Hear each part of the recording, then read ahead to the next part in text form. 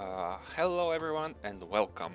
Today we're gonna be continuing with our space exploration playthrough.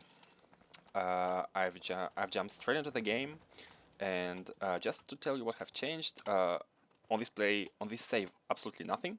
But I have installed two modes. We cannot see them from here, but one is FNA, just to check out the resource usage, and the other one is mini loaders.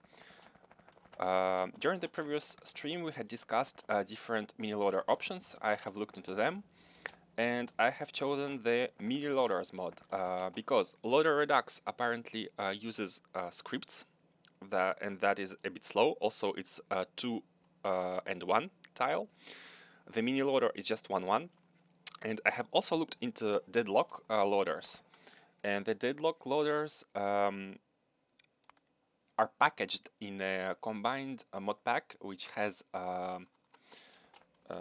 packaging chests, loader themselves, and apparently also they change the design of belts. They do too much things. I just want loaders, so we are gonna be going with mini loaders. Let me know any feedback. Maybe I'm mistaken in my assessment. So today we are going to continue expanding our requesters. TSM, we are gonna be creating TSM requesters for different items that we are gonna be needing, and all of this to finally create our mall, which we have been waiting for quite a while. Okay, so let's decide where to expand first. For the mall location itself, I'm thinking doing it somewhere here. As we have discussed, this is kind of central place. To the right is the bootstrap base, to the left will be somewhere where we are probably going to continue our expansion. Or maybe top. Thing is, we are very much limited by the space we got on this our starting island. So our options are left or top, or a third option is landfilling the ocean, but yeah, landfilling the ocean is a joke option because we'll never have enough stone. I think our first patch is already being used to build landfills, and it's like 50 stone for one landfill. Can you calculate the amount of tiles we will need to cover and reclaim some space? Therefore, for the sake of getting the uranium and our secondary future oil, I'm thinking maybe it's best to expand this direction. There's also a lot of copper. Our iron situation is a bit dire as well, because we have one patch here which we are currently mining, and we have another patch here and a third one here. So we have about 7 to 8 million iron ore that we have to deal with before we find another one. And I can barely see iron on the map. This one is a bit low. There is one to the left, which we could go and reclaim, which is almost as much as what we have here. Unfortunately, I'm not seeing any iron patch to the top. There is stone, a lot of stone here, but aside from that, a bit more of uranium. Yeah, I'm not seeing any other iron patch in the area aside from this one. So yeah, the iron in the long run is gonna be a bit of a challenge, but maybe we'll discover some really nice patch anywhere. Okay, so this is our stone stop supply and depot, and together with copper these are gonna be used for circuits. So let's continue where we left last time and continue with building our circuit factory right here. So each circuit factory, each mini factory that we are going to be doing, and this circuits is going to be our first one, they will require a requester stations station or stations, because not probably, they will require multiple resources, and the providers. So, should we combine the requester stations for intermediate resources for all 3 of the electronic circuits that we are going to be making, or should we? I think it's best to have them separated, dedicated, to have dedicated stations for these resources. Reason to that is that we do not want to create us an early bottleneck. Let me just remove some cliffs. Okay, there is quite some space here, but it's not really... Let's not try to be using like all the corners. There is also a coal mine here, so we need at least to proceed with a junction here towards the future coal mine. And right here we will be branching towards our circuit factories. So let's get on with that. I'm gonna even add a straight rail so we are not going into this territory when we are building our circuit factories, starting here.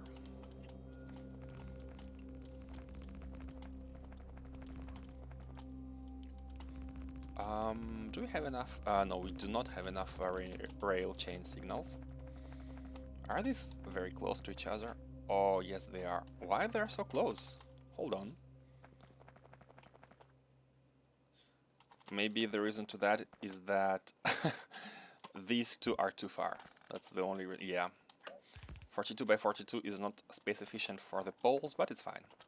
It's not like we are out of poles. Okay.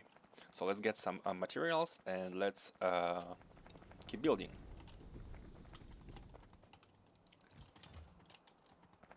So, do we need explosive? Yeah, let's grab some just in case.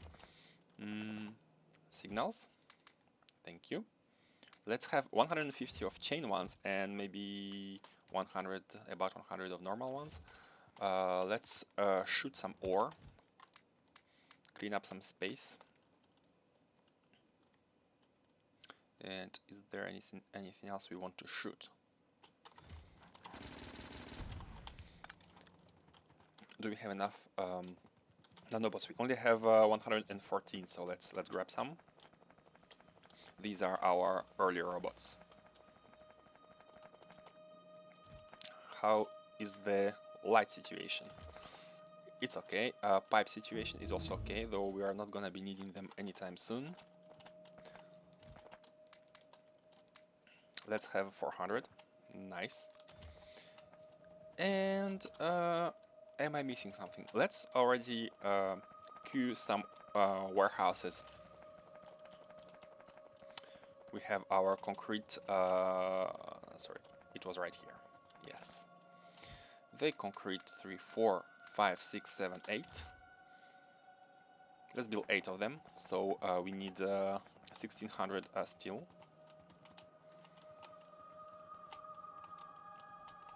Sorry, I cannot see my the steel boxes. Let's put some lights near the boxes so that we can find them easily next time.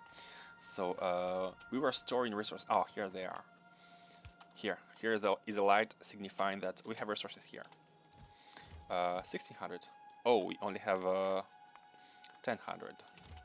Well, let's queue 5 of them and let's grab 600 from the belt. 1, 2, because we're gonna be putting down a lot of warehouses. Let's grab some more.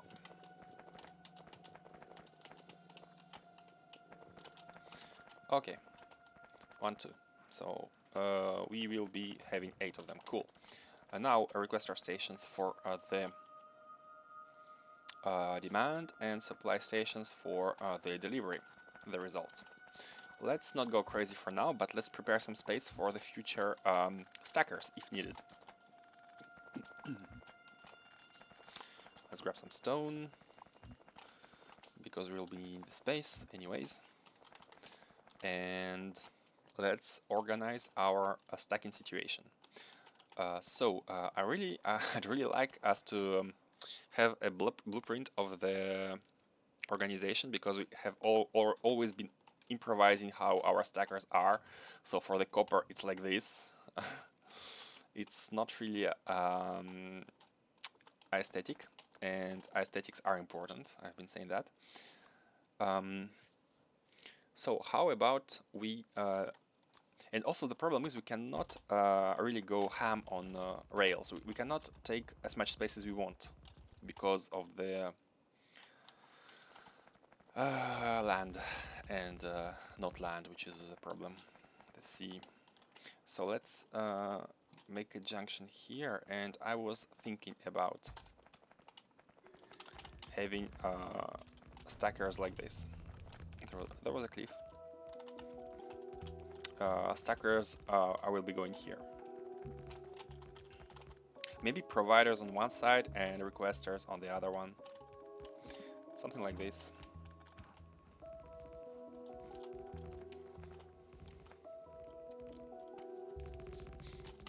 Let us proceed. Slow and steady. But not too slow. Okay. So we want 2 series of stackers. This is why we have so much space here. We want to have, let's start with the top one. This is the exit. Can we fit 2 stackers in this zone? So the exits will be combined. And the entrance is like this.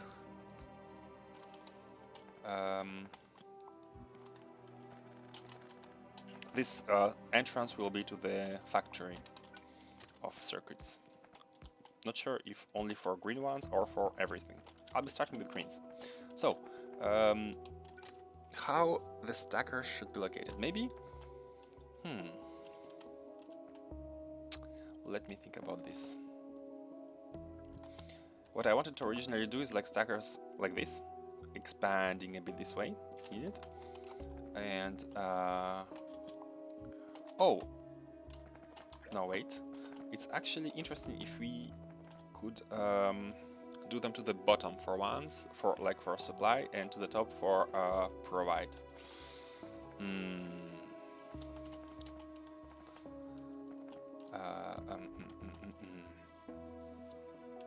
What would be nice? Let's already bring this one.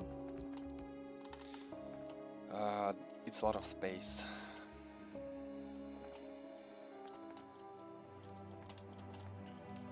So if the first stackers go like this, how about that?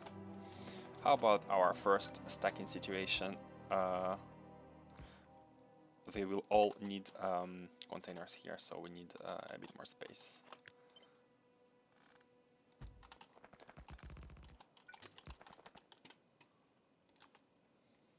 And how are we gonna?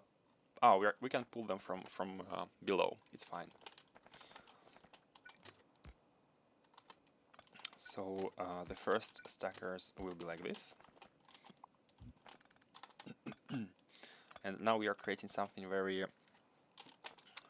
regular. So if this design is good enough, we can just copy it for the future. So this will be for one type of stations. It's actually very big. We only have trains up to like here. So let's reduce it a bit. We don't need so much space. Space is a resource right now.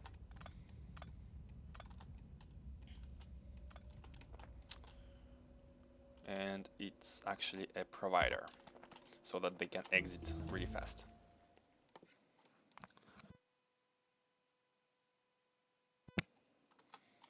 Okay, so let's plop down 2 of them. And now for the requester situation, it would be nice if they could come like this. But anyways, these should be able to come as well, so we don't have a choice but to connect these in some way. When we expand these could be expanded to the right. And since it's already taking that much space, maybe there is an incentive to use the same space for 3 types of circuits. Maybe there is. Yeah, let's do that. Let's do that because we are already taxing a lot of space for just for making the rails turn, and I was expecting 3 copies of these stackers somewhere, but the reality is that they cannot go anywhere unless we landfill. So aesthetics should come a bit later. So okay, we have the input from to the suppliers, and now let's design the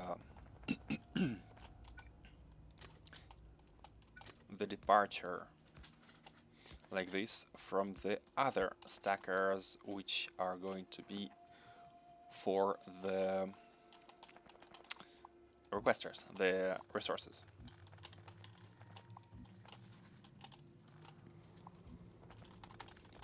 And I'm thinking about something along these lines. These are going... Oh, perfect. Perfect alignment. Oops, sorry. Not from you, but from you. How about... hold on. Hold on. This is not good enough because we need...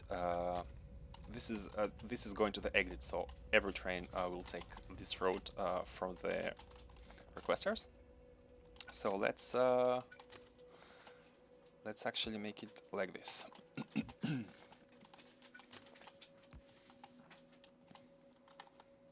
And this takes so much space.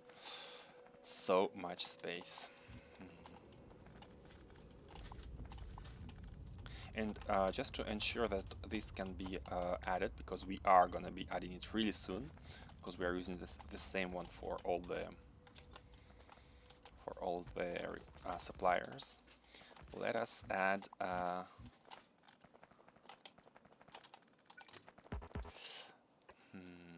let us add it like this. And another thing I've been thinking about is that can we use 2 trains per supplier?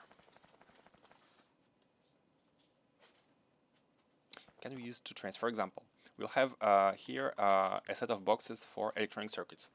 There will be 1 train stationed here, which will be taken from them and supplying wherever needed. However, it will be a bottleneck if there are too many requests. So how could we optimize that? Could we have, for example, another train right behind it, for example, waiting to come here? If we have multiple stations, we could also have just multiple stations, like multiply the providers. Maybe it's gonna be simpler. Yes, it's probably gonna be simpler if we have if we just expand and multiply the stations. Because oh, what's that? The biter waves are getting stronger. We are at 49.6% pollution, so not sure about the thresholds, but we should expect some unexpectable.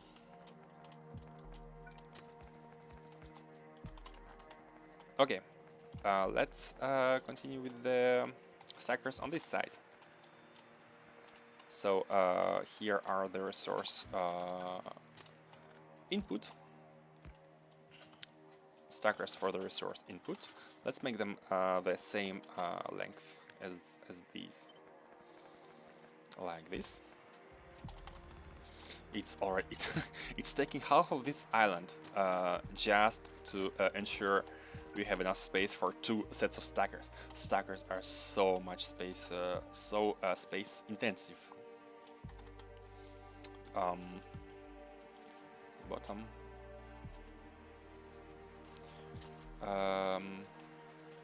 Let me think. If we make it turn left and then right like this, and these goes like this. Are we taking less space? No, we are not, because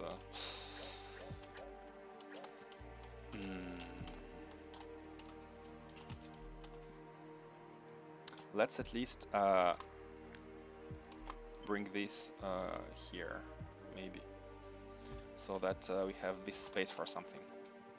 Not sure what yet, but space is always good to not be taken by in between rail space. Okay, cliffs, begun.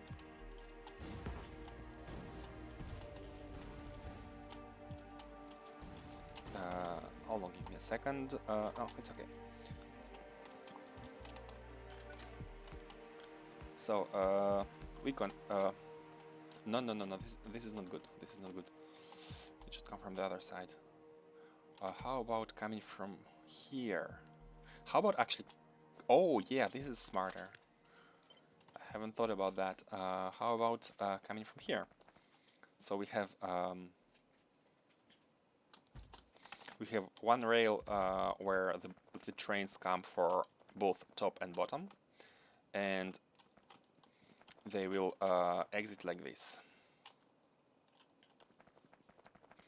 Do we even need to do this? Can we? We can even put it directly like this.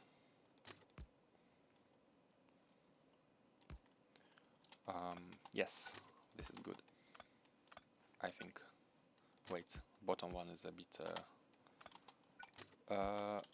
no, I think it's fine. I think it's fine.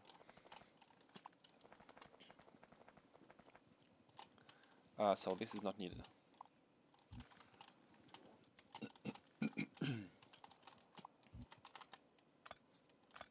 Let's make it symmetrical, shall we? Is it even possible? They are coming from here, and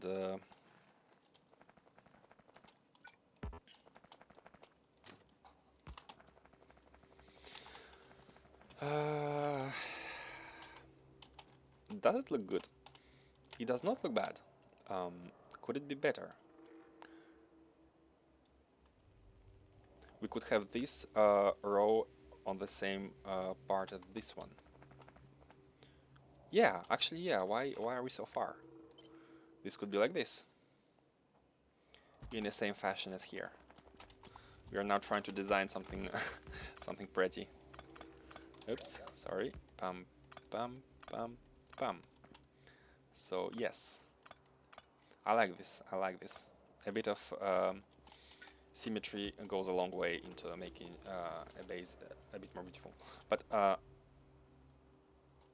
no, wait. No, yeah, sure.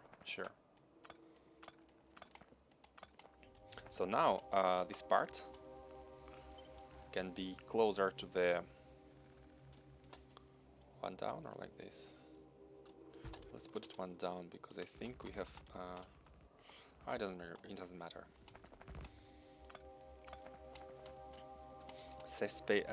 Space saving is not about one tile, it's about the design.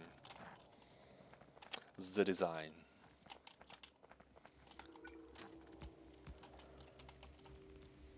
Op. The usual problem of... Okay. How does it look? This looks symmetrical. No, they are not, because these rails are not... I think they are not on the same height. Oh, they are. I'm blind. Okay, that's fine. Then it is symmetrical, kinda. They come from here. Yeah, that's the key. They should... one of these rails is short, and one of these is at maximum length. And in between, we have stackers. Yes, I like this design. I like it. And if needed, we could expand it even further, so we could have even more stackers if needed. Yes, I like this. I think we are gonna be going with this design for stackers, requesters, and providers. Okay, so let's signal it, and we will have a reference. Cool. So the exit is this way. We are exiting through here. Where are the trains that want to go in here? Where should they be waiting for the change signals? here definitely, but should they be standing on the rail? No, they should not, because they're going to be blocking the entrance for other trains. So this is an obligatory signal. This chain of signals will be like this. And yeah. Oh wait, there are rail signals here. So should they be replaced with chain signals and chained a bit to the back? Should we have it? No, yeah, I think we want trains to not be stopping here while waiting for this to clear. I think we want trains to be stopping a bit behind. Or does it matter? Yeah, it matters, because if trains are coming out from here and they're stopping at these stops, there could be a train here which tries to come in, but they are in a lock. This one cannot come in because this one is staying on the rail, and this one cannot go into the crossing because oh no, it can. Oh no. If it wants to go to the left, it won't be able to. To the right, it will be okay, but to the left, it will be blocked by the train, which would be here. So we want chain signals here. And I hope I'm not making any mistakes. So the last chain signals could be here. So a train could be stopping at either one of these. Do we need one here? No, it's fine. It could be stopping at one of these. However, we want a train. We want a train stop here, like so. The second train could be waiting here for this one to depart. Yeah, both can fit. We can see the three cases for the trains to fit. And let's make it a bit more, because we'll have space here. And let's put so in the exit of the stackers, I always put the train signals behind the stations, so they can enter without problem. And here, do we like put one here, or like this? But in this case, they will be waiting. No, we have enough space to put this one. Hold on. We can put one here. This way the train will stop here, but some additional trains will be stopping here if there's already a train here. So, and there's no space here to fit 3 trains from here to here. Or is it? Sorry, let me just move it like before at the maximum distance. But I haven't reached. Yeah, this is the maximum distance. So the third one will be here, and as you can see, there's not enough space to to put a train in between here. So this signal could be anywhere in the middle. It's fine. Okay, looking good. And since we have such a symmetrical stacker design, could we copy? I think we could absolutely copy this to here. However, here is not enough space for a train to be stopping, so actually this signal is not even useful because it doesn't create any space. Oh, hey Gregorio, how are you doing? You're the first one to come today. How are you doing?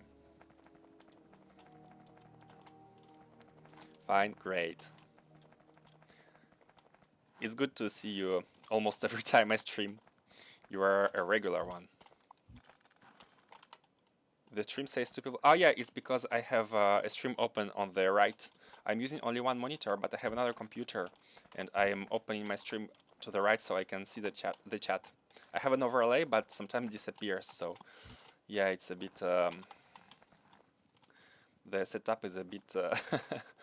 I don't have 3 screens like some people do, but it's enough. For small streamers, well, I'm a small streamer, so. It's nice to hear, thank you. Right now, I'm in the process of designing a stacker, a nice looking stacker for our future sub-factories that we are gonna be copying. Not fun to watch with 100+ viewers. Yeah, you cannot really chat, and I think the interactions, like personal interactions, are going down with so much viewers, right? when you have chat just non-stop. I don't know how I would be able to respond to people if there was a lot of chat. So actually, I think I prefer this way. It makes me feel better to be able to respond to everyone. Stacker like a waiting station? Yeah, exactly. Not exactly waiting, actually. The design is like this. This is a sub area where we are going to be producing circuits. So we need two sets of like parallel stations, one of which will be for the resources, raw resources. We'll be bringing in, for example, stone and copper and whatnot. And on the other side, we'll have the storage with the pre-made resources like circuits, where the trains are going to be standing and waiting for any other station to be needing them. And it's a stacker because we want to have several of them in the future. For example, we can have a set of electronic circuits here, but maybe in the future we'll have a bottleneck. We won't have enough provision for everyone to receive electronic circuits, so we can just multiply them. They're gonna wait with full cargo. Yes, I think that's the idea behind TSM. The trains are at their supply station with full cargo. However, right now I'm going with the design of one train per supply station because I'm not really seeing how they could be several of them. Because, for example, if say we have two stations and if we have 4 trains, will they properly organize themselves as like by two here and two here if we make it longer, say? So instead of instead of trying to solve this situation, I will be just multiplying stackers like this. So if we need more providers, we'll just add some here and maybe extend this to the right, and we will not be having a problem with the bottleneck this way. So yeah. Oh, maybe we shouldn't remove trees just for the sake of lowering the pollution. Yeah, and of course, if you have any ideas or if you have any suggestions, I'm always ears. Right now, I'm just finishing the signaling of these.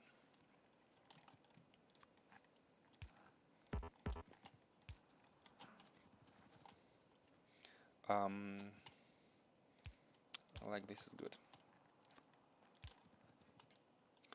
This is not needed. I have 500 plus hours, not double. Hard to know. I bought it from official site. I'm not with trains and drones. Always did a huge main bus. I mean, if you feel very satisfied with your bus, there is absolutely no problem. I also played for a big amount of time with the bus, and I just wanted to try something new. I'm doing drones and trains now, much to learn. Yes, learning is the best part. One of the reasons actually I'm trying TSM right now, so to learn how to use it, because I've used LTN, so I don't want to use it anymore. I've used the belt bus, I kinda don't want to use it anymore, so new stuff is fun, and space exploration is completely new, so it's perfect. Are you playing any mod pack, by the way?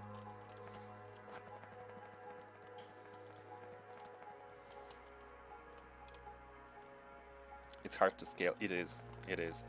You need to multiply. Oh, you're also doing an exploration one.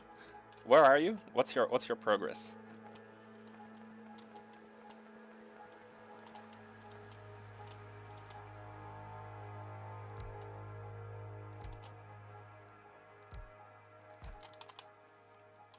With a few small QL mods. Yeah, just like me. Same.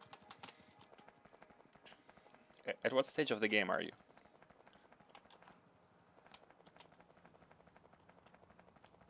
At a 5 cents back on Navis. You are beating me by 1. I'm at 4. Nice. Didn't send any rocket yet. You're also going for all sciences before rockets. I think it's most sensible way, so that you give yourself all the tools you can before space, because the unknown should be. We should get ready for the unknown armed to teeth. Sorry, I came here looking for I'm gonna put some lamps near the resources so I can see them at night. So we have these resources here. Let's drop some stone. And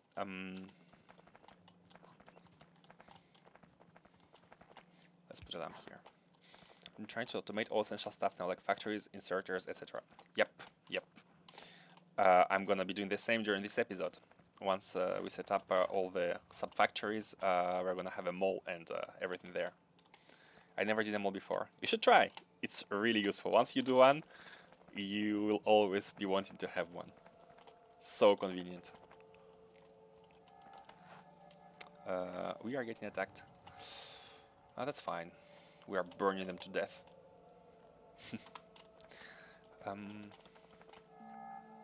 I don't know how people have such small malls.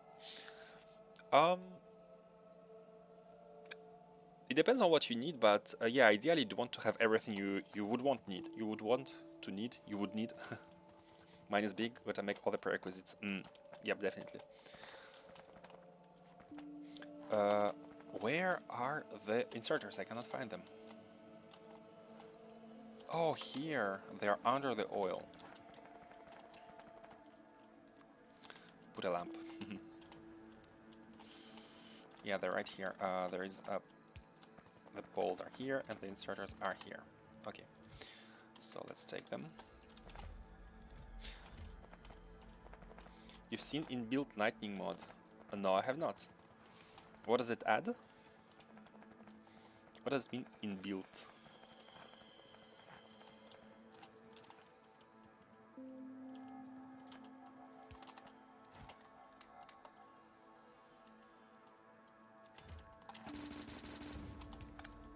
A very small mod just adds lightning to electric poles. Oh, that's neat. So all the poles are lighted by default, so you don't have to do this basically, right? That's neat. For more aesthetics.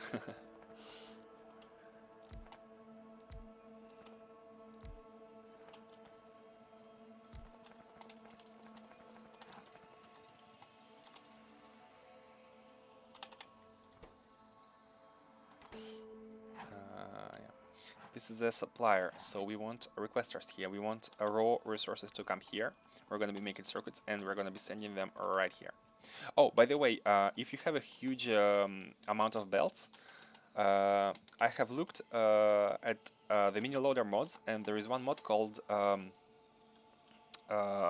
sorry, what was the name? Deadlock mini loader. Hold on. I'll send a link. It's a mini loader mod, but it has an additional function. You got mini loader, yeah. But have a look at this. Have a look at this. Because it's not only a loader, but it also provides stacking belt boxes. This one. It provides stacking belt boxes. Oh, actually, let me turn on the. Can you see the? I have opened the browser. I have prepared a special capture for the browser. You can do stuff like this. You can load the items into special boxes, and you can compress them. Basically, you got items by, I don't know, 3, 4, or 5, and you have them compressed on a belt, and then you transport them and decompress them anywhere. Oh, sure, go on. But check this out. Sorry, I will remove this. Check it out if you need. It helps with the throughput. So let us configure. Actually, we can copy this one from.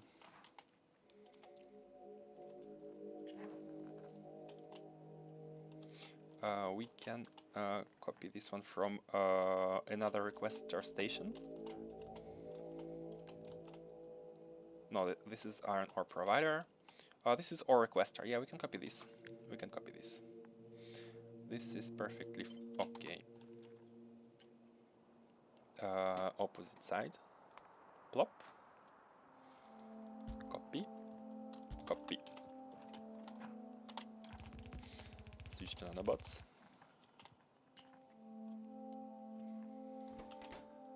And we want them to the other side because we're gonna be taking from the bottom one. So the balancing should be done in the opposite side. And just to invert this,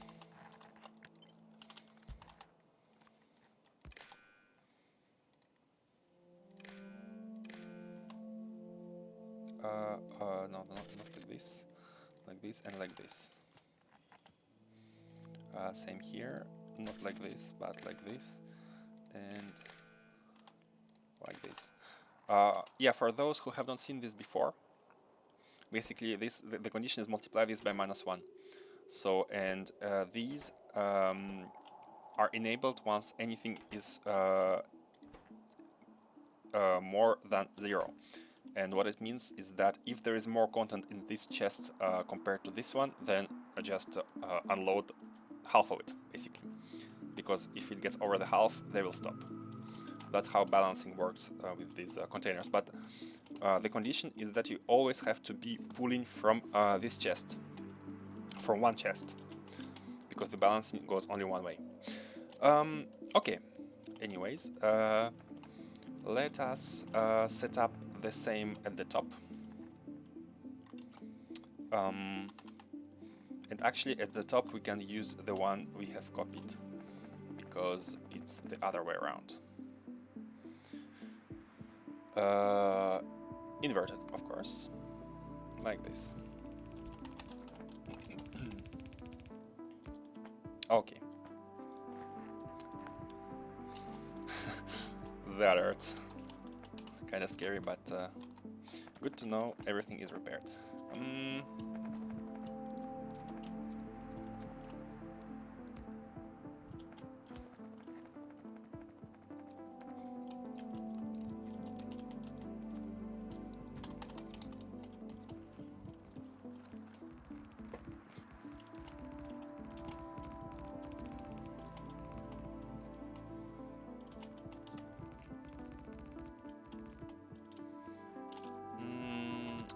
This will go down because anyway this will be taken for the factory. And I'm still thinking, yeah, we should not use up this space. This is for the stacker extension if necessary. So the factories will be down here, and it's fine. We'll just belt out this and belt in this all the way here. Or maybe we can have factories in the middle, because this space it's gonna create a very small space for them.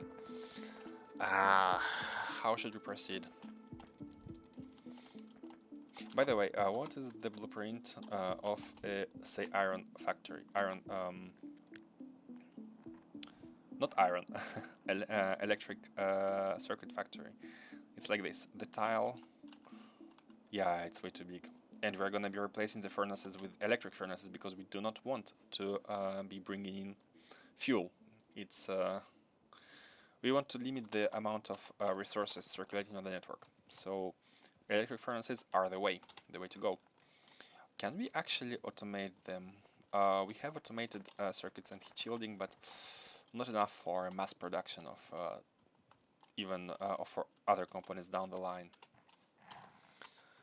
So yeah, not now. After this factory, we are gonna be having our blue circuits production with the proper requesting. So this is gonna be cool. This is gonna be a step towards the technology. Stacking looks complicated. Stacking itself, it's just parallel rails like this.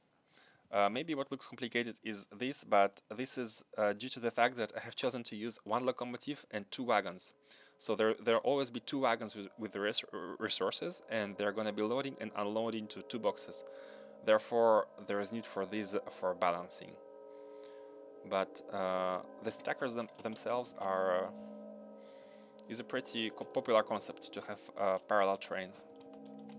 Can factories sorry, you mean the deadlock stackers that I have linked? I don't think so. I think you can only transport them like this. like you produce them, you have like 6 belts of items.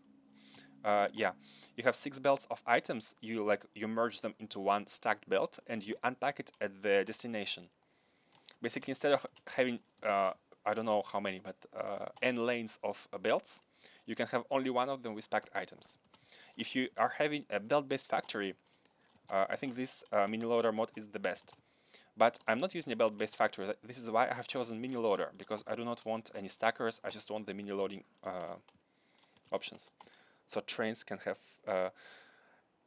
You should try it. You should try if you can put stacked items in trains. I think why not? I think you should be able to. So basically, you multiply your throughput by that much. If you are heavy on belts, you will save yourself a lot of tracks and a lot of UPS.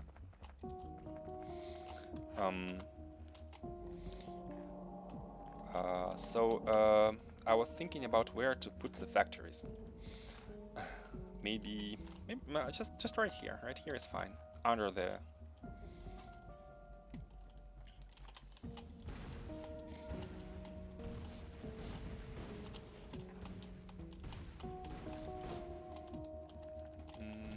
okay. There's some cliffs here. Let's get rid of them.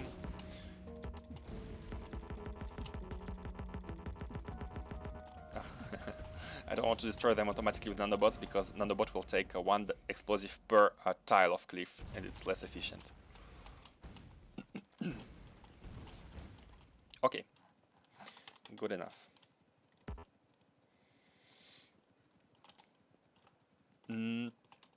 So let's begin with the factory. Let's actually change our, oh, not this. Let's change our planner to be using industrial furnaces. Let's actually put it in the preferences to use it everywhere possible. It's actually set. So we only have to update our existing factories. And we can see we need only, let's say 1 per 2. It's less than 2. It's actually 1 per 3 is okay. But let's say 1 per 2 for the sake of easy tiling. And we can have this. We can have this with, instead of having so many steel furnaces, we can have one furnace for 3 of these, or maybe 2 for 4. Yeah, let's do this. Let's copy only the part with the ores right before the furnaces. Let's do it like this. Yep, this looks nice. Going top, coming from the top. Yep. Okay. And I think I don't have enough inserters. Let me grab some inserters. And also assembling machines and a bit of everything. We are the drones are still flying all the way. You can see them flying because they have registered the request to build. Let's have inserters. Let's have assemblers, the other way around, and let's have poles.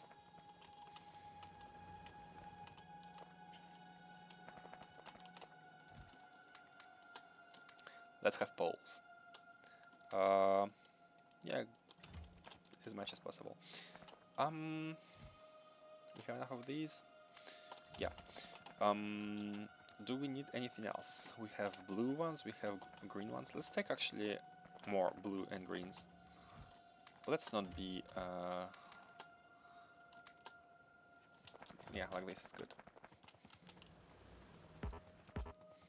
What's the word for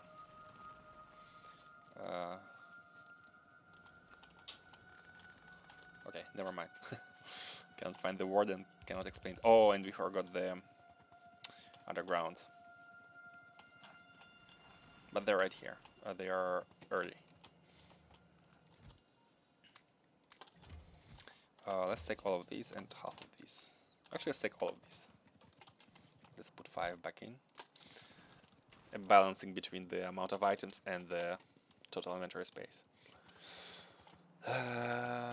Oh, and we don't have any red ones. Let's make them. They're easy enough to make. Do we have any levels, by the way? Oh, we have 2 points. So let's improve our crafting. It will be now at 75% manual crafting. Just a bit faster.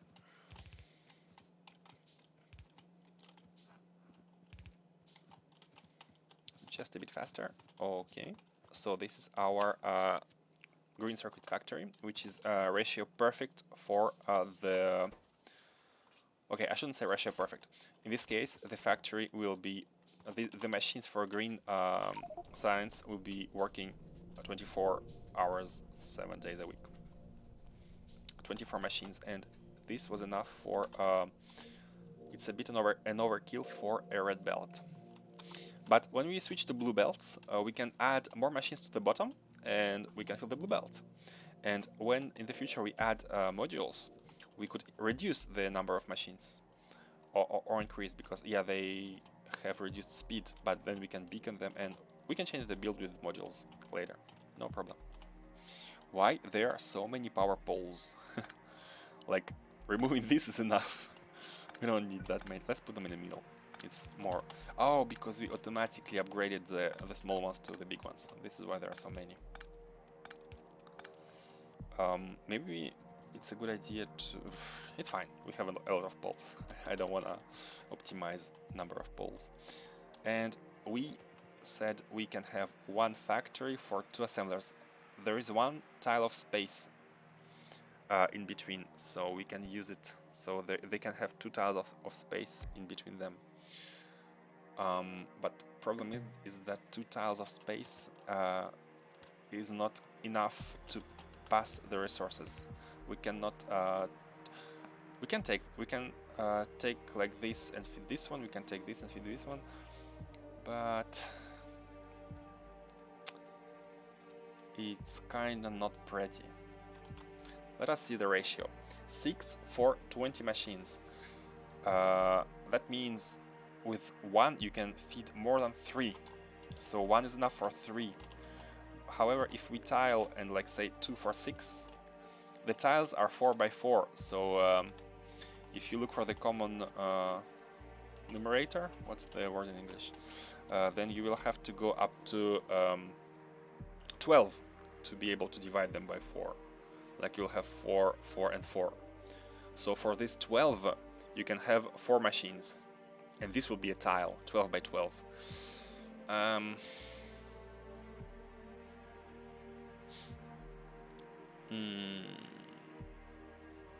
Oh, or we don't have to. We can find the sweet spot, maybe 3 for 5, but again, then the tile will be 10 of them, and again they are by 4, so it will be 20. Okay, let's do it like this, and let's do what we... This is so ugly. This is so ugly. The idea is to do it like this. Let me show you. Like how to pick from in between. But like the solution that I didn't want to go in the first place is to have a row next to them. They just need stone, by the way. They don't need anything else. They need stone for the stone tablet. Actually, 6 to 5. 6 to 5. You need a bit more than 1 for 1 machine. It's like this one, like one of these 2 will almost not be working. 1 machine will be doing all the work, and the other one will be doing just a bit to help it. And I think even the level 1 module is enough. Let me check. If we have like productivity level 1 module, let's say 2. See? This is 5.7. This is already above the furnace. Sorry. Oh, with productivity modules, we will need even more. So, how is it possible? If you have level 3, always with level 3 productivity modules, we will need... Oh, because there are 5 of them in this one, and only 2 of them in this one. With more modules, the machines are slower. They are more resource efficient, but they are slower, so you will need even more and more of them. However, when we upgrade to, oh, there is even more, but let's say yellow, if we have 4 modules in yellow machines, it's still about, like 2 machines can cover 1 machine. If we go with 2 furnaces for 1 assembling machine, we're gonna be fine. And let's, just for the sake of the dream, check the latest modules. I don't know what they require, but oh, and as the productivity modules go up, the machines are actually balancing themselves. Oh, that's perfect. Look at this, 8.3 to 8.3. I want to have the final build with latest modules. This is so perfect, 1 to 1. But yeah, this is the dream. The dream. So with level 3 modules and yellow machines, we'll need 2 to 1. So let's go with this ratio, and that's what we have. We have 2 machines which will be producing stone bricks, for 1 assembling machine which will be producing stone tablets. And oh, by the way, because we only need 2, could we directly feed to it? Like if we do it like this, could we have, because we are using this middle lane just to output the stone bricks, and they are getting in here. So let's remove it. Let's optimize the build. Let's remove it. Let's actually clean up the other side. Let's redo the build, because we have better machines now. We don't need to be using the old build that I've just taken from the bootstrap base. Let's remove that, and let's make a build with 1 tile. 1/2 a tile, left side. Can we have more furnaces, by the way? Because I think we only have 3 left, so we are going to be tight in this, so let's just start building furnaces, and let's redo the build. It won't take long. It's even easier than before with steel furnaces.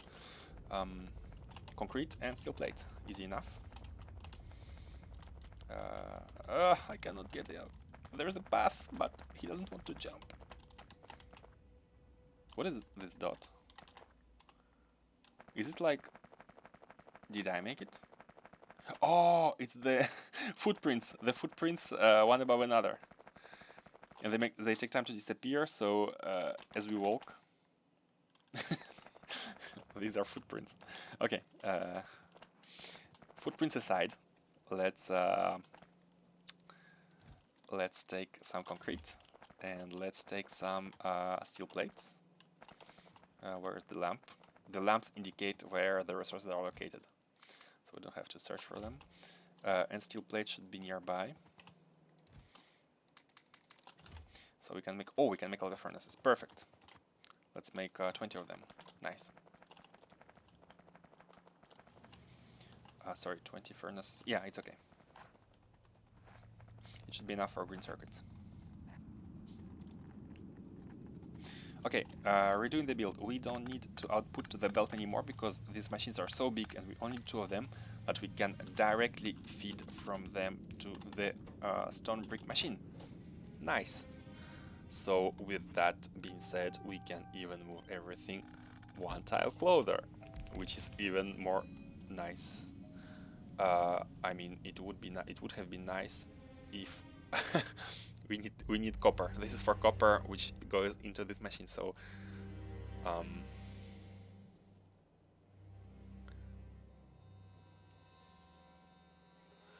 there is a way. There is a way, but it will increase the tile. The way to do it would be like to put this like this and take it from here backwards, or from the middle. But if you do from the middle, we won't be able to... Okay. Let's not be nitpicky. Okay, let's move it back 1 tile, and it's fine. It's fine. We are not nitpicky. Yup, this is not needed. Let's move it a bit closer to the sides, so they do connect when we tile them, like this. And here it is. Here it is. It's beautiful. It's beautiful. Copper, stone tablets, into these 4 machines and copper cables with direct insertion. We are good. Now we are good. What's the speed? 2 stone in 3.2 seconds. Let's use these fast ones. We are not nitpicky. And let's redo poles because we can. We are redoing the build, so let's do it better. These poles were an automatic upgrade, so let's put them behind. Let's put them like this. Yeah, it's good. In the middle. Like this and like this. And we are good. Did I forget something? I don't see any problem. Let's just use undergrounds on the sides here. So belts are not everywhere. And this is a tile. Is it the same distance? Yes. And this is not. Just 1 tile lower. Oh, 19? What is this?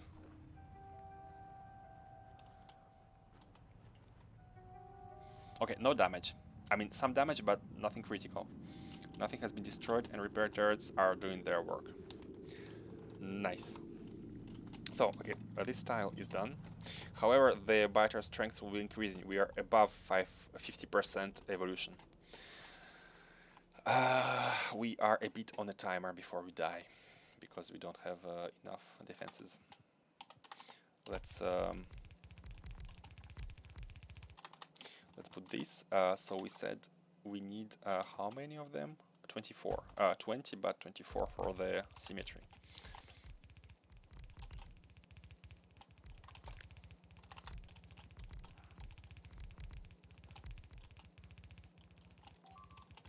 Oh, this is a destroyed one.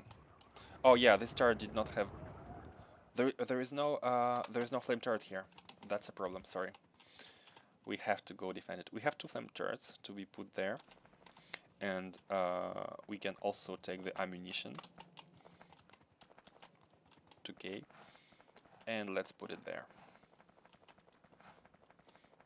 They started attacking in the middle, where it's most vulnerable. We heavily armed the top part and the bottom part, but the middle is a bit fragile. There's like only 1 turret, which I've put just in case. How are we doing ammunition-wise? Nice.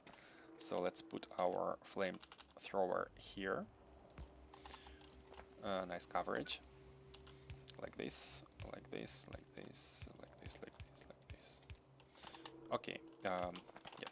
Flamethrower is nice. And there are also biters here. There's a flamethrower here, but not here. So I wonder how they came.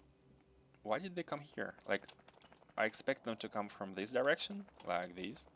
But maybe they came here because the turret was not attacking them anymore. They did not have any ammunition. So I think we don't need to cover this. Like the flamethrower is covering actually this side. So let's just put the wall. Do we have a wall? I wanted to block it off, so they stay within the range of the flame turret. Or let's just put a flame turret. It's fine. Not that close, because it can't attack too close. Let's put a flame turret. Let's not be...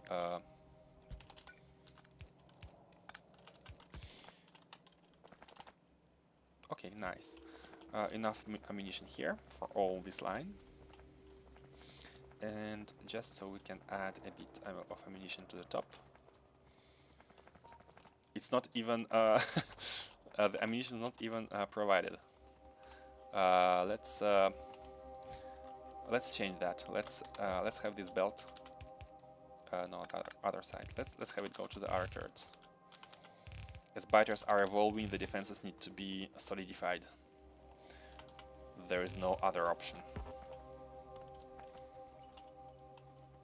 Aside from dying. But that's not a very interesting option, right? Okay. Okay. Okay. Come here. Oh, it's almost perfect. We need one to the left. So let's do it like this. Let's bring it here and like this.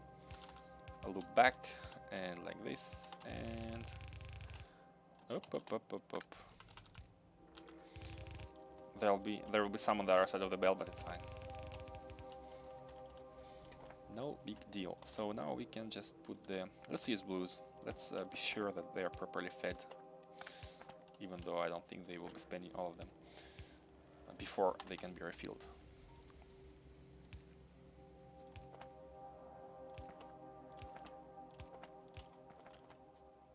Are we good? I think we are. Let's have a stacker one here, just to be sure. Okay, we have fixed the fragile point.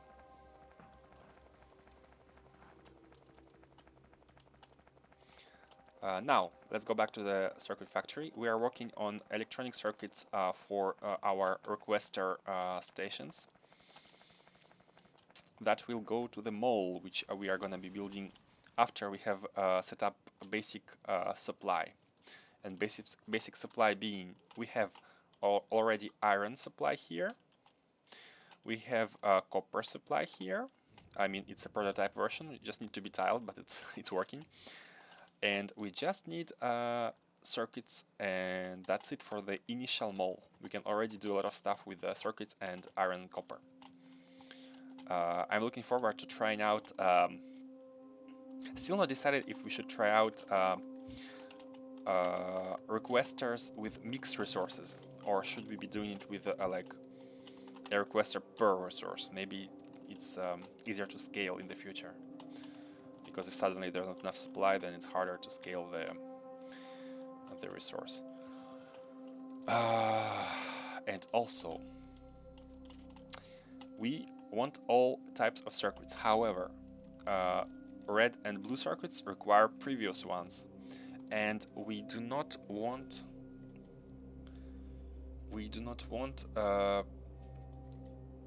the resources to tax other resources directly. So how should we go about it? Should we create a chain like this from scratch for the red ones, including the green ones? Or should we just plop down another one of these and feed them to the red ones? Let's pick our factory planner and check how much do we need. Let's say we need blue circuits, because we do not want the situation where the blue circuits are being produced and they consume all the green circuits, and green circuits cannot go to the supplier. Blue circuits, let's say one full red belt, even though the numbers will go crazy. One red belt, the numbers will go crazy. Where are they?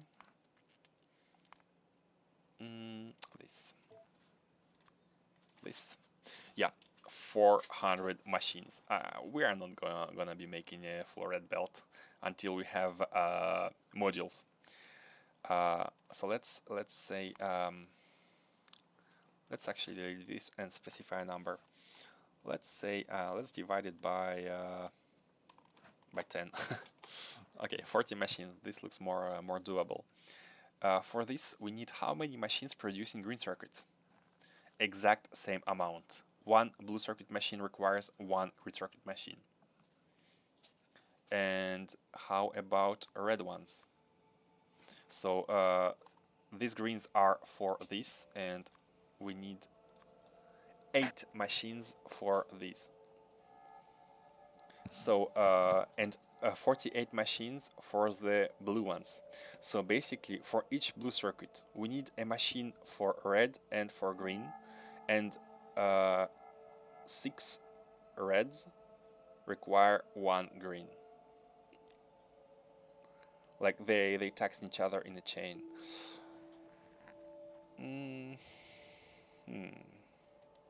So first option. This is just green circuits to the supplier.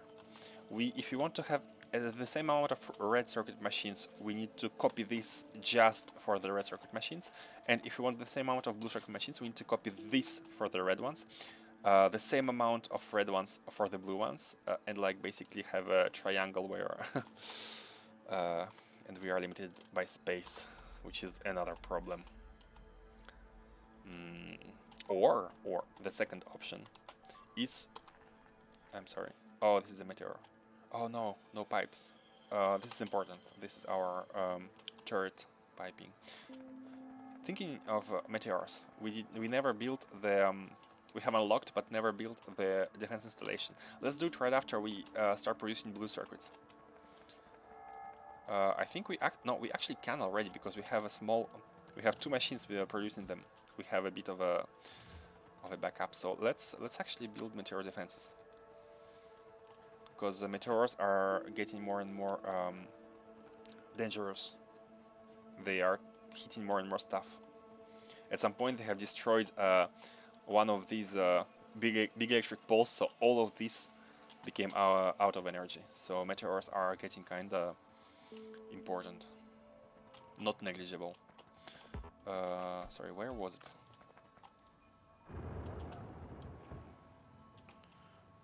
This is holding. Yeah, this is holding.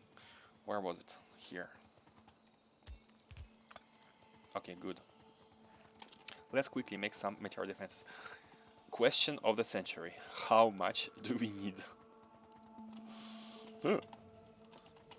I saw the train here and I ran straight down, and luckily we've crossed the rail before it hit us. That was way too close. How much do we need? How much meteor defense installations do we need? They can shoot only 1 meteor at a time, must be loaded with meteor defense ammo and fully charged to fire. 80% accuracy. So with 80% accuracy, one can shoot 1 meteor. Let's go back to Informatron and read about meteors. 50% for 1, 25% for 2, 12.5% for 3. Man, we need to be doing stats right now. We need to have a stat formula and calculate the amount that we want to have more than 99.9% of success. Any calculation prodigy in chat? So how much do we need? Is like 10 enough? Is 10 would it be enough? Not sure. Maybe if I have spare time, I will try to pull out some math books and try to look up for the formula to calculate it. Not sure if it's Bernoulli. I don't remember my lessons. So let's say at 10, like 1 with 80%, 2 with, I think we need to multiply 80 by 80. Oh no, if multiplying is if 1 can shoot 2 meteors, but with 2 of them is a binomial formula? Not sure. Okay, let's build 10 of them. Let's do it in an empiric way. Let's build 10 of them. Steel plates. 1, 2, 3. Let's put 6 down there. 4, 5, 6, 7, 8, 9, 10. Start building, please. 10 of these, so everything basically. And 500 batteries. Batteries are belted. They are right here. And let's put them also in a chest, right next to everything else. So let's draw them. We only need 500. And they're stacked by 200. Okay.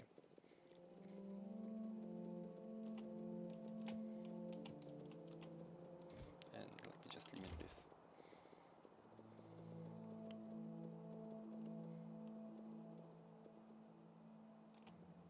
Oh, it takes everything. 3. Oh, it's not producing. We need 50 here. Oh no, we need 5. We need 100 here. Let's take it from there. So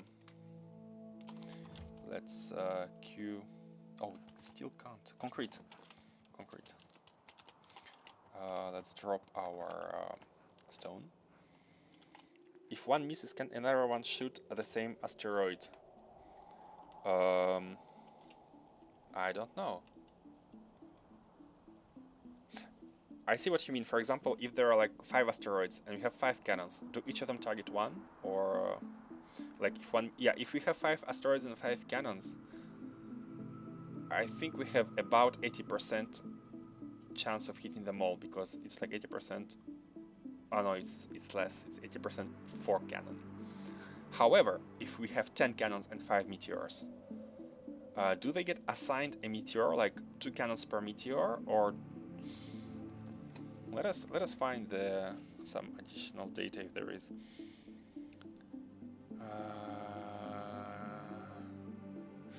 They fire in sequence, so later defenses won't fire if all the meteors were destroyed. It's a sequence. It's like yes, in this case, I think what it means is that one shoots. If it misses, second one shoots. If it's destroyed, third one shoots the second meteor, and so on. If I have 2 cannons and the first one misses, does the second one shoot? According to my understanding of this sentence, the fire in sequence, yes. If first one misses, the second one should be shooting on the first meteor. So imagine 2 queues. You pull one item from the first queue, which is a meteor. You pull one item from the second queue, which is a turret. You match them, 80% chance. And depending on the outcome, you either remove the meteor as being shot, or keep it and pull the second turret from the second queue. Something like this. I hope I understand correctly. But we'll know soon if 10 turrets are enough.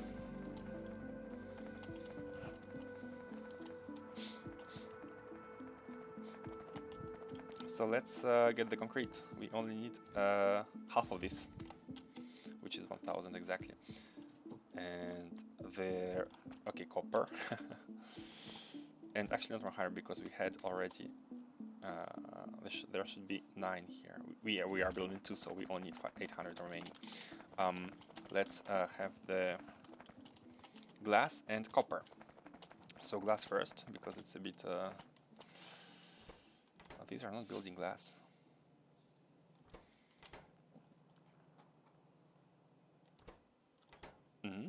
Why not? Oh, they have 100. Yeah, that's why. So how much glass? 400. So 1, 2, 3, 4. For 8 cannons, and the rest of it is copper cables. So let's get some copper. I'm gonna handcraft them because we only need 10, and I don't think we're gonna be needing more. I hope we are not gonna be needing more, but never sure. So 2 here, 2 in production, so 6 more, which is exactly this, and that's fine. So now for the ammo. Meteor point defense ammo. This is point defense, right? And this is defense installation. Defense installation ammo, yeah. So let's produce them. Electron circuit, battery, steel plate, we have everything here. So let's plop them somewhere. Let's find some space. By the way, how big they are? Oh, they're quite big. They are quite big. Should we put them like here?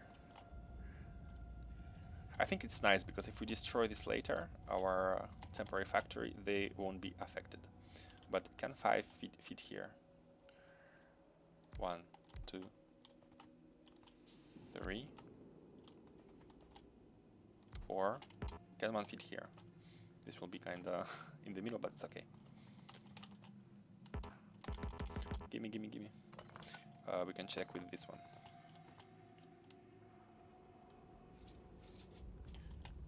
One, 2, 3. Let's move it like this, so we can have one. Ah, no, this is 2 tiles, right? 2 tiles. Okay, this is good. This is looking nice and symmetrical. 1, 2. Okay. So let's put the second ones.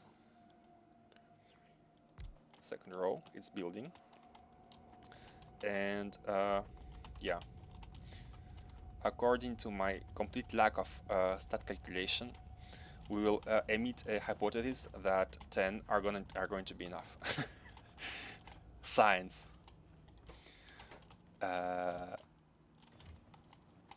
Um, they look really cool. I really like the way they look. Like the textures are gorgeous.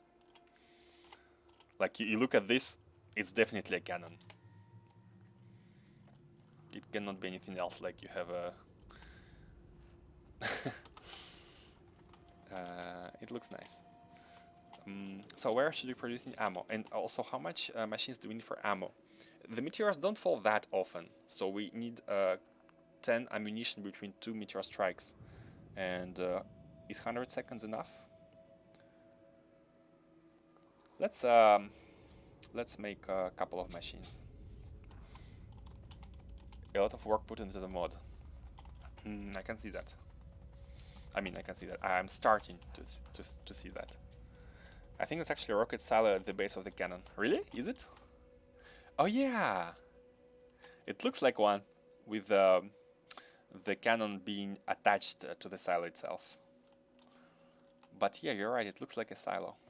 Let's compare it later when we build a silo. Let's put them side by side and compare the art. So let us build the ammunition. Sorry, once again, they need electronic circuits, battery, and steel plate. There is an easy way to do it, and we can actually copy something. You can fit 3 belts in between 2 rows of assemblers, and we did that with the labs, like this. You have 3 belts running in between 2 rows of but the building should be 3 by 3 at least, and this works. So you can just, I will just take the labs. Let's make 8 of them. So let's say like this. Let's remove the labs and let's put the assemblers.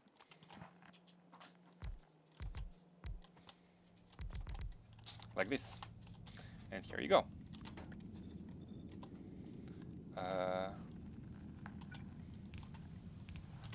Output is on the opposite side.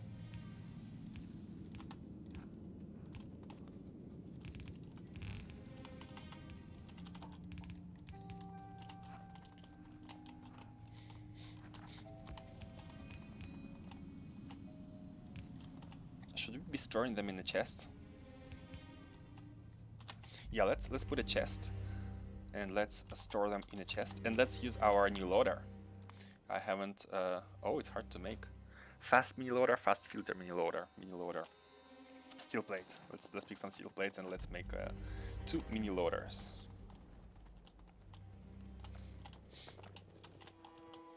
One, two.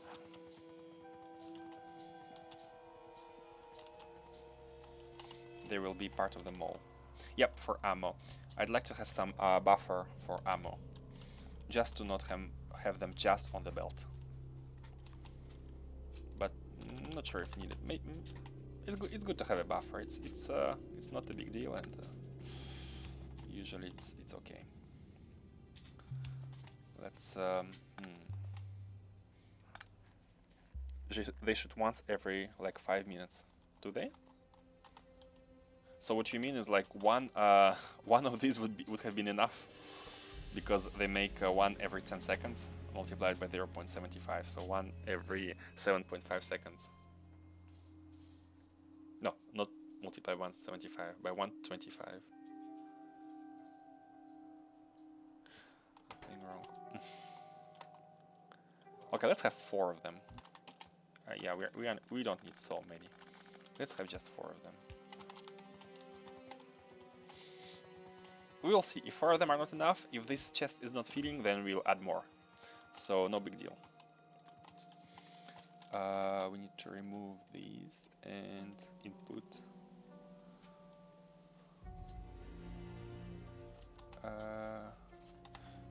Where is it taken from? It's taken from here. So let's do it like this and put a pole in the middle. Yeah, looking nice. Okay. So now all they need is electronic circuits, batteries, and steel plates. Electronic circuits, batteries are right here. Steel plates, I mean, and batteries are right here. So Nice and clean.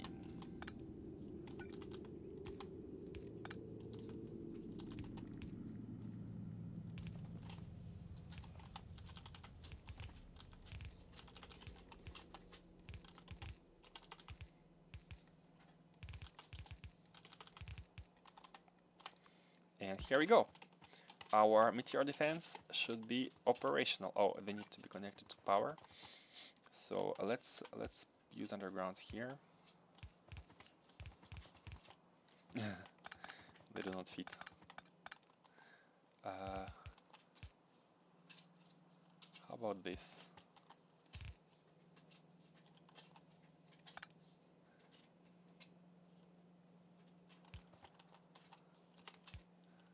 Just some symmetry. How about this? Sorry, like this, and like this.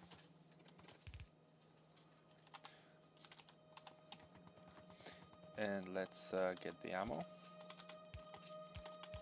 No need for two.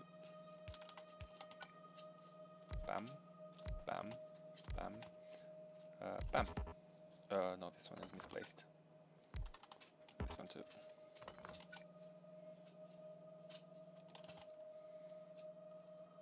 Why? I have the impression the closer ones are smaller than the ones behind.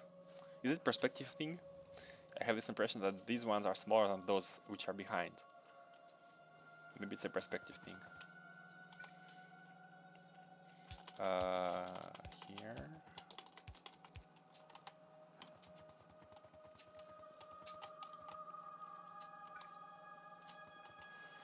And here you go. Oh, what's that? 0% battery power. Power.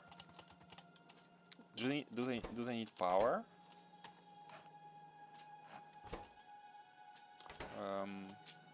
It draws 20 megawatts when recharging. We do not have that much. Yeah, 10. Okay, meteor defense installations. I see. So basically, you have you're supposed to be doing the meteor point defense early game, right? These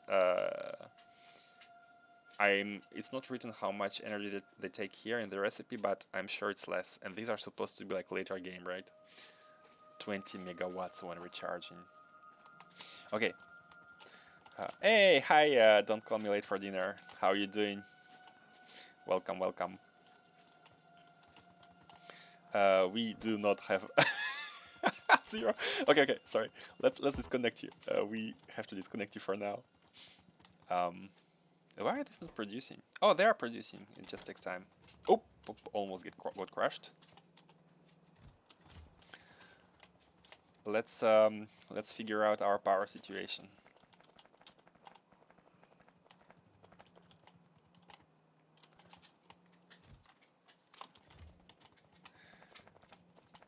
I don't remember either, but it was 1 megawatt or something like that.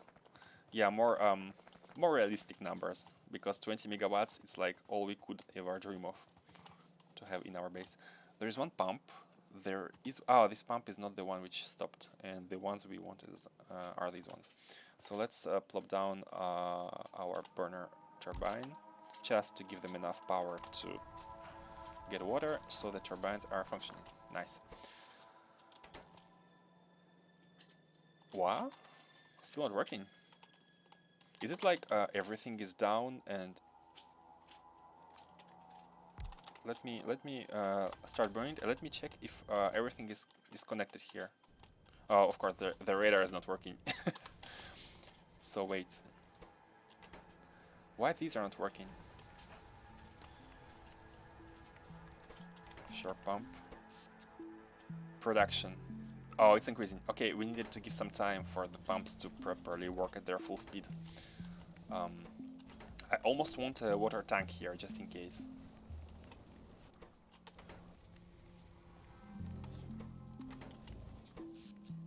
Okay, we have 60 megawatts to spare, and the cannons can only can use up to 20 megawatts, which is crazy. And every time meteors fall, I have an idea. How about we try to put down a circuit network to make them charge one by one? Is it possible? Can we? Is there anything to send power based on a condition? First, can we connect them? No, we cannot connect them directly. Is there like a power switch? No, this is not that. Logistics. Power switch, yeah, there is. Used to control the connections of the electric network. There were some biters. So let's try to set something up. How about separate power grid for critical pumps? Yeah, that's a good idea. That's a really good idea. However, my only power source right now are these steam engines, so I would need like a burner turbine generator, which should trigger when... Actually, let's do it. Let's try doing this. Let's trigger the burner turbine generator when... wait, how should we be doing it? Oh, yeah, it's a matter of connecting the power to the...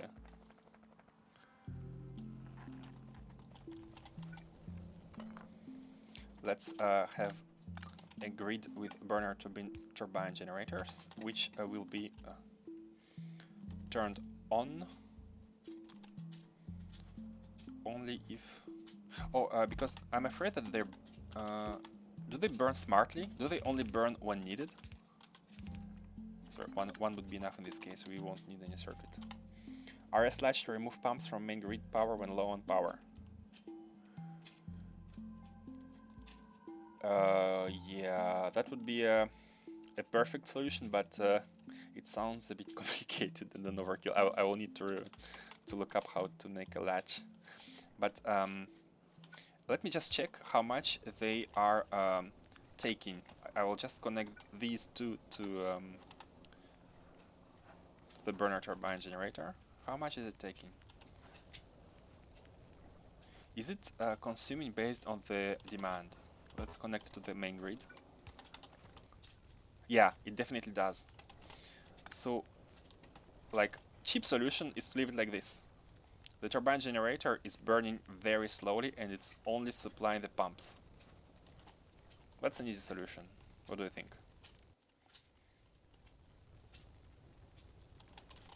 The pumps will always be working.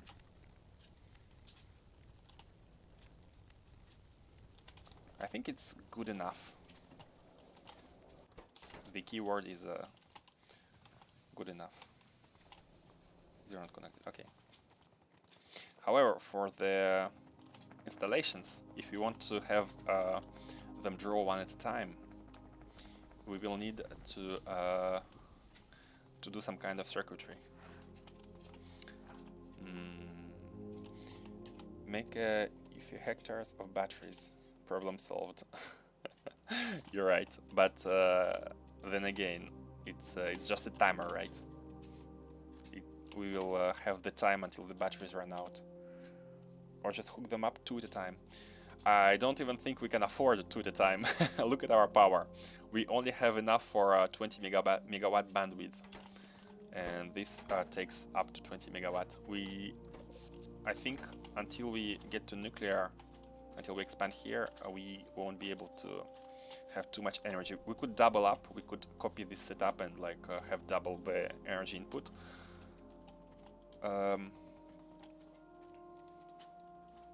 But do we need it? We only need to charge them from time to time, but not all at once. So let's actually wire. This is not out. Where do they go? Oh, they are stacking at the end of the... Yeah, they are stacking up here. It doesn't use megawatt all the 20 megawatts all the time. Yeah, it's supposed to be using megawatts only when recharging. So I'm guessing after it fires, it drops down to 0, and it will draw 20 megawatts. If only one meteor falls, only one will fire, and if it hits, only it recharges. If it misses, 2 recharge. But if like 3 or 4 meteors come, and if some turrets miss, there'll be like more than 4 of them which will be recharging, right? Batteries. How long does it take? We need to know the joules that they need for a full recharge, so that we can calculate batteries. Not 0, definitely not 0.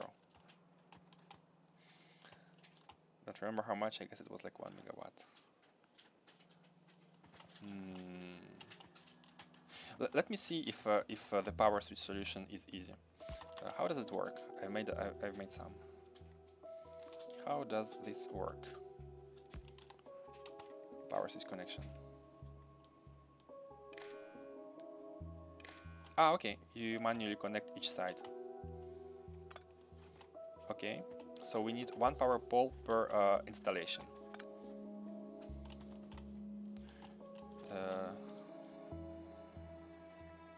Let's have it like this. There is some stream delay. I'm talking about Canon idling. Connect 1 on the side and check. What do you mean? Connect 1 on the side. Okay, I'll do this. I'll disconnect these and I will just connect only 1. So right now we are at 30 megawatt draw, and we have connected 1, and we are at 50. So 1 is taking 20, and we are already at the full capacity.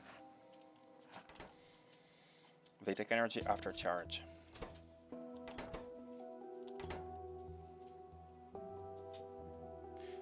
Do they drop to 0 after the fire? Or do they lose just a bit of energy?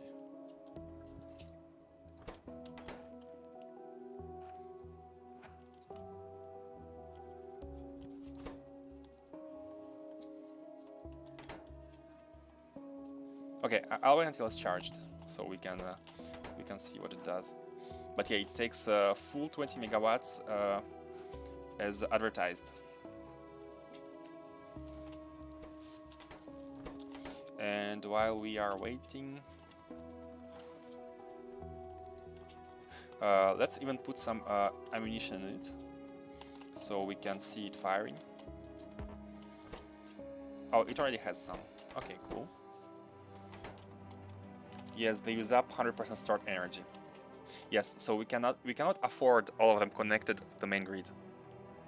If a couple of them fire, each of them will draw 20 watts to recharge from scratch. So either we put a battery of accumulators, as you said, or we balance the power to charge them only 1 at a time. And while it's charging, let me figure out how I lost it. How power switch connection work. So what kind of condition can we put in?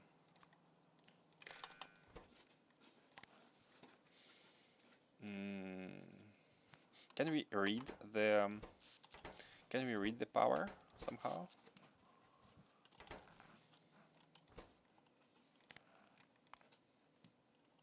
Is there a signal for power? These are new. You can accumulator. Oh, good thinking, good thinking. Accumulator.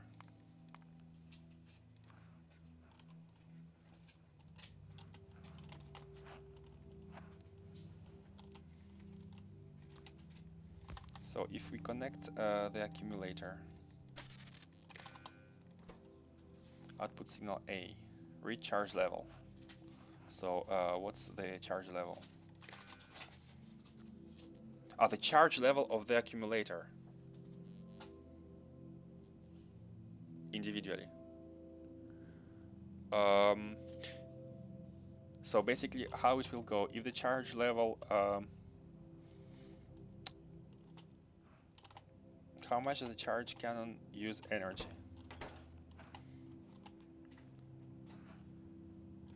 Oh, it's charged, let's see. It's back at 30 something. It's above 30, I think we were at 30 while it was not connected. So let's disconnect it actually, and let's see. We are at 35, 36, 37, and let's connect it. And we are at, oh, it charges again, kinda. No, it dropped. We are at 40. We're now at 40. 5 megawatt shows in consumption. Am I blind? I see.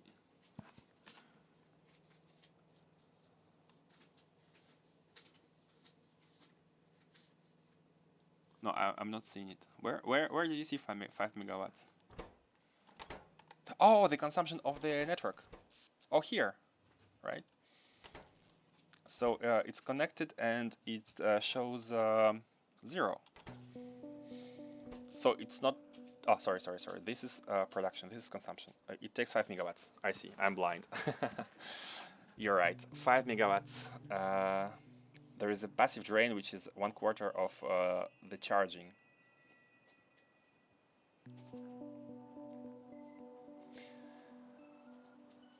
You know how I understand it? I think we'll have to use one for now.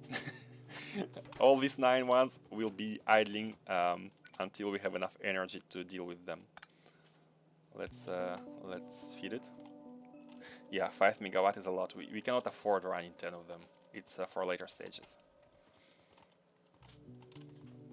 Let's have one. We will be already limiting the meteors. So 5 megawatt power. You can have it. You can have 5. I can give you 5. Trade offer meme. Okay, let's go back to our circuitry. Circuitry, because we are making circuits. This is the supplier for circuits, and this is the supplier. This should be a requester. It should be a requester.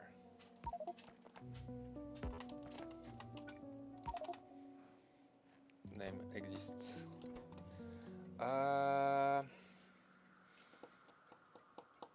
How should we name it?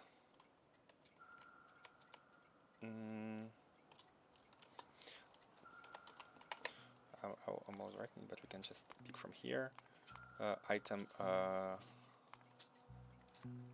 copper plate.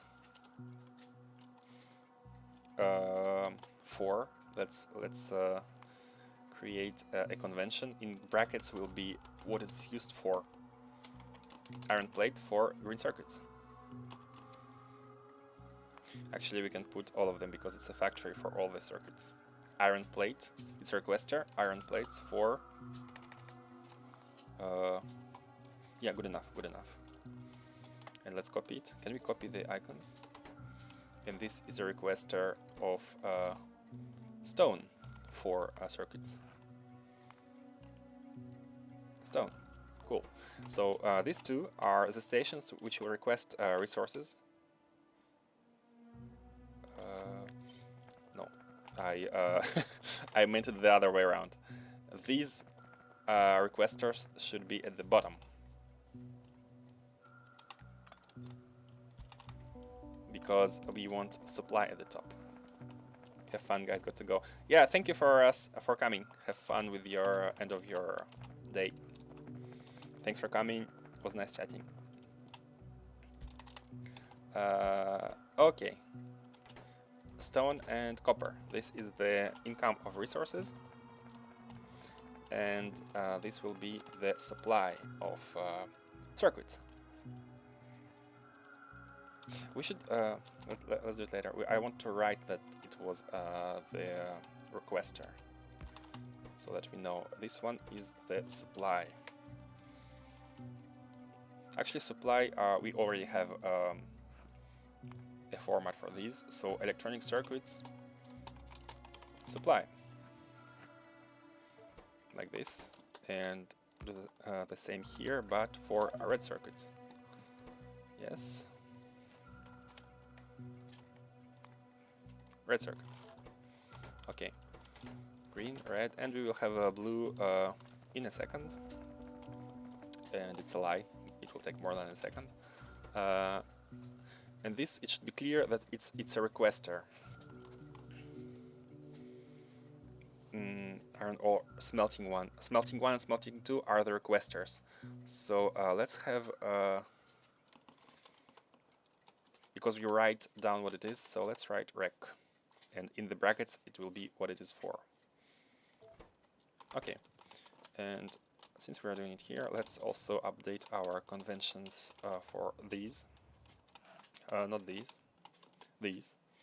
This will be iron ore rec for plates.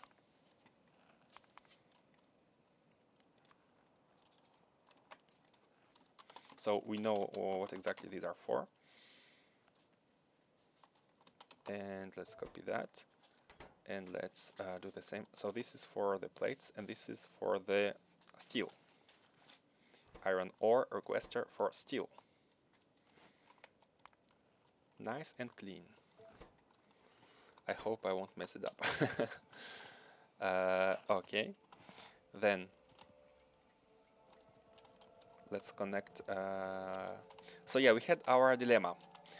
The dilemma was to how to use green circuits for red circuits and blue circuits. The idea is to have all circuits produced somewhere here, if the space allows it. However, as we have noticed in our factory planner that 180 blue circuits per second, 40 machines producing blue circuits require 40 machines producing green circuits and require 48 machines producing red circuits. And 48 machines producing red circuits require 8 machines producing green circuits. So in total, 40 machines of blue require 48 of green and 48 of red. So and if we just want red, we have a like 1/6 of the machines which are required of green. So the problem is actually blue. For red, it's easier to scale just a bit, but for blue, we'll have like a separate factory of greens and reds just to feed the blues.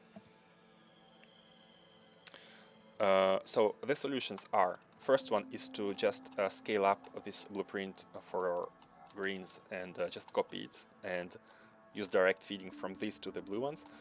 And the second solution is to build a compact tileable raw resources to blue circuits factory. It will be a bit wider, but it will produce at the same time greens and reds, and red require plastics. So thinking about it, I think it's way easier to just copy. This way we won't have any trouble. Yeah, let's copy. Let's copy. Unless someone has a suggestion. Let's copy that.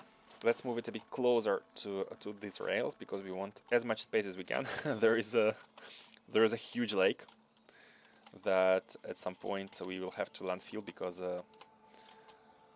as you can see our island is a bit limited. I just want to check, we have reached 51% pollution. Do we still have like heavy biters? We have blue ones which start appearing, tier 3. But they die quite fast, so it's okay. Until we have leviathans, or what's their name? It should be fine. So we have green circuit factory, which outputs one full red belt of green circuits, right, for the supplier. Then we should have another green circuit factory, which outputs one full red belt, just for the red and green. A red and green one. A red will require 6 of these.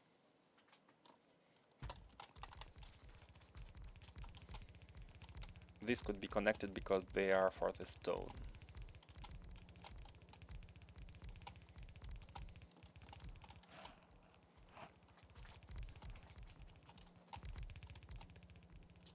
Okay. However, if you want 40 machines of blue, we need not... I mean, we won't have 40 machines of blue, we'll have like 20, but just scale it down, like this. We will still need 20 of green, 24 of green, 24 of green. It's actually perfect. But 4 of these will be used for the 20 of red ones. 24 of red ones that we are gonna be making. Maybe it's okay for now. I don't want to go too crazy with these factories for now because we don't have any modules yet, and when we place efficiency modules the ratios will change and we'll have to adjust the build, I think. And we don't have enough red inserters.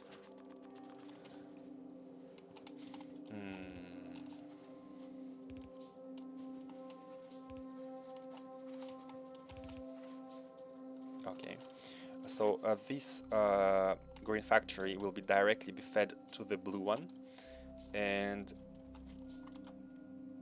because they need 24, there are 24 here, and we also need 4 from this side to be fed to their red one. So let's make a red one. What do red requires? Just sorry, let's go back to this one and let's go from here. It requires only copper cable as intermediate product because this is delivered. This is this is delivered. Copper is delivered, so we have all these 3 delivered, and we need very few machines.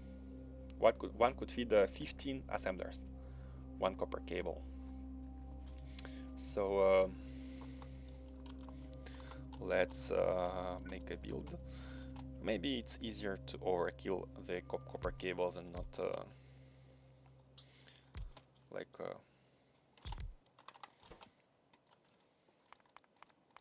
this. This is copper cables. It doesn't have to, for the sake of direct insertion. Maybe it's not needed to be like 1 for 15 machines because if in that case it will be belted, and belting copper cables is a heresy.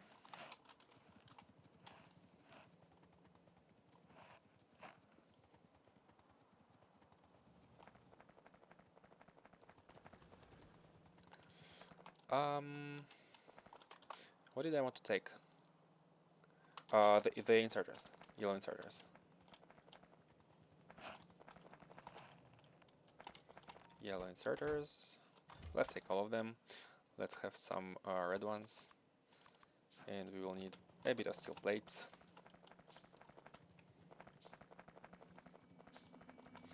This iron is consumed for the landfill, the glorious landfill, which will help us with our expansion. I think we already need to be taking it and starting to landfill this side, because the red circuits will be here, but I think we'll have enough space for 20 blue circuits. Should be fine. Okay. Steel plates. And that's it. We have enough assembling machines. Yeah, no problem. No problem at all. The stackers take so much space. Like we have all these just to have input and output. This is output, this is the input. It can go this way if we have a bottleneck, but it takes all of this. And all this middle space is unused. And it's empty space, and space is a resource in our case, because we cannot really expand yet. We don't have solid means to clean the biters. Okay, let's make it like this. You can come from here, you can come from here, you can go here, and you can output to the circuits. Yep. So all you need is electronic circuits and plastic bar, and like 1 every 3 seconds, so we can probably belt them together. By the way,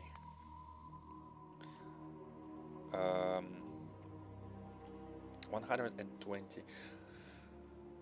How many machines would be required for a belt of red circuits? We have 900 here, 120 machines, 120. That is a lot. We need beacons to save space, but we need energy for the beacons. By the way, can we research beacons? Beacons. No, we need purple. We need purple. So let's... is it enough? I think we will need stack inserter one, because these go so fast.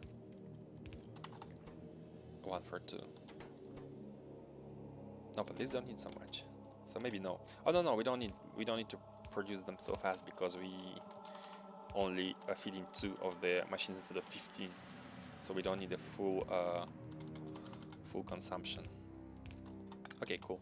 And now just to connect these, and we are done with our not done. We need the belt of plastic, and this is for plastic. Hold on. I'm thinking about the position of the inserters. Oh, it's actually easy to fix. This one could be one tile behind. This one too. And it's fine. Now we can place the inserters for the one behind, like this. Okay. Like this, and we don't even need blue. It's like 1 every 3 seconds. We can use yellow. This and this. And we could have been making only one side because we have a blueprint flipper mod. Is that all? Plastic electronic circuits. Did I miss something here? I don't think so. Okay, let's just cable it. Power cable, power pole it, I meant.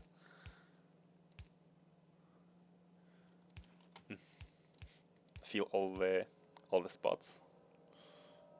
This one can, yeah, like this, it's okay. Okay, and that is all. However, we need plastic, and we don't have a supply of plastic. So maybe before we continue with the circuit supplies, we could be working on the refinery. We have a bootstrap-based refinery here, which is nothing fancy, just the basic production, cracking, and sulfur and plastic, very basic. So let's build our supplier with TSM delivery. Where should it be located? It's always a big question. The space is limited. And I really like this, to have I think I'm even gonna copy this blueprint to show how much I like it for the standard, our standard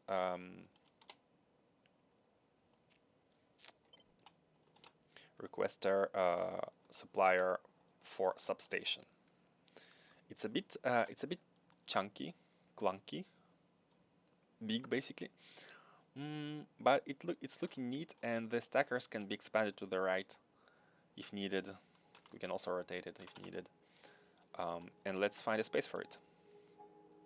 Let's find a space to plug it, so we can be. Let's actually save it first. Let's save it here, and let's even save it into our rails. This is not needed.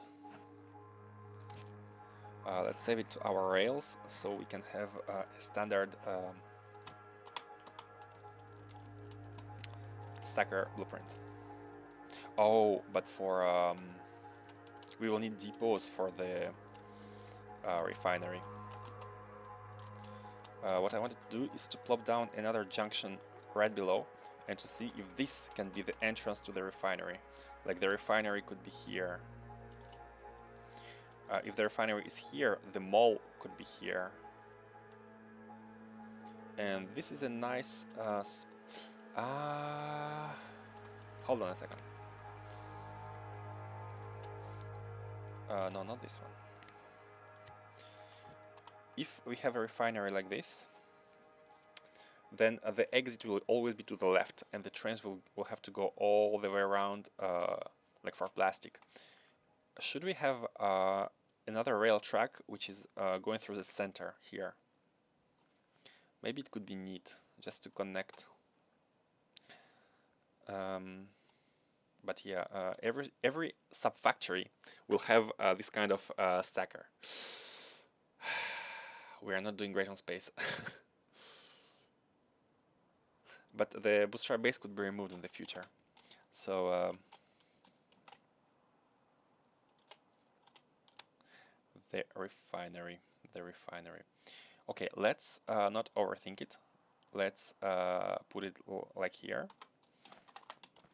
So and to keep the idea of having a central line running here, let's change this one to the four-way one. Do we have nanobots? I think we are almost out of nanobots, so this may end up soon. Let's put a four-way here, like this. Rail signal on the way.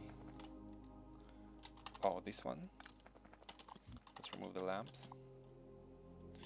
But this belongs to this blueprint, right?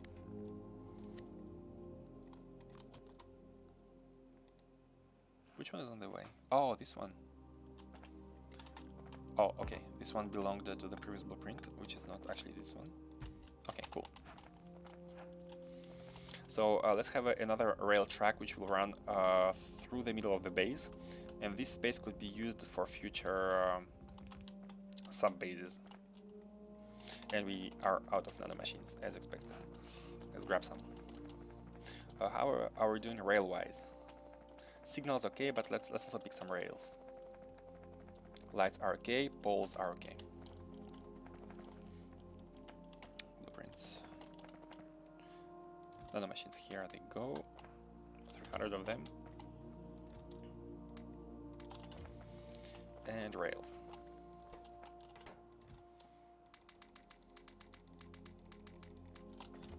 Okay. And let's prepare for the refinery, the big refinery. It will have to output a lot of liquids, and sulfur, plastic, and whatnot. And as input, it will have crude oil, iron, iron ore, no, not ore, iron plates. It will do everything regarding liquids, basically. So, hi meteorite. Oh, these are not connected, so let's connect these, and it should be, yeah, it's working, the train can pass. Nice. So let's continue our route here using a simple straight rail, and we are attacked, but it's fine, they're burning as deserved.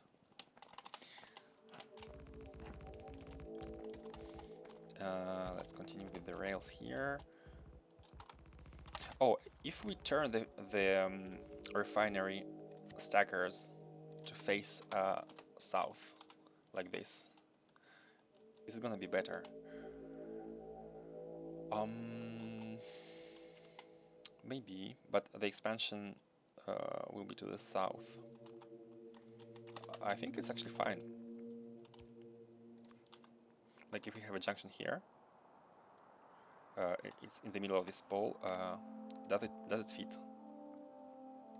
Does this one fit in the middle of the pole like this? Are the rails on the left side touching? I think it's okay. I think there is space. Yeah. Good thing about this stacker is it fits. You just need one straight rail segment here between the two exits to fit the stacker. So let's let's change this one to the junction, and let's be the entrance to the refinery.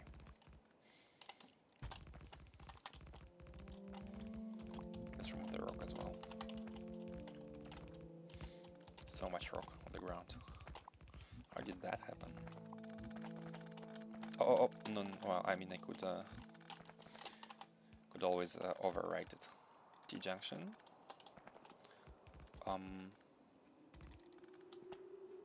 What is the problem? Straight rail in the way.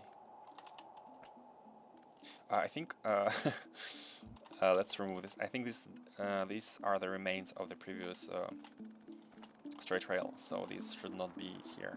Let's have a clean blueprint without shift, because with shift it will keep any incompatibilities. You are also burning. How are we doing on our oil situation? For those who were not here before, we deliver heavy oil to the top for these flamethrowers and light oil to the left, so they both get consumed, because we have recipes which produce both of them. It's fine. It's fine. It's perfect. Maybe not perfect, but it's functioning. Okay, now plopping our blueprint for stackers, which we made by ourselves. Proud of it. Proud of not having this one taken from someone. Yes, market's red. I'll remove the stations for now. We don't need stations because we will need liquid ones for crude oil and yeah, let's put them later. And also request get the same name. Thank you, please build. This is our huge final refinery. Final? Maybe final. Only Sith deal in absolutes.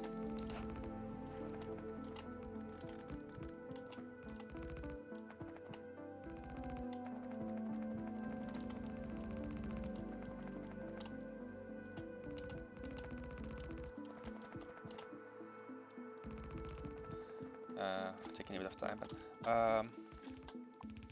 let's just delete it. Let's oh, don't want to destroy cleaves with nanobots. This is a cleave as well. No, don't. It still destroyed it. I tried to launch it and run away before the bot get the order to do it, but it did not go as planned. Okay, and the rails are in place. So where should be the input and where should be output? It doesn't matter too much, but are you necessary? I think the power comes from here as well. So yeah, these are. Huh? No, these are not connected. So the power from this grid does not reach. But wait. No, it's working. It's connected somewhere. Not sure where, but we don't need this anymore.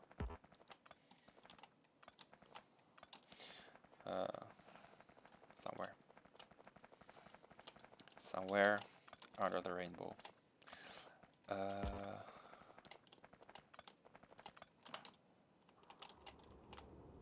Yeah, it is.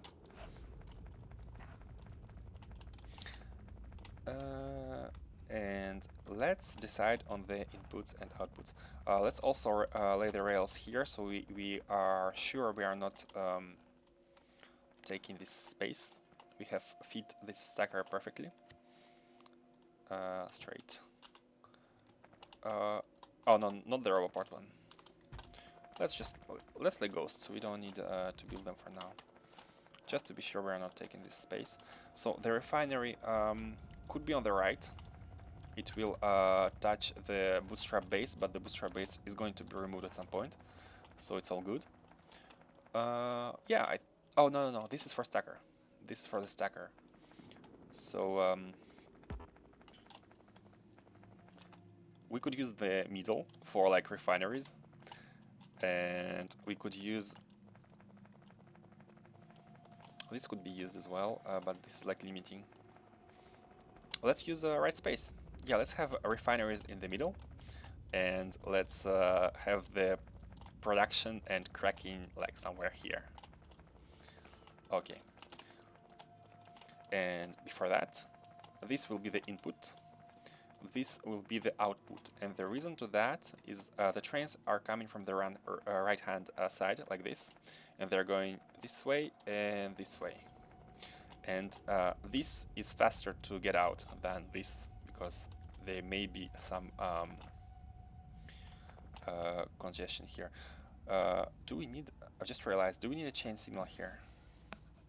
I don't think we do. If we put one here anyway, the train cannot fit this space, so it's fine if it waits here.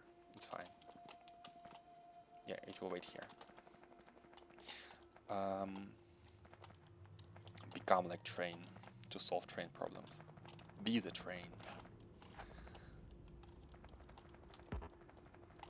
Okay, the first resource that we are gonna be needing is the oil. So let's plop down the oil.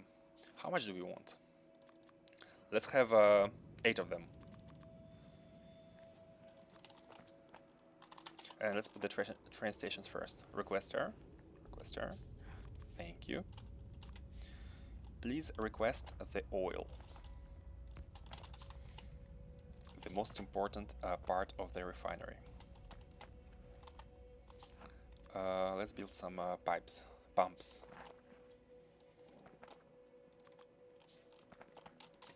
The inputs will be oil. Let me check.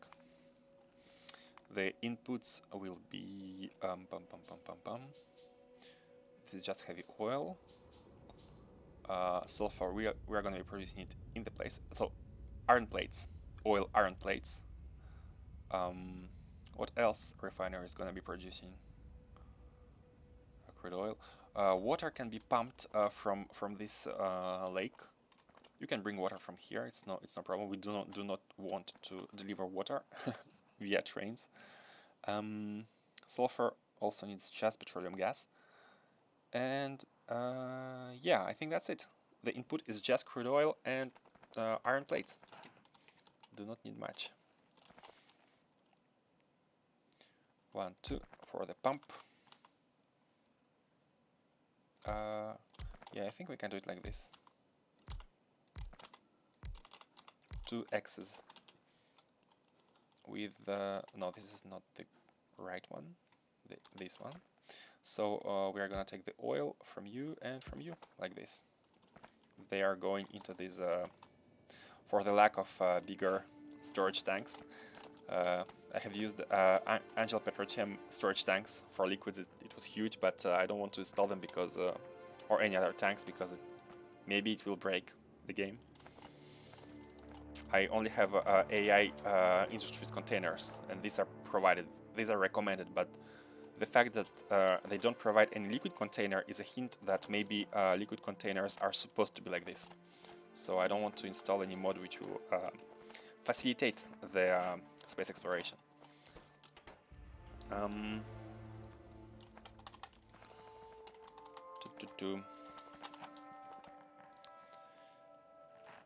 Let's bring it here and let's connect them.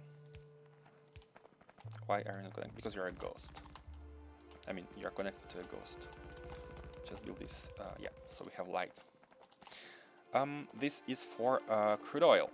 So let's configure the requester. And before we do that, maybe we'll need to configure the supplier. We will have to configure TSM priority and whatnot. And it's actually easy. It's actually easy because we already have everything we want here. We just need to transform this into a supplier station. And yeah, that's gonna be all. However, it's already connected to the existing bootstrap base here, and I do not want to disconnect it yet. So let's have another storage tank set up with the real TSM provider station. Once we have a refinery, we can safely disconnect the bootstrap base oil. Maybe not disconnect because it's used in the bootstrap base, but later on we can remove everything. So how should we be going about this? This is merged into a single rail road and it does not look good. We can actually remove the single rail tracks now. We only had them at the beginning because we didn't want to wait. Yeah, this is the middle. We didn't want to have too much rails for the bootstrap base. We just had barely enough to bring the resources. So this is the right side. So this should be the entrance, and the entrance is this one. It kind of goes to the left. Let's move it a bit down, and let's do it like this. This is the entrance to, and we will be needing to. The rails are a bit finicky. Yeah, let's move it just a bit to the south, like this. But let's cut it. Let's cut everything, and let's move it down a tile. Okay. So we also want the both external and internal to merge in here. So the train can take like this. It takes the most optimal route, and we want this to connect like this. This is a special train stop for flamethrowers. Delivery of oil to work with the flamethrowers, and it's not connected anymore, which is not a good idea. Not a good thing. Here, and now I do not want to destroy these cliffs because, I mean, we could destroy the bottom part, but they provide natural protection, and it's nice to have them here. Where are the explosives? Oh, we have used them all. Oh, no, here we have. I mean, natural protection. That is not natural protection, but I don't have any walls on me to feel it, so let's leave it for now. Let's continue the rails. Until we blow this up, well, let's not have a beautiful laid tracks, so we can just I'll connect you later. We can just do it like this. So sorry, what? Wait. Before we do this,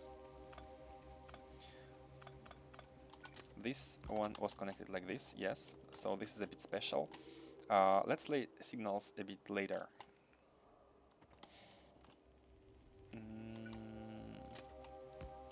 Let's continue. Oop! Don't scare me like that, train. Can it be merged easily? Just like this and then like this. Is it merged? Oh, it's not. Diagonal rails. Okay, it's no problem. It can be merged at this point.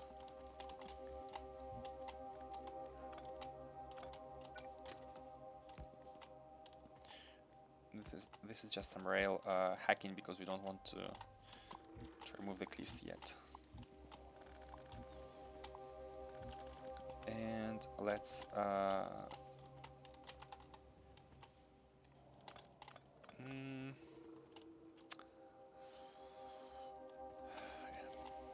I'm I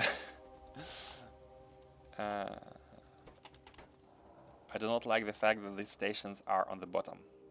They would have been better here, so they come from the right and go to the left, so there's not to have so many crossings. But this is not good. So there is an ugly solution, like go like this and connect it to here, but to come from the right side and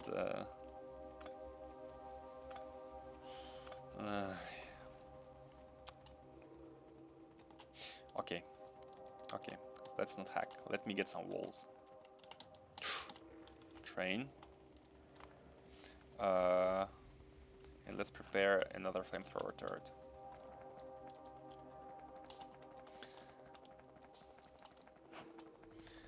let's not hack this.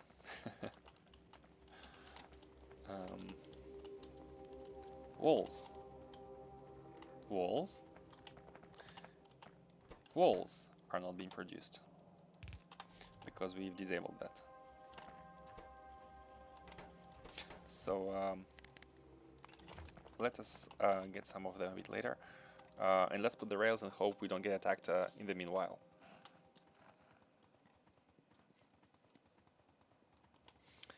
This train is waiting for the sorry, what?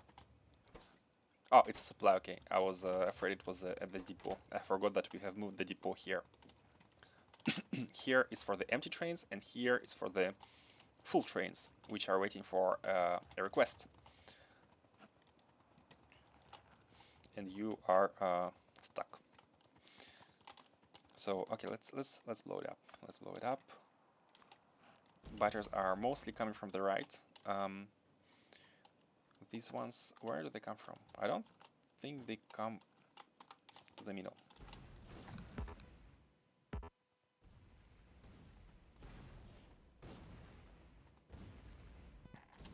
Okay. And let's remove this for now, hoping the biters won't come from here. We can also find refuge in this at this side. And you have no ammo. I have mine. Sharing is caring. Okay, this can be properly placed. Oh, train. Yeah, please hold on, train. Hold on.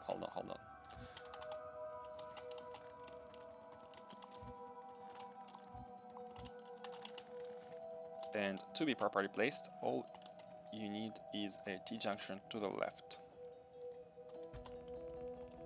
Pipe ground in the way, I shift-clicked. Do we have a pipe here?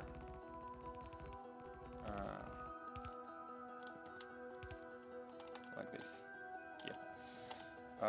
Okay. So now this is easier to right hand. It should come to the bottom. Is it easier? It will do. It will do. No problem. Tack. It will come to the bottom and it will turn to the left. And it's going out on the right hand side. It already looks a bit better than before.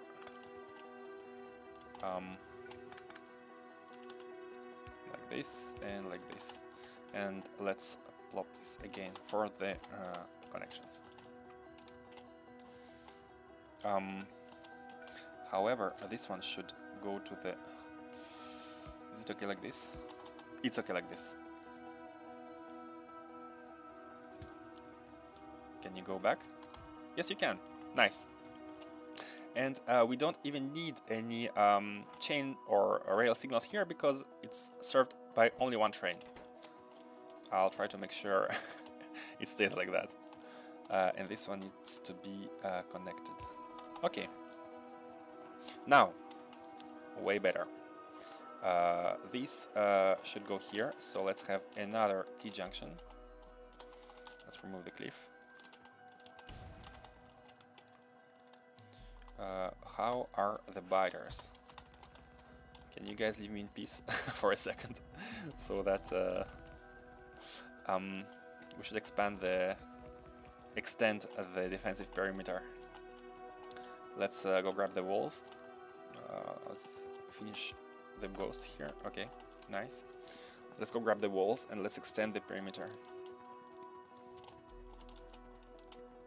And also let's go grab some ammo for the top. Stone, let's drop some stone for the landfill. Walls. Here, 100 walls should be okay. We can make a repair turret. We have one flamethrower. Let's prepare to have a second flamethrower. Just iron. Okay.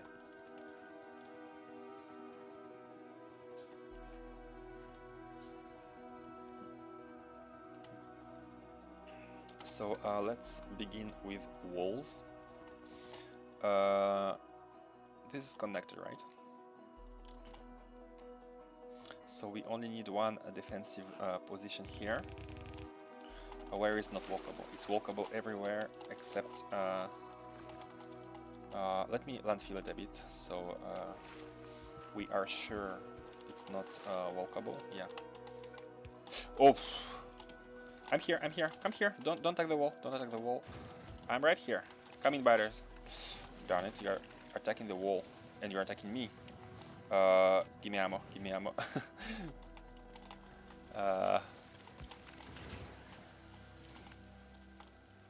Yeah, this is an operation that should be done as fast as possible. No, it's fine. And let's not stand in their speed, and let's move all this fast. And you too. Yes.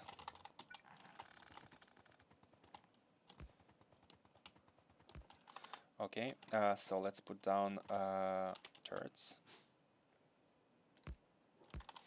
And especially flame turrets, most important. This hits those that come from the right. What's the range of speeders? Can they stand here, for example? I don't want to put it too far away. Let's have two. For the good measure. We don't need to be nitpicky about it. Let's have two. Let's have one right here. And let's have another one right here. Like this. I think it's good enough. And let's bring the oil right away. Let's heal a bit. Oil, where was it? Oh, here. Let's bring it.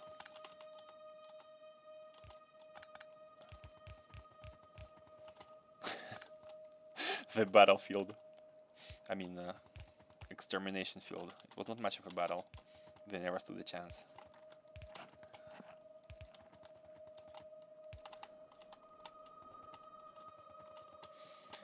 They don't stand a chance until there is no more ammunition. No, this is getting hit. No good. Flamethrower turret spends so much time turning around and retargeting. Yeah, the walls should be just a bit thicker so that the turrets which are right behind them do not get hit by the pool of acid. But anyways, let's just landfill. I was saying we cannot place a wall here, but let's just put some landfill so we can extend the wall like this. So you guys are safe. And let's run some ammunition here. How can we do it? Because we cannot really turn. Let's do it like this. This will be the one which will be turning.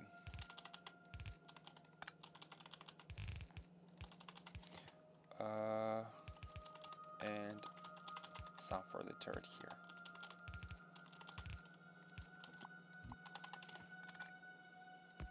Oh, too close.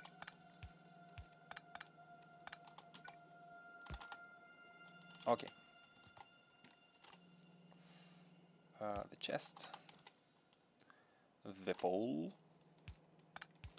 and the arm. Anyways, it's not. It won't really last too long, but they're still getting hit. How? Is it? No, it's not the fire. How are they getting hit? Let's see. Let me disable the nanobots for a second. Oh, actually, I can give you this ammo. Is 2 tiles not enough? Let's put 3.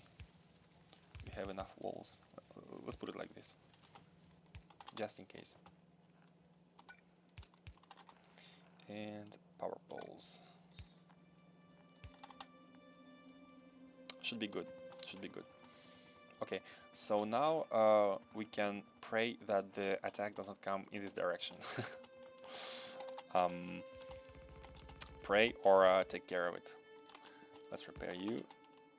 We have two flamethrowers, so we could actually have another set of defense.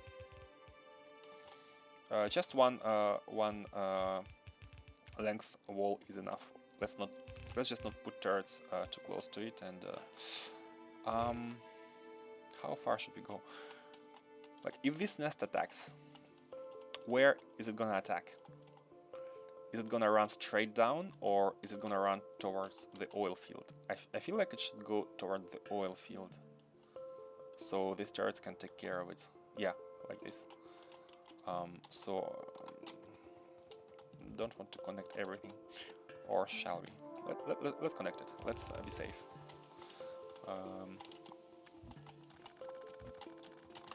So let's build some more turrets for that. Steel plates, iron plates, and let's go grab some more walls.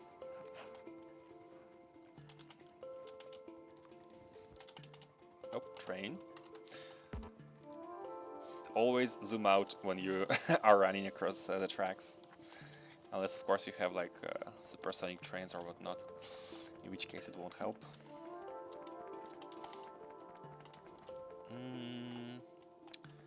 Here. Walls are here. Let's go grab them. We don't... Oh? Oh, this stone is... you know what? Because I'm so kind, I'll give you guys a furnace. If I have it. If I have it, I'll give it to you. I don't have it. Sorry guys. It was not a kindness issue, it was a supply issue. Let's have some steel. And let's have some flamethrower turrets. Not sure how much do we need, but...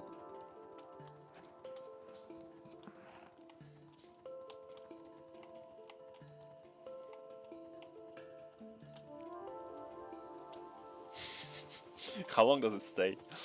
How long do we have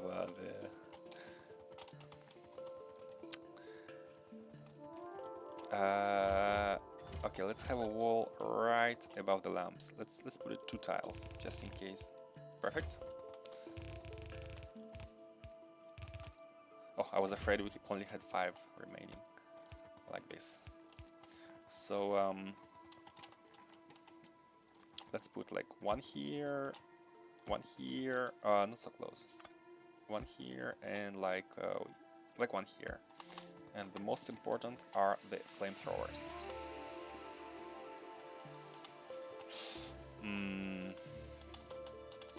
To the left, to the right, or to the top? What do you think? I think any attack which comes from this direction will go down. So let's do it like this. Okay, let's be a bit safer. Let's do it like this, just to cover this small connection. But it won't reach too high, so let's put another one a bit close, and let's put not that close actually. We need to, yeah, like this. Let's put another one like here, and the final one you go here. Actually, okay, let's put it here. Okay. No path. Yeah. Later.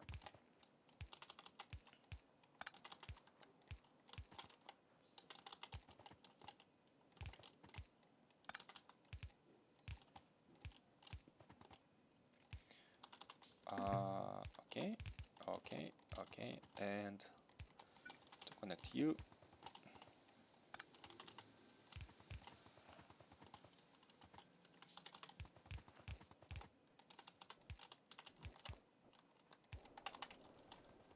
Okay. Let's put some repair turrets. Forgot to do it. Let's put 1 here.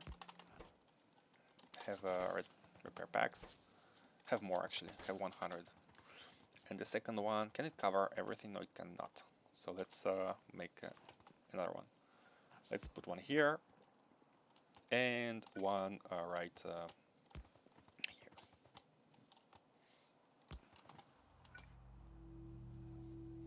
Okay, everything should be repaired now. Let's give them a bit of repair packs. I don't expect this side to be attacked, but we never know. And sorry guys, I don't have any ammunition for you.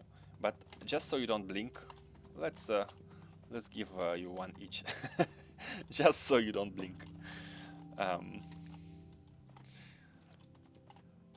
Okay, now we should be protected. And we can go to the oil field in a rectangular fashion. We could even blow this part of a cliff. Okay, good.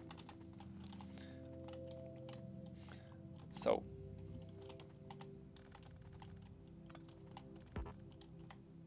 the entry is on the top. Up. Let's go from this side. Okay. And the exit is at the bottom.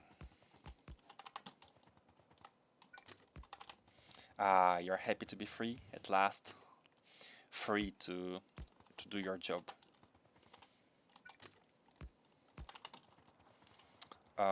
Okay, so this is for the old refinery, and let's create another one.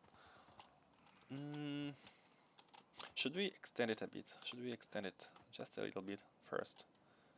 Yeah, let's extend it first. Let's or even let's put a junction here for the refinery, for the big one. I mean refinery, the supply of oil for the train network. And no, sorry, this train station, I think it's not, this line is not part of the blueprint. I think this one it is. So how does it look? Oh, no, the bottom line is also part of it. Okay. I confused it with this one. Okay.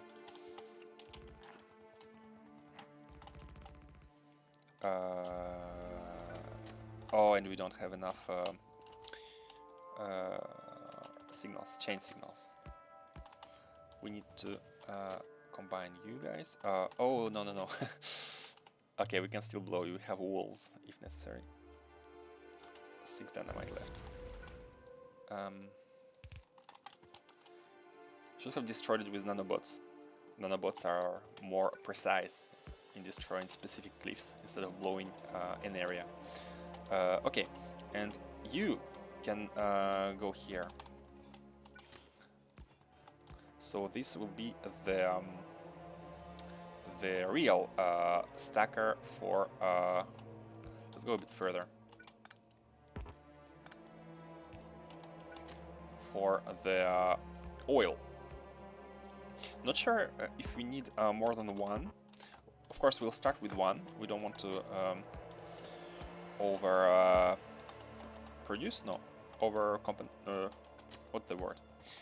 We don't want to have too much supply that we can't consume. Basically, that's what I want to say.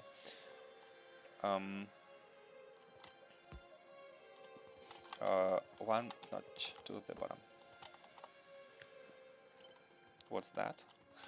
Oh, this is our iron production, and we have planned it to go to the top. Oh, that changes the position of the supply.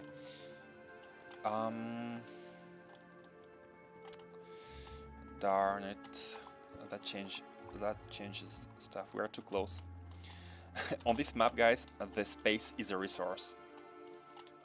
It's not your standard Factorio map where you can go anywhere. I mean, for now, because we do not have artillery yet, we do not have a mean to have biters at a safe distance all the time. We can just repel the assaults. That's all we can do for now. Let's grab some signals, so I don't forget to place the ghosts.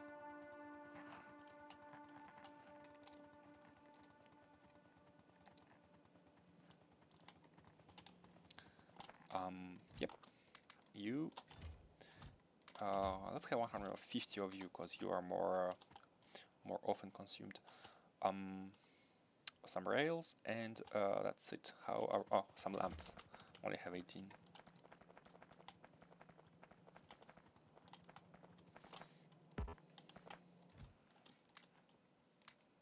100. Nice. And nano machines just in case because we're here and we actually need them. So let's have 400. This stone belt is but I mean, I don't want to spend all this stone to be mined and go into landfill. This is just to have some landfill in case we need it. We are not going crazy on landfill for now.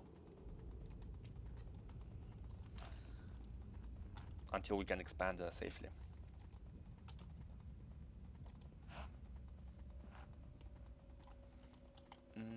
So where should we place our...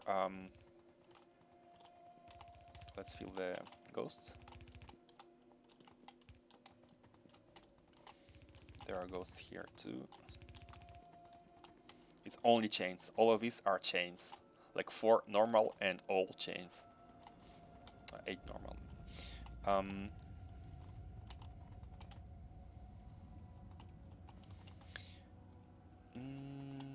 This is kinda...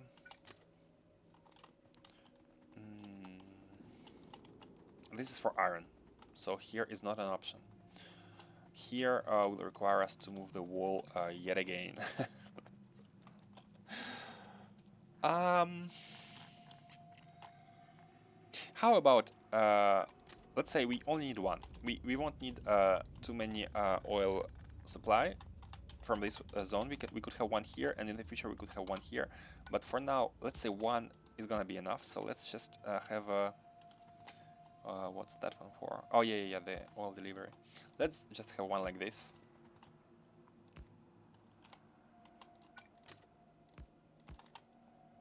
All we want is to take oil from this why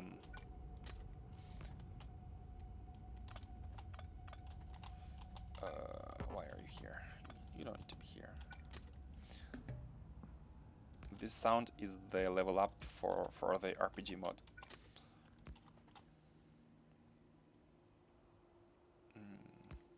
Can you merge? No, you cannot. Let's do it a bit in a more rectangular way. Just go a bit down. No, it's impossible. It's impossible. Oh, yeah. If they are not in phase, they actually can merge. Let's start with this one, and let's merge this one a bit down. I had it. Okay, I have it. Why are you not going? Oh, you're waiting for your 30 seconds. I cannot see under you, so could you please move? Thank you. Okay, cool. So this is for the oil provider. So let's get some supplier station. Oh, we have some. Let's move it a bit to the south. And let's have a loop. I know this looks ugly, but this is the defense. Actually, the defense could be changed to stay here.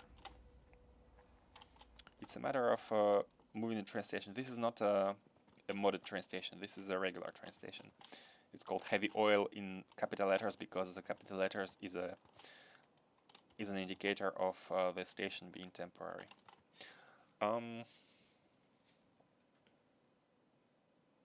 Yeah, it's way better to not run on the tracks. First of all, it's way better to be safe, and it's way better to have the station on the right for the oil, so we have all the space on the left for the other oil.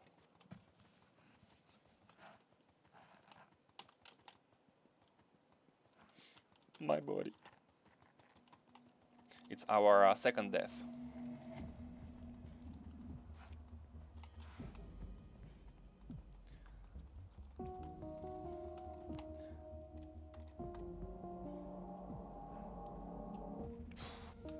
Nice. So let's remove this. Not sure which one is for which blueprint. Yeah, these two are for the junction that we are removing. This is not needed. This is ugly. This is really ugly. Like all rails combined into one point.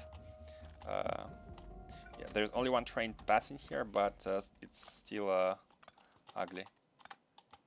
So let's get you to the right side. Oh wow, this is getting more and more intense. And the evolution slowly climbs. Like this. If we have this, then we don't need for this mess. And we can just move this station to the right. And the oil can come from here.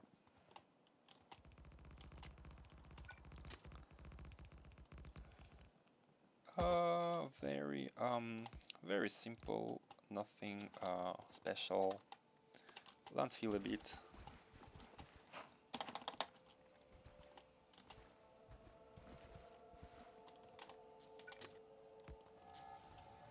Is there a hole? Oh no, it's closed. For the flamethrowers, it's way better when the biters stack like this instead of being spread out, because flamethrowers turn very slowly and the fire is AOE. So this is way better, way less resource intensive. But I'm not sure how to exploit this thought.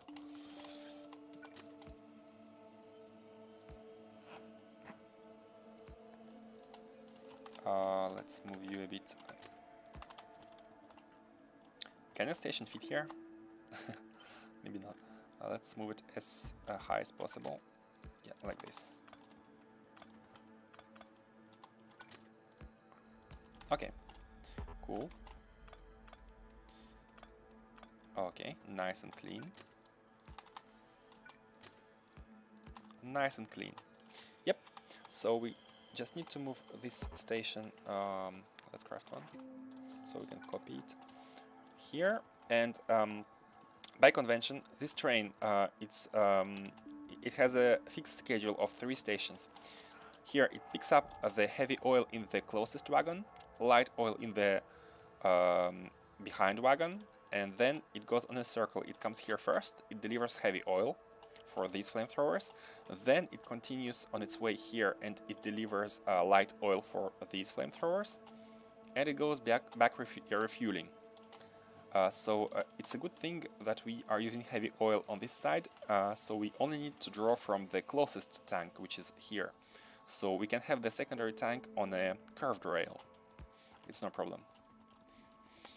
And so we don't waste oil, let's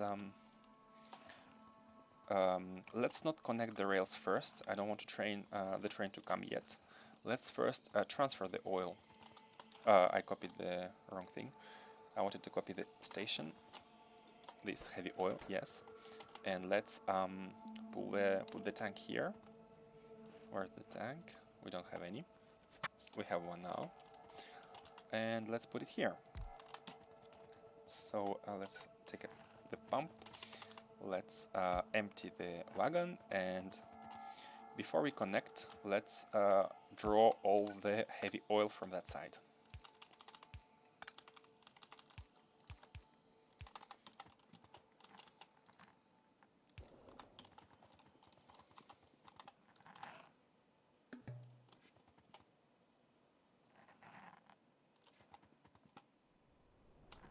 Oh, it's not connected. It has been disconnected when we were placing the rail. Like this. Okay, now it should be drawing. It's not very fast. It's almost instant when the tanks are like you draw from one tank to another, but these have a throughput. We can see biters burning. It's always a nice view, at least for me. I enjoy some good barbecue. Okay, so this tank is not empty. Okay, let's have another tank just to not waste any oil. Yeah, this is fine, good enough. So let's draw everything from here.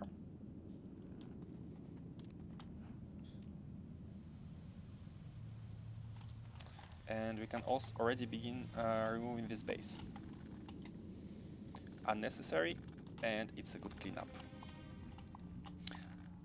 2022 year resolution, guys. Clean bases with a focus on aesthetics and functionality. Of course, functionality first, aesthetics second, but nonetheless, aesthetics are my resolution of 2022.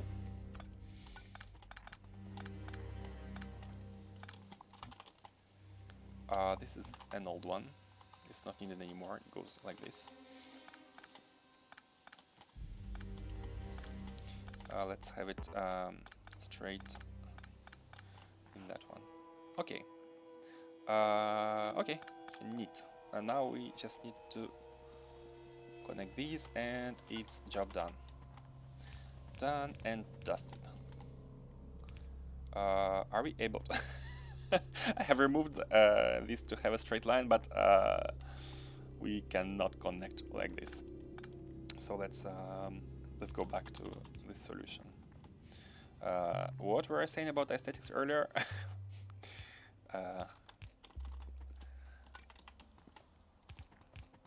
Something about a New Year resolution.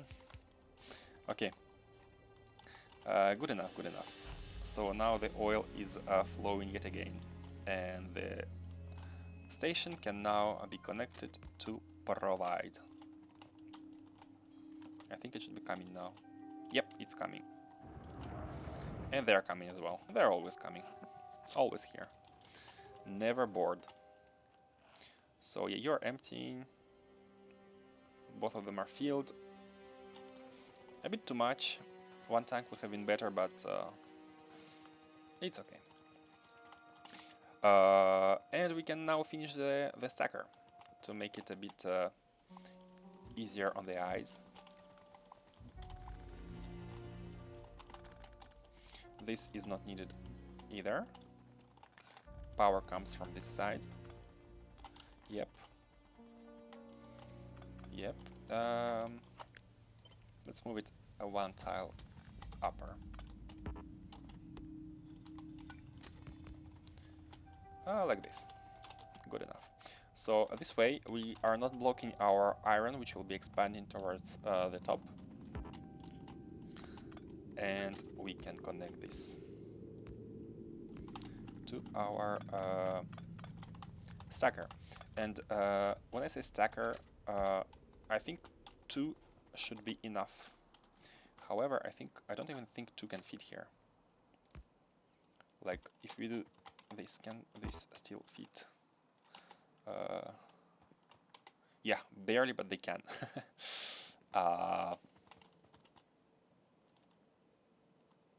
Okay, let's reserve it for the future. For now, we only need 1. Did we turn right? Yeah, we turned as soon as possible. We could actually turn here, but my issue is that this one would be like this. So,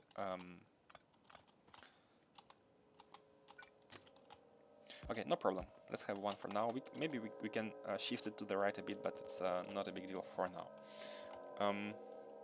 Supplier. It's a supplier of crude oil. Let's have a butterfly here as well. 4 and 20 more plates are needed.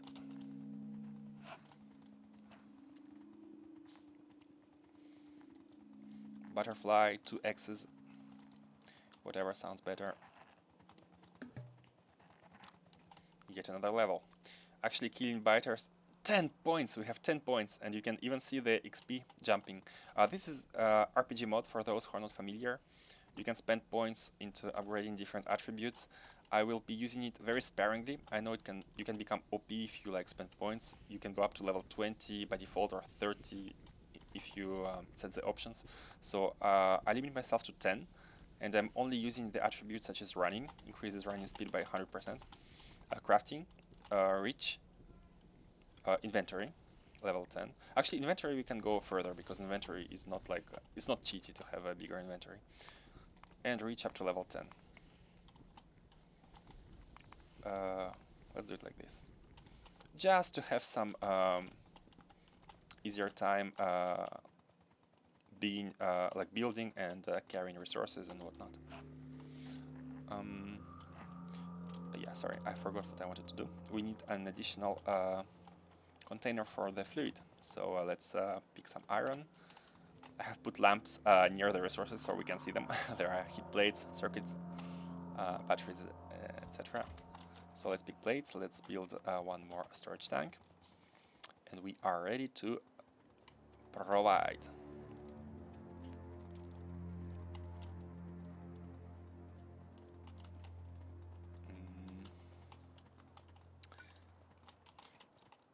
If we place a butterfly on the left, I think it's I think this is oh, it's actually perfectly it's perfectly it perfectly fits the iron smelter row, so we can do it like this. So yeah, this is the butterfly. Oh, these are two squares. I wanted two X's for the butterfly, so the opposite, like this. Just a small preference. Yeah, you're fine. And we are gonna be pumping the oil here. So let's are we not producing enough?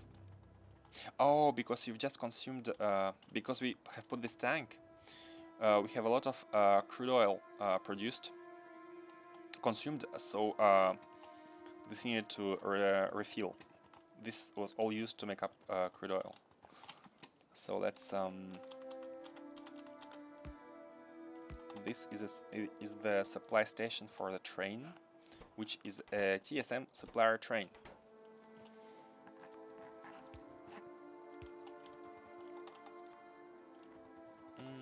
You can come from here. Thank you.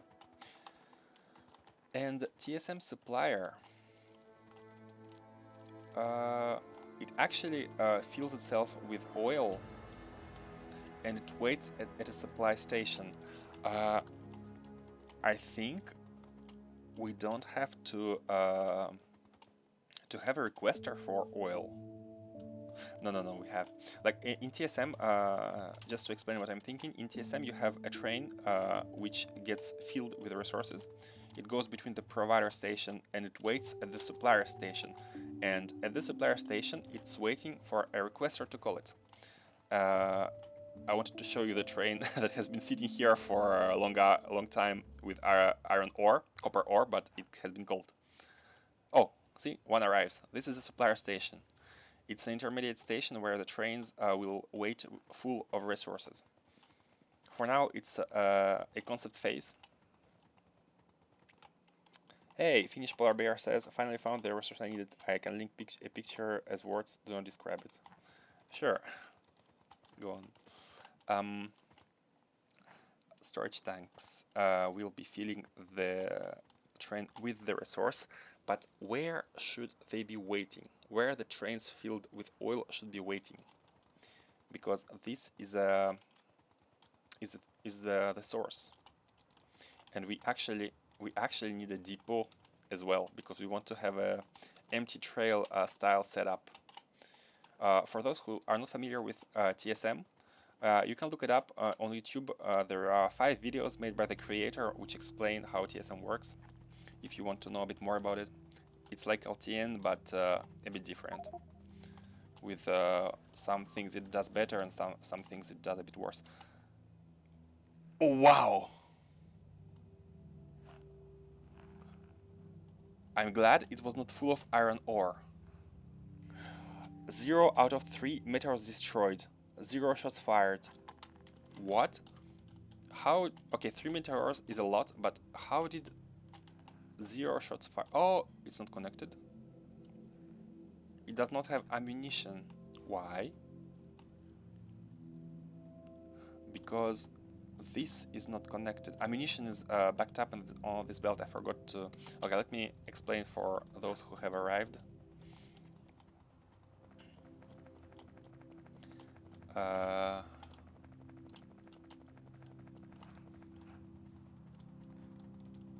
Hold on. Let me see why the turret is not.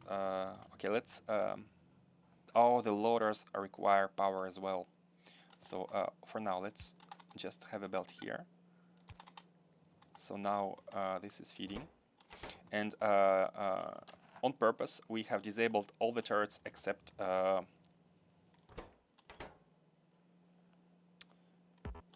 Sorry. Are they all? Wait, have they been charging all this time? I did not want them to be connected to the grid, but because of this, maybe they have been connected. So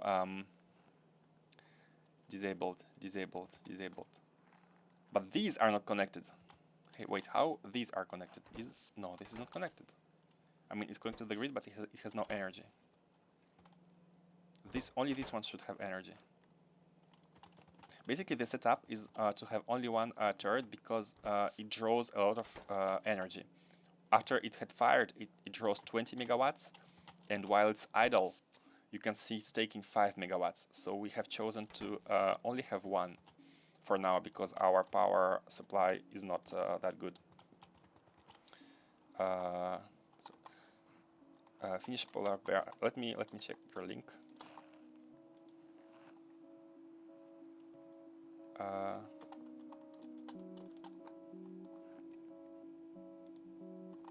This is the image that Finnish polar bear linked. What is this? It looks complicated.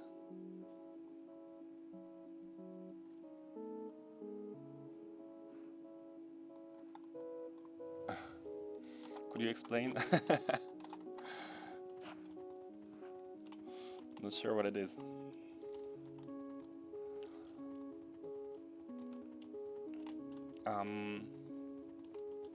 This is always fighting. Always.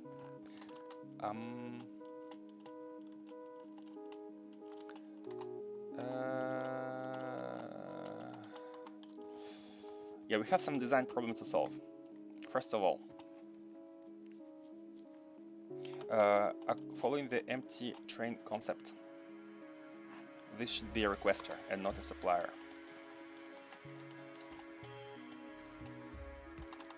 Like this. And how was it called? Do we have any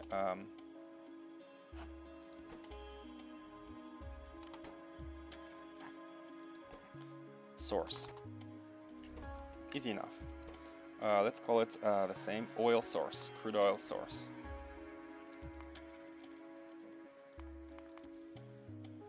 Petroleum gas. I am not seeing oil. Crude oil. Crude oil? Like this. Let's do it like this. Source. Okay. And let's start filling it. These are full. Should we balance the oil between all of these? It's fine. Or maybe we should just fill them. I think we have enough production so that we don't have to worry about prioritization here. This is just used by the bootstrap base, so it's not a big deal.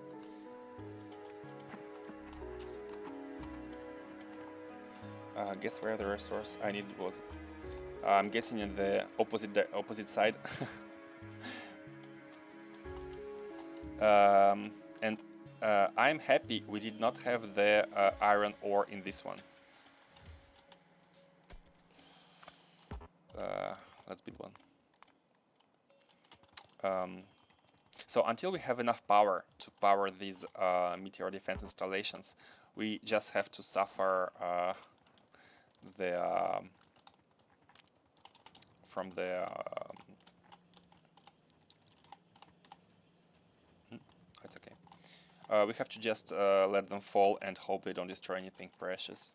We will have one defense installation, but if 3 meteors fall like it had happened, then we are a bit in a problem.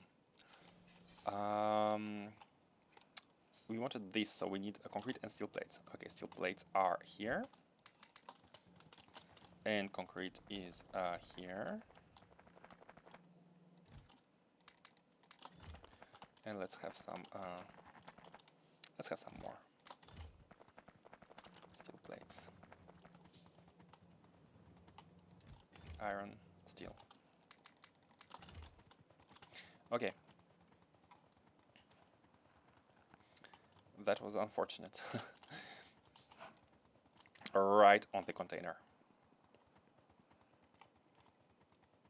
I did leave a ping in that picture to show the coordinates. Ah, that's what it was?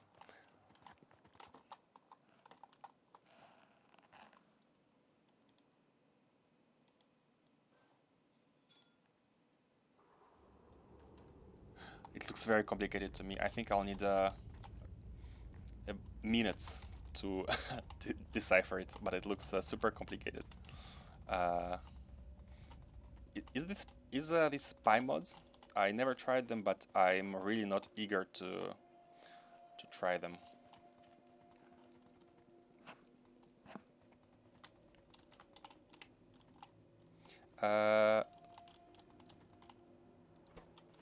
Yeah, this is now filling, and it's fine. We don't need to do anything else here. The oil source, let's call it oil source 1, is now filling with oil. It's scary. They are everywhere.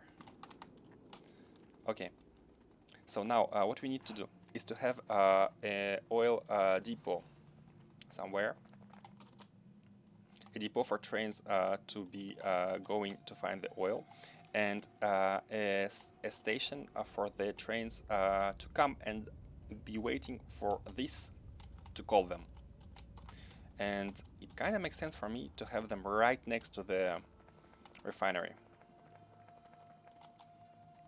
Maybe like right here.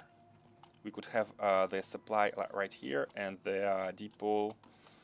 To be honest, depots could be anywhere. Depots could be anywhere, it's not a big deal. This is for iron. Yeah, let's do it really fast. It's not very complicated, and so those who are not familiar with TSM can see it in action.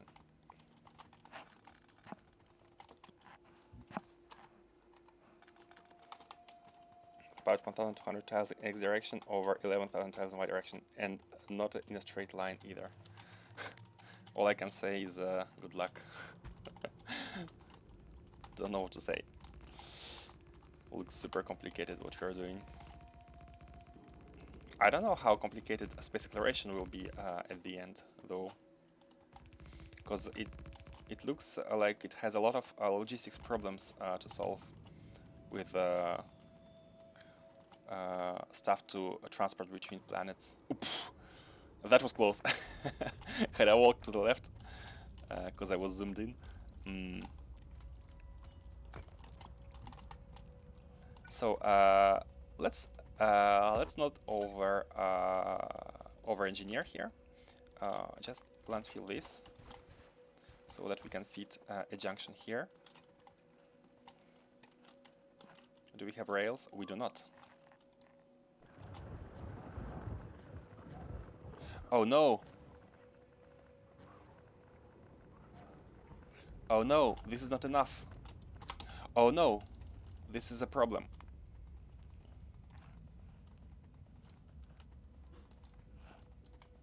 I think high density, like dangerous locations require more turrets. Yes. It cannot target the right side. Ah, they come from the middle. They do come from the middle. Where are you, turret? Let's put it here for now.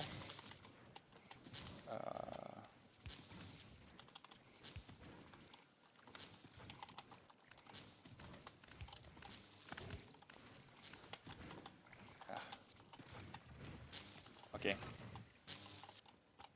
Let's put you here for now. So now let's fix the position. So we want. Let's have one turret looking to the right and one looking to the top. Are they perfectly aligned? Like I can barely see the green zone. Let's move it. Let's move them just a bit behind, so we are sure they can target what's close to the walls.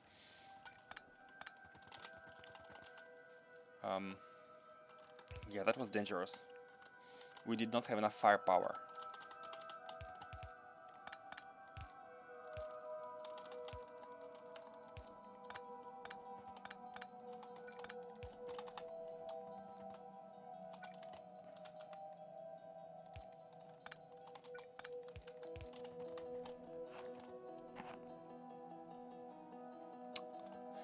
That's so wide, so wide. Let's bring ammunition for turrets. Normal. Did we finish the walls? No, we did not. Oh yes, we did. Let's just reinforce it, just to be sure. Repair packs 23. Hold on a second. I'll reinforce the position with more ammunition and more turrets, and then we can go back to the oil.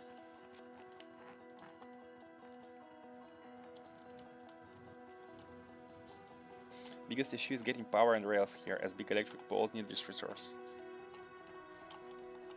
Power and rails.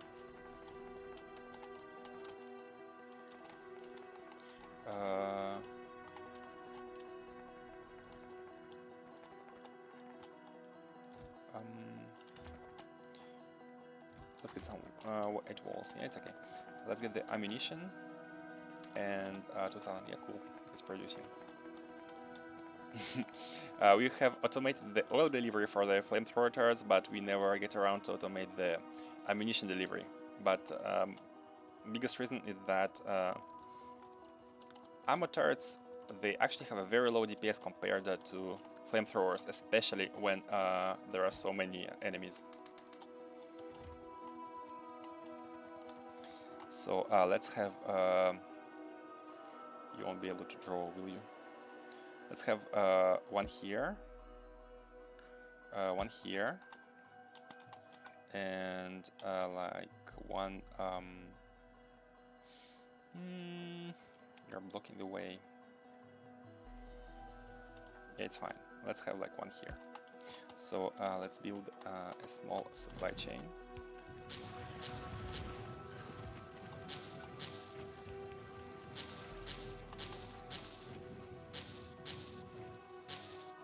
The stream takes a very long time to go from here to the destination, and then it waits until it gets there, they burn, then it rotates, and then it starts to fire in the other direction. It takes a lot of time. Ah, I wished I had another one. I'd put it here. Let me grab another one. Just need some steel plates. They have high DPS, but they are very immobile. Not immobile, but they have very limited mobility when like in their rotation and targeting. Just to make another one next to it.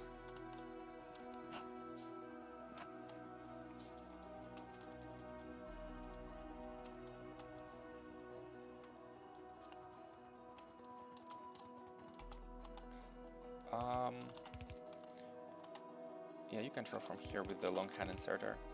You too. So yeah, that's fine. Go back and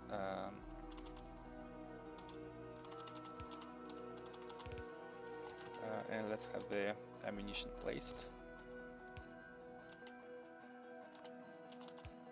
and insert it.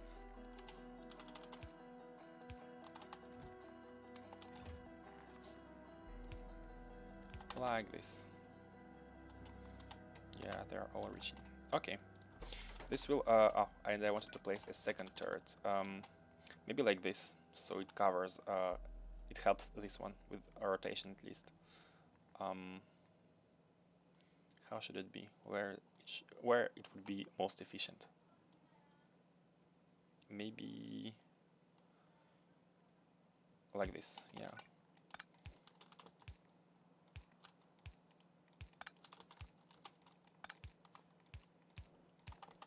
Okay. Please, guys, hold it. Hold the position until we get artillery.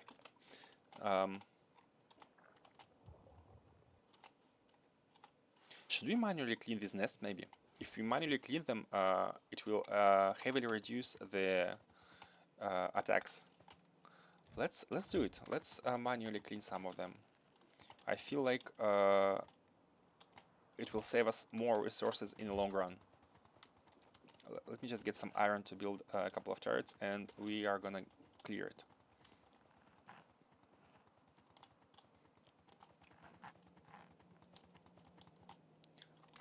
Like this. Yep. I use X to change the bars, so now I can use shortcuts to place turrets and ammunition.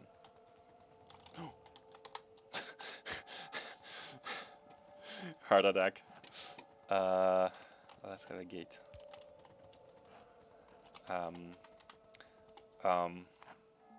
Let's save. Go on, guys. You can go. I'm not.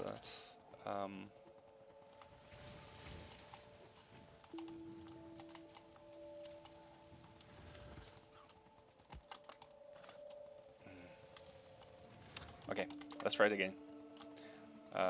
Going from here. Ah, bad timing. Bad timing. Run! Run, Forest! Ah! Thank God for movement speed. Ah!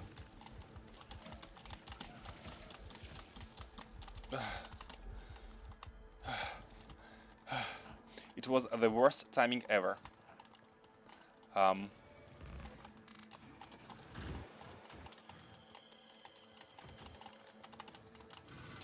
No, it slows so much.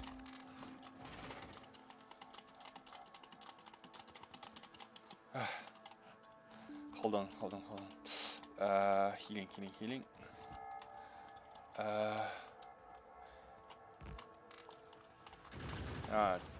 Draw some biters, and then we can remove some turrets and approach the nest and draw the fire of the worms. Okay, now we're good. The worms are a bit, they always attack to the side, so if you don't stop moving in circles, they won't hit you. Can we clean this one? It's like one nest. Of course we can. Let's mine it. I don't want it to die. Did it die? No, it did not. I hope it did not. Not sure though.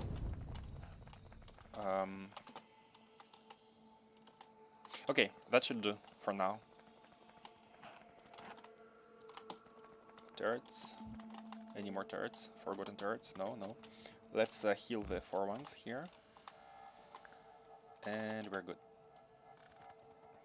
There's a small delay before nanobots start their job.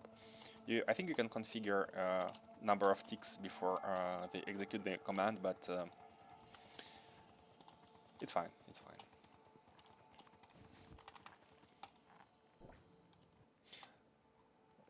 Yeah, these 2 nests. Oh, wait! We had unlocked jetpack at some point. I think we have jetpack, but I've never gotten to use it. Jetpack. I remember, yeah.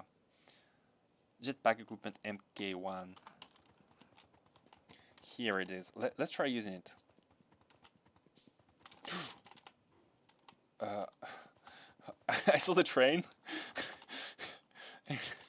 We got lucky.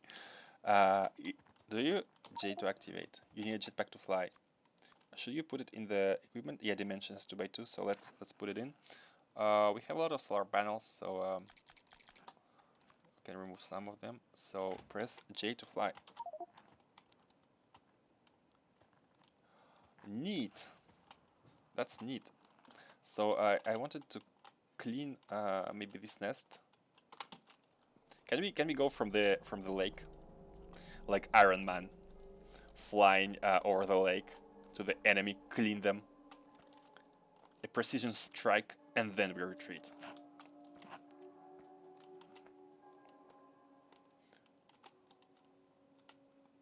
I just want to check the fuel. I think we have enough coal anyways for the fuel. Can we see processed fuel? Oh, I have 48, so it should be fine. Yeah. Oh, and they make you fall. Okay. Okay, so that's cleaned. And now we can go home. So this nest is not gonna be an issue anymore. And other two are on the limit, but they're two next to each other, so...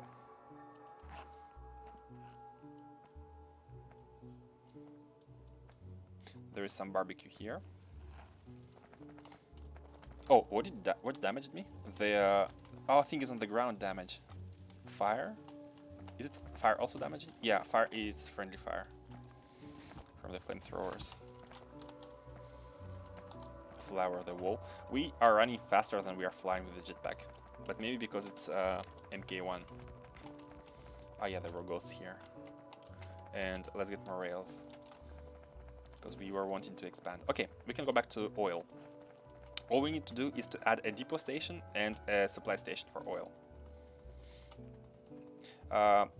One small disadvantage, which is actually an advantage of TSM compared to LTN, is that in LTN you only need 3 kind of stations: depots for trains, suppliers, and requesters.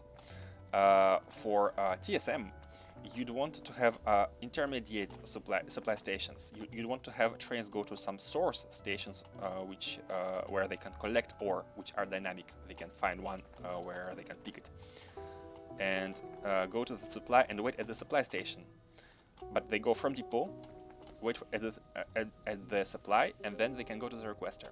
There's like an intermediate step that you can configure. In LTN, it's just a request supply, like robots. Rails, right here.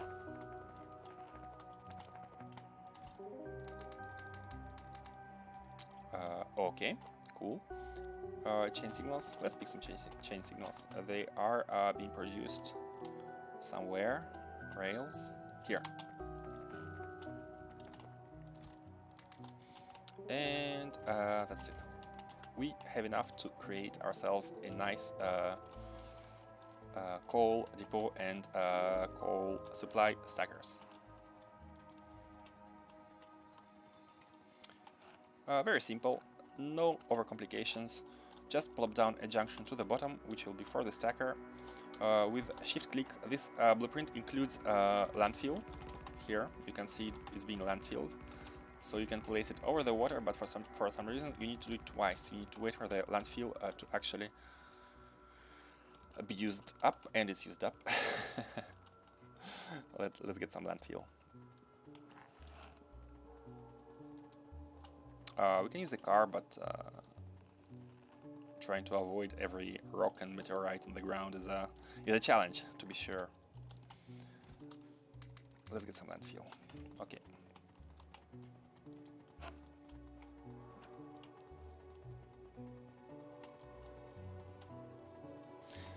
It's a challenge, but it's a welcome one.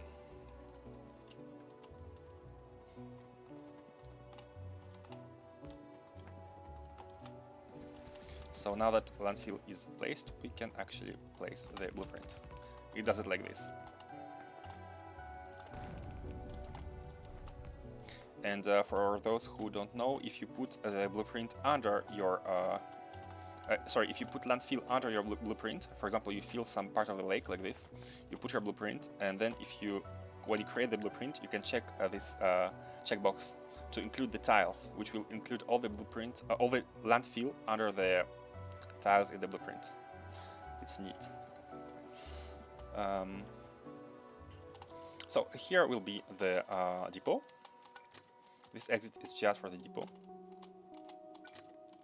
How should we do?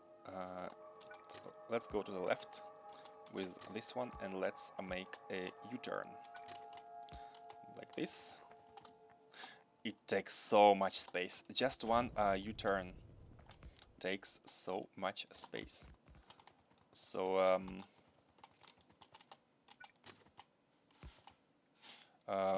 what I actually think I'm gonna be going for is having at the same time the depot and supply stackers here.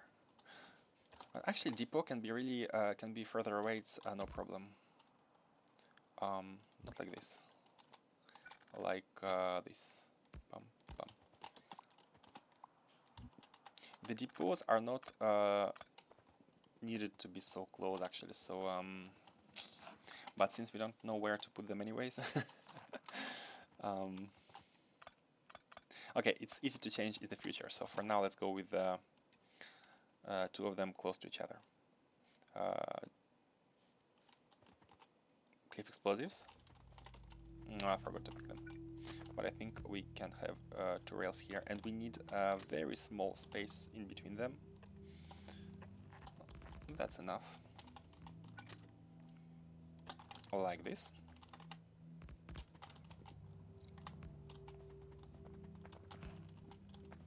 And we can have our two stations. So the depot is sorry, let me check. Train supply. Supplier stations are the depot. Both of them. This is a requester supplier. You and you. You will be a depot for the coal. And you will be a supply for the coal. Okay, so now all we need to do is to put a locomotive anywhere. It will go automatically to the correct position.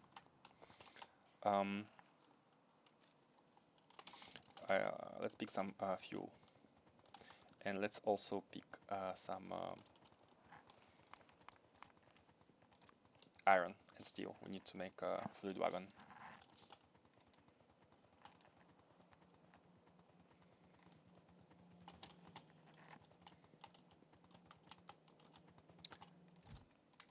Some iron, some steel, and there's something else that we were missing.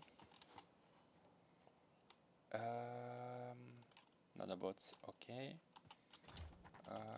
We were missing something else, but I can't remember what it is.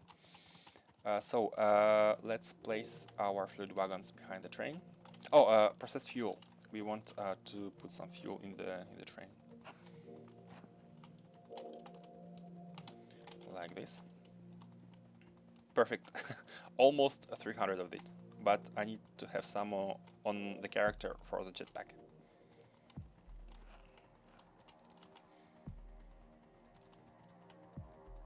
Top speed is actually very high compared to defaults. Okay, fluid wagons.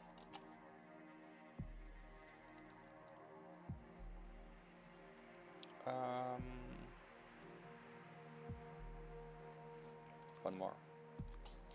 And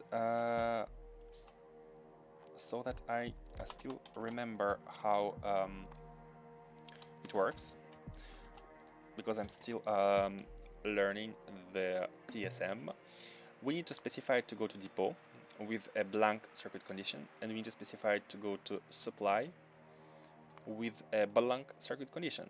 And if we do it like this, it should find the source by itself. So go to depot, but we did not yet specify any priority.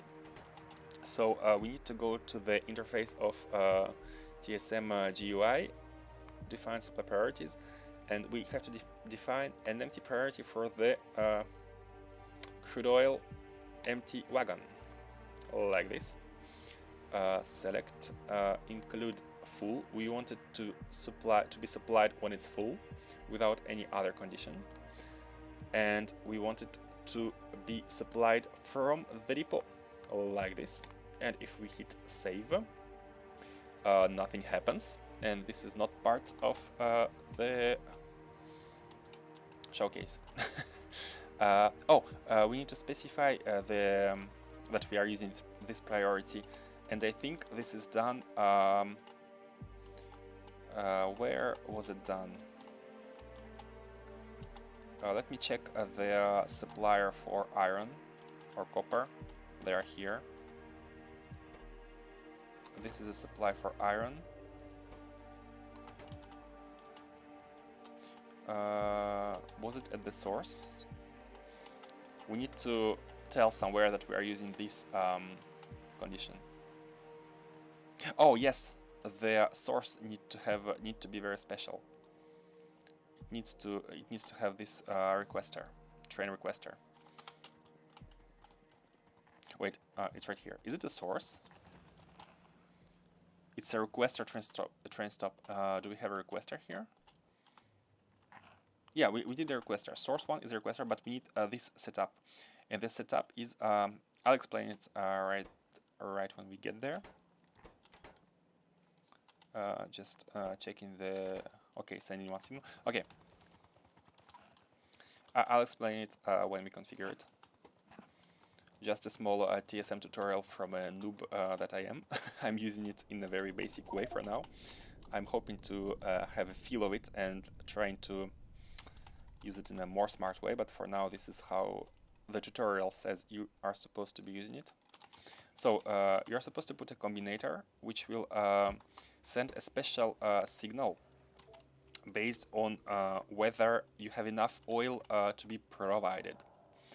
And the signal is used, the signal that is used by the person who made the tutorial is P, but it could be anything. So when we want P to be outputted is when the train is actually ready to be full. Train is full when its both wagons are full, so when crude oil is at 50k. So let's connect all these. And let's push it into the combinator. And let's say that when crude oil, where it is, crude oil, can never find it. Oh, liquids, okay, fluids. When crude oil is above, oh, this is arithmetic, sorry, my mistake, it should be a decider. Decider, copper.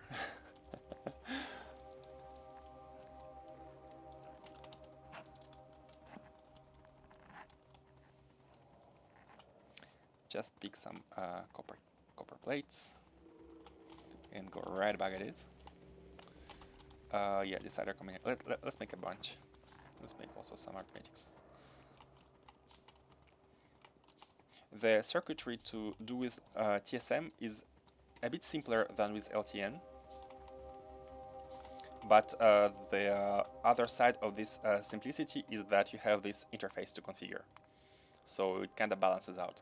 So we don't want this one, we want a decider like this, and we want to output the signal P. I use the same that the creator did. When the oil is above the threshold for the train to be full, which is 50k. Like this. So when there is enough oil in these tanks, which are all connected together, so it's all summed up, as you can see it's at 200k, this will output P, which it does, and it should go to the lamp. A lamp represents a train requester. The lamp is what controls which trains come to the station. It's a requester train stop, so we can connect all of this. output to this and to this, and the lamp should be enabled when this is a special signal for trains on the way. So we want trains on the way be lower than P. Hold on. P is set to 1. If there's enough oil, we output 1P. So trains on the way are 0. And when 0 is below what should be 1, the lamp will shine. And it means that we are requesting a resource. And when this happens, you have unsatisfied request here, and it should show. Oh, it does not show in anything because we did not configure which priority schema this lamp should be using. Priority schema is basically where the resource comes from, and we have configured one for the train, and it was using this these two resource and ID like this. And now you can see that it switched immediately because the condition has been fulfilled, because there is a train on the way right now. So it's at 1. Hey, oh, you're supposed to be stopping here. Hold on. That was a very nice tutorial fail. So why are you not stopping? Let's check the condition. Oh, I did not check the include button. It's these are the conditions which are generated for the train, and it should be stopping at full. You can have a chain of or between these, or you can have a chain of and between these. And we are just gonna go with when the train is full. It will leave this station when it's full. I'm explaining it, and at the same time I'm trying to remind myself. I'm trying to have the TSM logic burned into my brain. I want it to become reflex, because for now I still have to think about which station it should be, request or supplier, the lamp, etc. So I'm explaining it at the same time for you guys and for myself. And when it's a fail, it's funny. So here the train is doing what? You are already at the supplier, because he thought he fulfilled the request and he can go to the supplier. But because the request was wrong, it should not be at the supplier. So let's let's put it back to manual, reset it. So the initial condition is the train is going round trips between depot and supply. So it's empty, so go to depot. And oh yeah, this rails do not have a loop. I'll be analyzing how trains pass, and it should go immediately here, which it does. It went back to the depot, which had reset its logic, and now it's going to the supplier. And once it's full, because now it should be filling, let's watch. Once it's full, yeah, it's filling, it will go to the supplier, and it will wait there for anybody to request it. After that, it will go back to depot and do everything once again. So cool, it's working. Our crude oil supplier is ready. And I only did one station, but of course in the future it will be easy to scale, to add some more stations and to add more trains just by copy pasting. For now I just try to make everything work with like one station, one train, without worrying about throughput. But it's a train-based system, so throughput will already be high just with one station.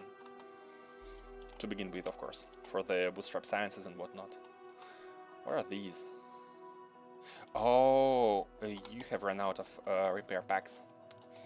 Let me provide.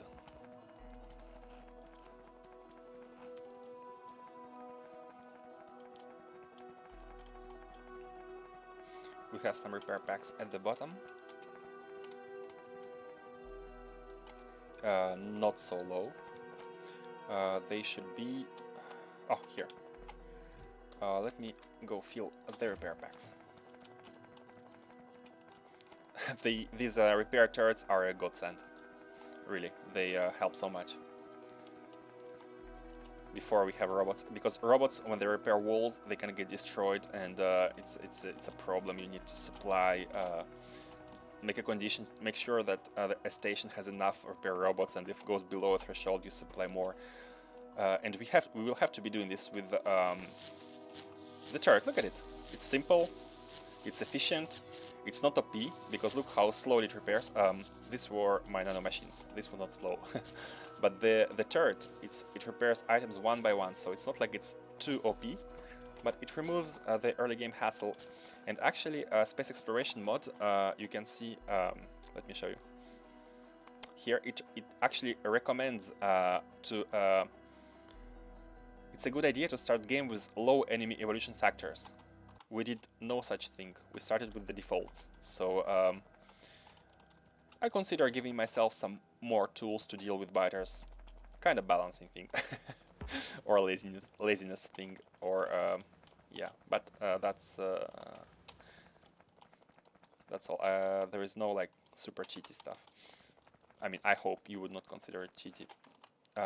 So anyways, now we can proceed with our refinery. We have a supply of crude oil, which is waiting here on the way. This station could be anywhere. It could be right in front of the refinery, but I didn't find any space for it, so I left it here. We have also a supply of iron plates, kinda, because this is a supplier train. Stop it, and the train, I think all we miss is a train here for the plates, but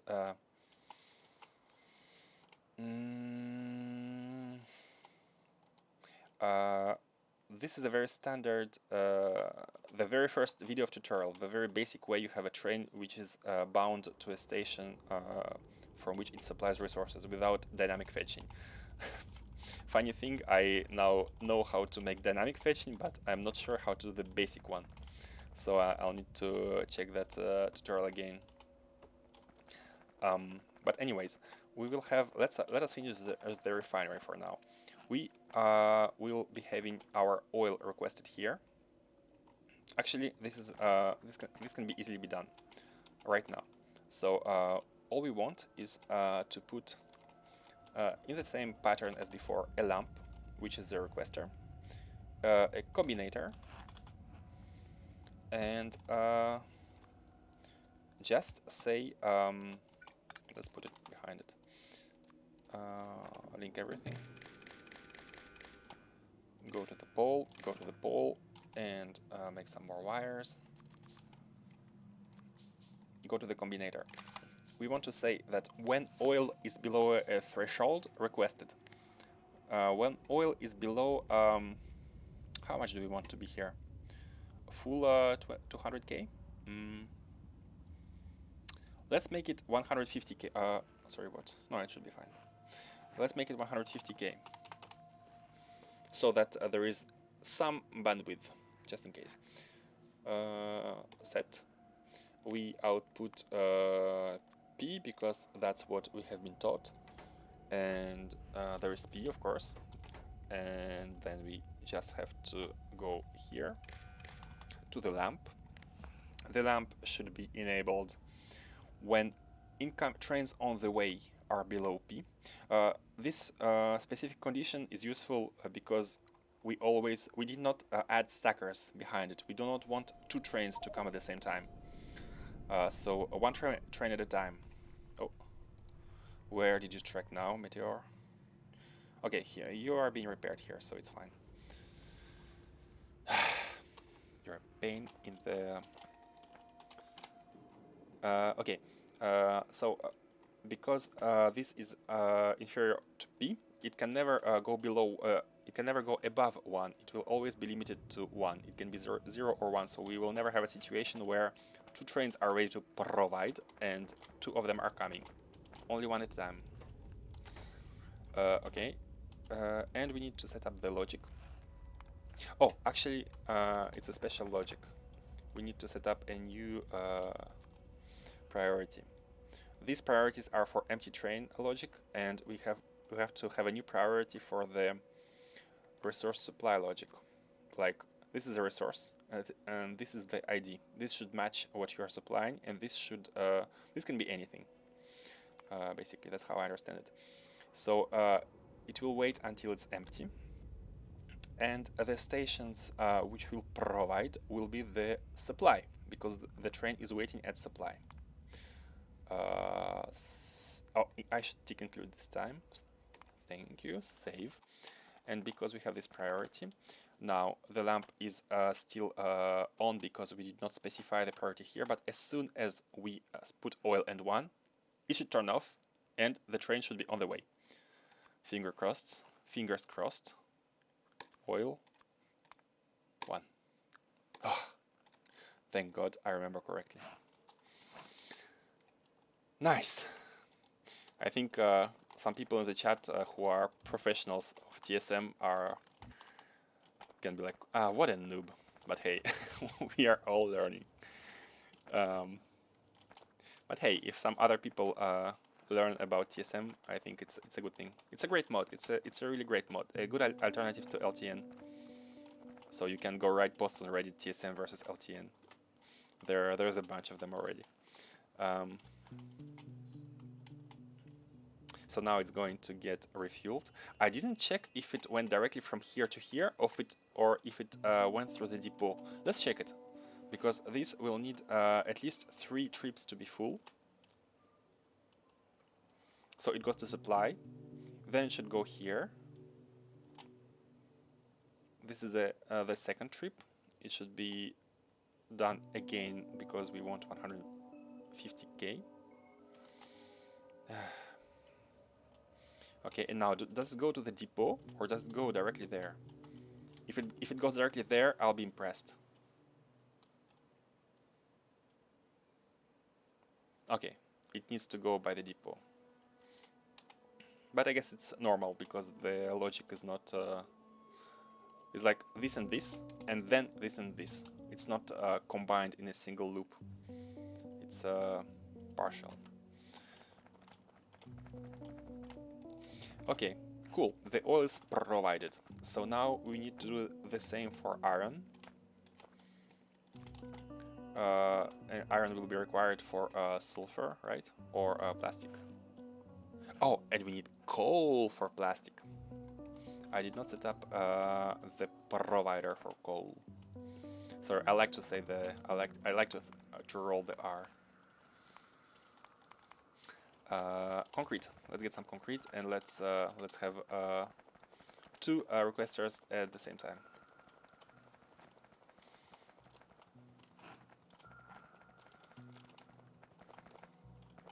Concrete. Thank you. Let's build 2 of these. Maybe the concrete could be laid on the floor so we can walk faster. But decorations a bit later. Oh, I didn't put the ammunition. Where is it? Here. Okay, do we have enough inserters? Yes, we do. Do we have enough iron and steel just in case? Let's pick up a bit more. Maybe we'll need them.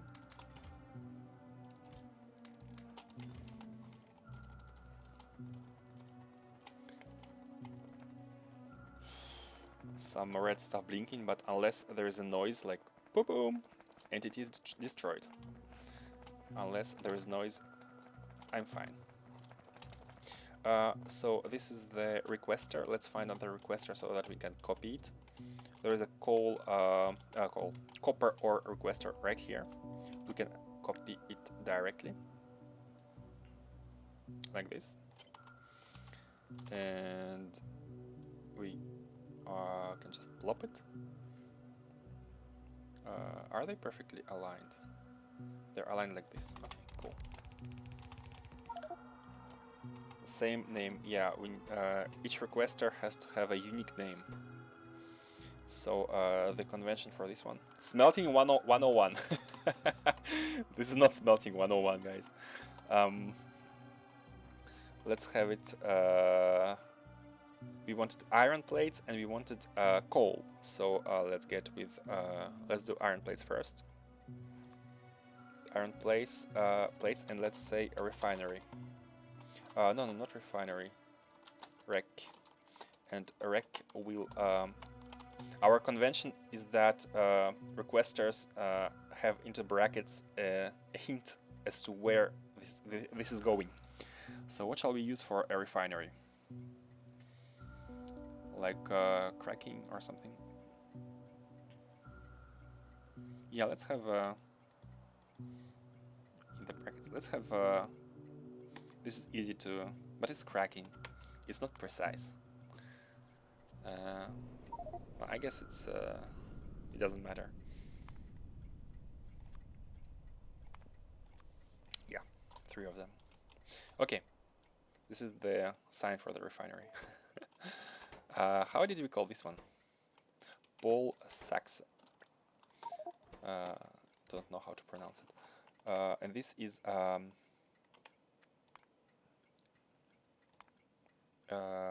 crude oil for the refinery.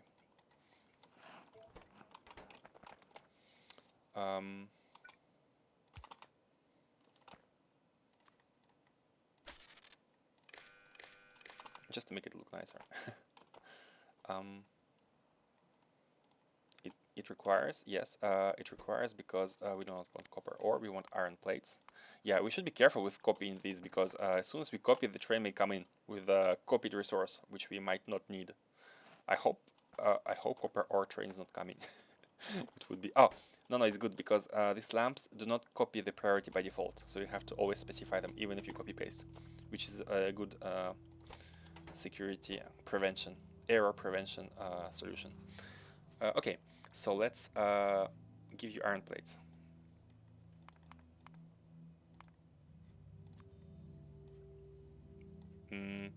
How much do we need? Iron plates, what's the stack? 100? 1 is 100, so a train can fit 800. 800?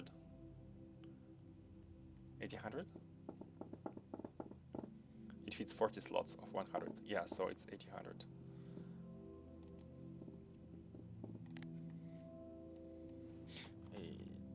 It's a bit too much. Yeah, because it's not 800. Okay, let's say 400. Let's do half. So if these are half full, less than half full, so then we will ask for iron plates, which it does. And we do not have a priority yet for iron plates. I think I did not set up any processed resource yet, just the raw resources. But it's fine. Doing stuff in order. And we need one additional and final for now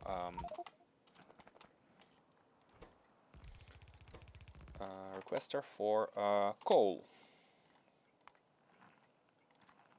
For coal. Yes, like this. Okay. And here is coal, and coal also stacks by coal stacks by 50. So let's do 2k. Actually, no, it doesn't really matter because these are humongous chests. You can store so many resources in them. So let's do iron 16k, and coal may be 8k because it's half the stack. I think that's good enough. We can always adjust, no big deal. So we are gonna refine everything. Not sure where. The stacker is a bit it takes a lot of space. Under it. But if we do it under it, we won't be able to expand it further.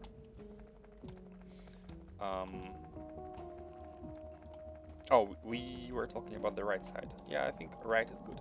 We can use the middle space here. We can use this space, and we can use this space. Maybe it's a bit hard, but let's see. So these are... let's define a coal provider, because we don't have any yet. We have these for energy. Oh, it's not even connected. This is dangerous. If we run out of fuel, our power will stop.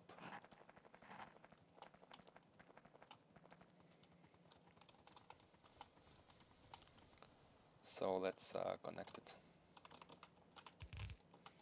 And let's be sure that we input right side first, so that we drain these resources faster.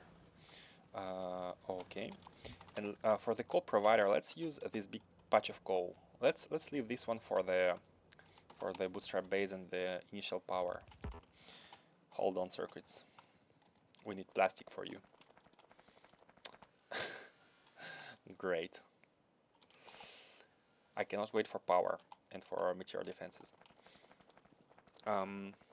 So coal could be right here. It should be very easy to place, because all we need to do is to branch out with.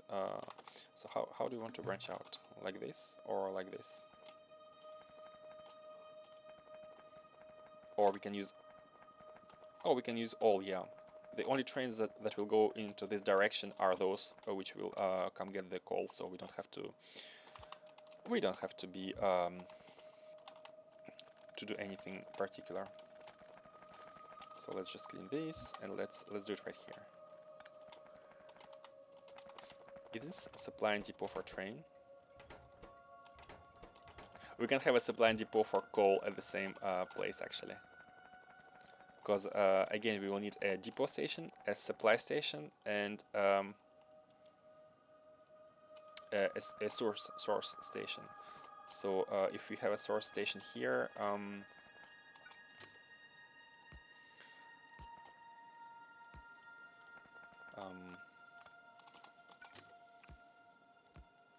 okay, let's not be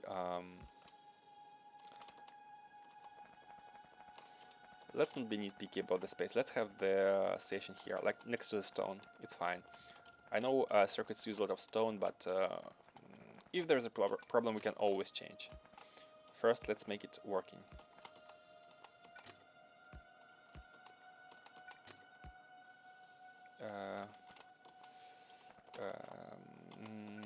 This was not very smart.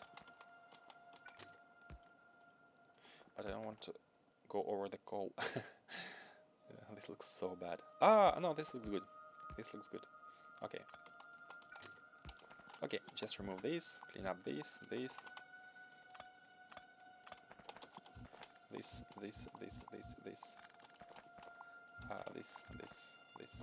Oh, this, and continue here. Okay, cool. This is the source of coal.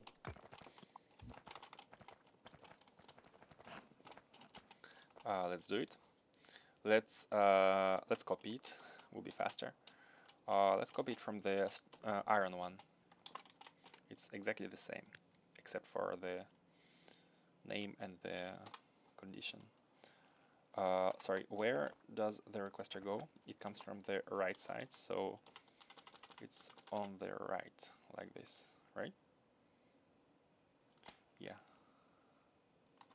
Sorry, let's copy more with the turns. Like this. Okay. Okay. And coal can come from the bottom. Yeah, I think it's good enough. Same name, yes. It is. Oh, perfect. No need to go find resources. And we do not have any more requests for lamps. Let's make them. And here we want coal to be above 4K. Because 4K is how much a train can fit. Yes, because the stacks of 50, and we need 80 of them for 2 wagons. So yeah, good enough. And by good enough, I mean we don't need to do anything aside from specify the priority, which we are gonna set right now. Coal. It's a depot. It should come from the depot. So TSM coal depot, and it should be leaving when it's full, and it should come from a station which we do not have yet. Let's create it here. and we should also be signaling this. Sometimes I forgo signaling, which is a very bad habit. It's a very bad habit. Like we have no signaling here, but it's because we do not expect more than one train. So, but here we will be expecting more than one train. So, if you see any non-signaled position, please let me know. Let's have these. Let's have you at the exit. This is, you can fit one train here, so let's make one here. Because I think this can fit. Yeah, this can fit one. This can fit one. So we have it's good to separate. And let's do these. And no, these are these ones. Like this. And here we are. Do we need one?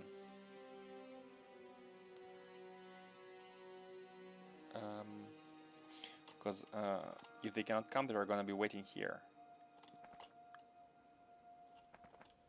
Oh, but there is no way they cannot come. Because, yeah, let's still put one here. Why there are two of them?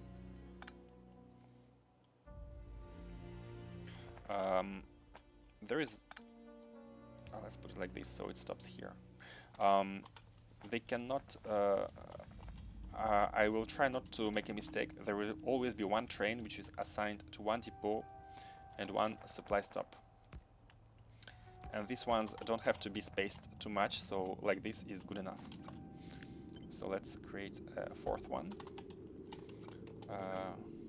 Like this. Like this. And like this. And like this. And it's donezo. So these are supplies. One is supply, but one is depot. So let's do the same. Let's copy the supply, let's copy the depot, and we just need to change the icon.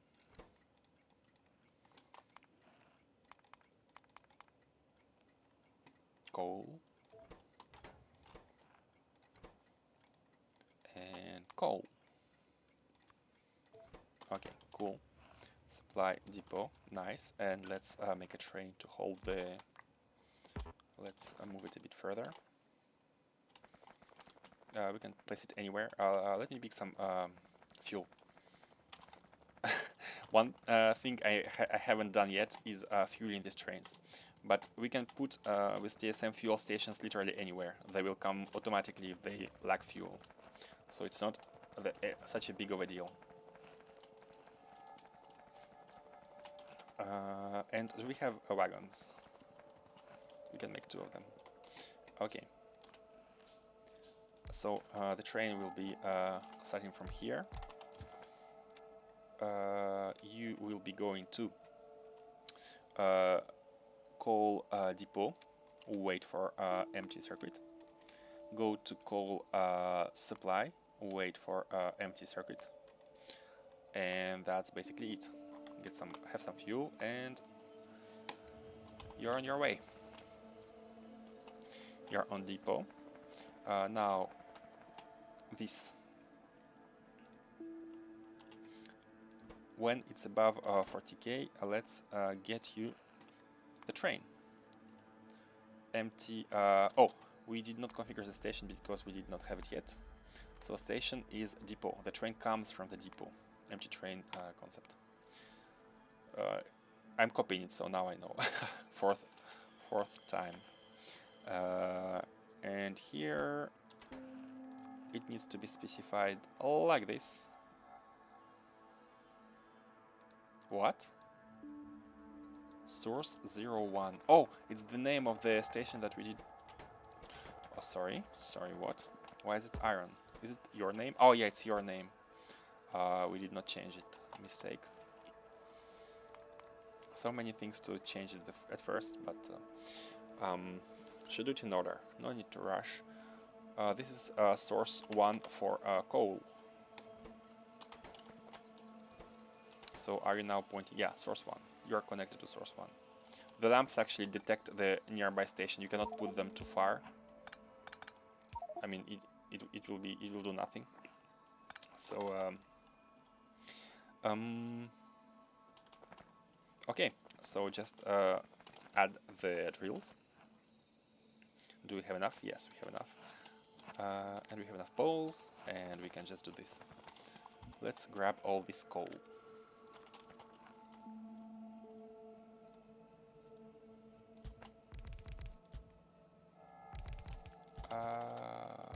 Yeah, oh, perfect, perfect. From these oh, no, not perfect at all. Forgot one tile at the top. There is some coal. Huh? Am I blind? Or did I move with 2 tiles? There is some tiles of coal here, so let's grab everything. When placing mine drills, we have enough of them, so we don't need to be nitpicky about their position. Just to cover all as possible.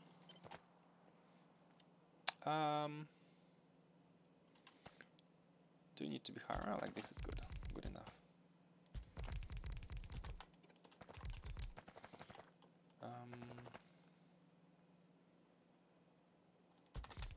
Is there coal here? No. Is there coal any tile above? No.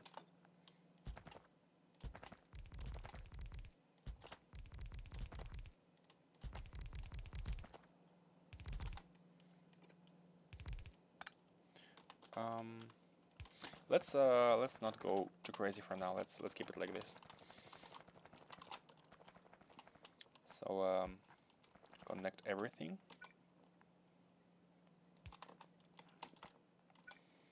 And let's go. Let's oh, can you pass? Oh, you cannot pass. You shall not pass.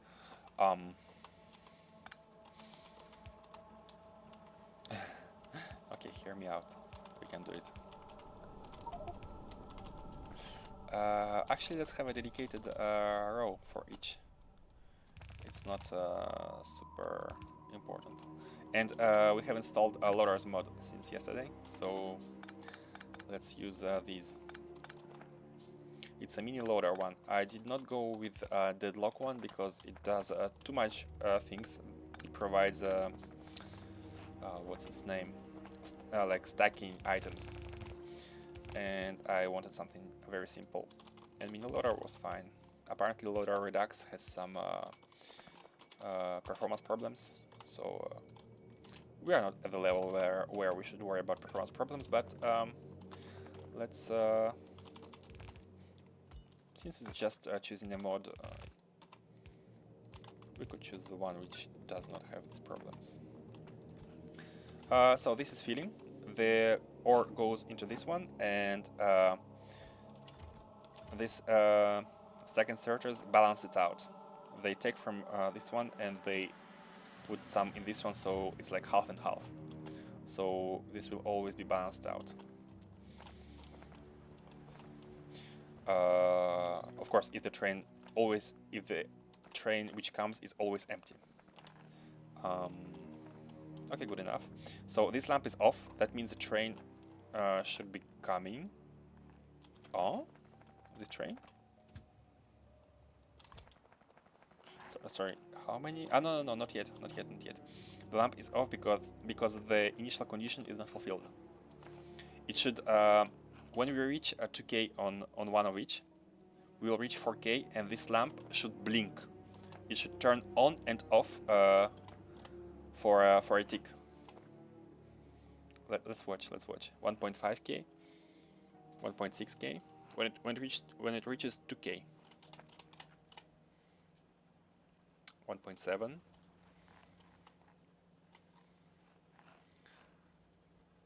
1.8. 0.9. It should blink. It should blink right now. Yes, it did. Not just one tick, a couple of ticks.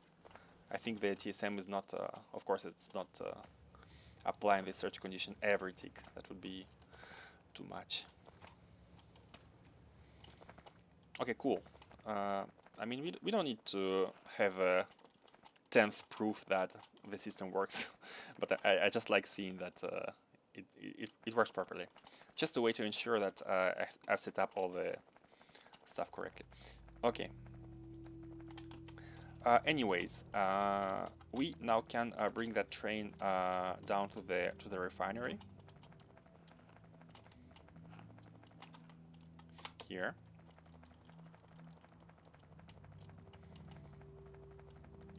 Yeah, the refinery. It's only a name, guys. For now, it's only a name. It's only a name, but it will get some refineries later. So this is the coal, and actually it should be coming already. We don't need to do. Do we need to specify priority? Yeah, we did not set the priorities. Do we have the train waiting? We do. So as soon as we set first configure, then set the priority. Coal.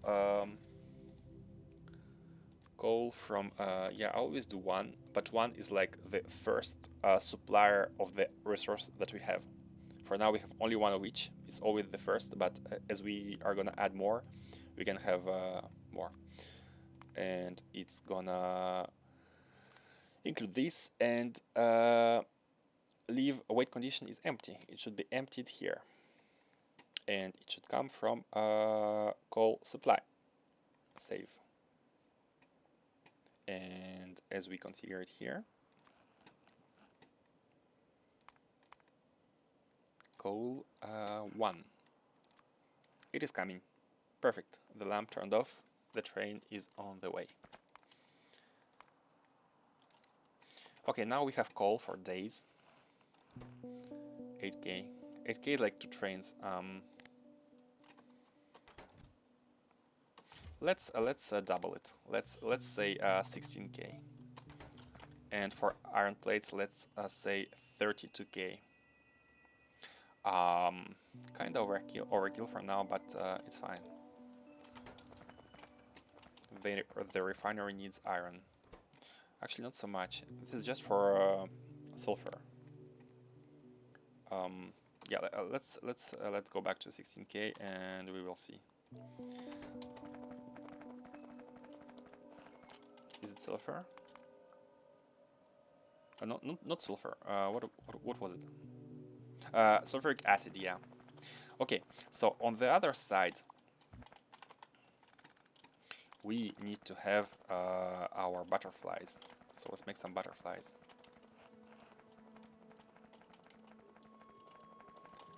Steel.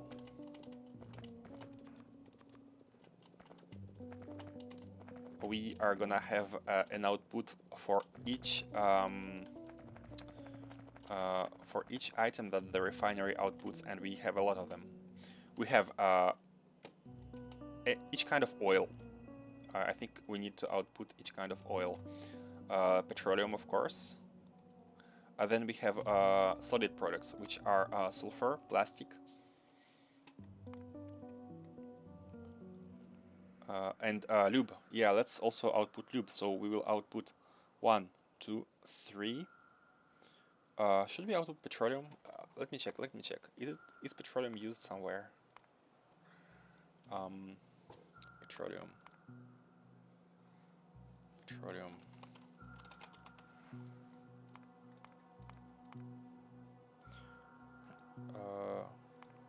Huh? Not a barrel. Cannot we search it like this? Oh, liquid search. Sorry, fluid. So many fluids. Petroleum usage. It's used in plastic and sulfur, barrels, solid fuel, chemical gel.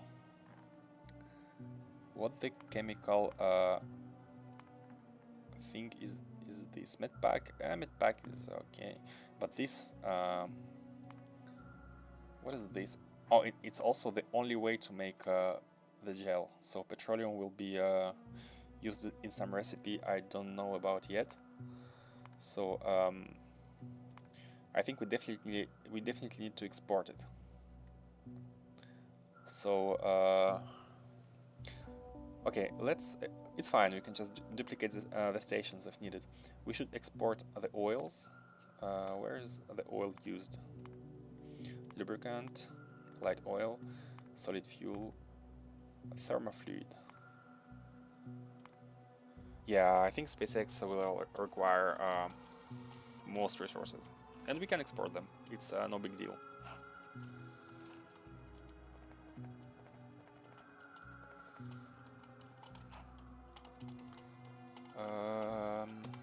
Do we have enough of these? Definitely not. We want to be producing one of every kind. But once we set it up, cannot wait. Cannot wait to have all the resources ready and available to be consumed wherever we want. It's like 8 per each. Kinda too much. Should we start with just 2 and improve later? We could start with 2. So this is gonna be very big, but we have space. We have planned for it to go down, so it's fine. So let's begin. This is the supplier. Can we make more? We will definitely need more. Train stops. How? We never have enough iron plates. Okay, let's stop making you. Let's have more suppliers.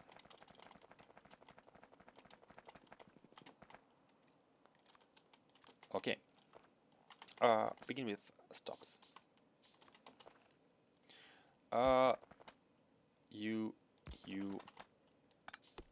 Oops. Signal go back. We should definitely be signaling this so that we can copy it. So let's have a box later. I think one box should fit in here. Yeah, for the solids it's perfect distance, and for fluids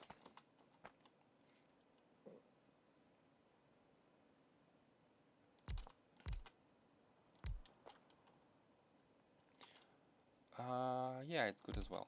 So the butterfly is like this. It's actually 2 butterflies.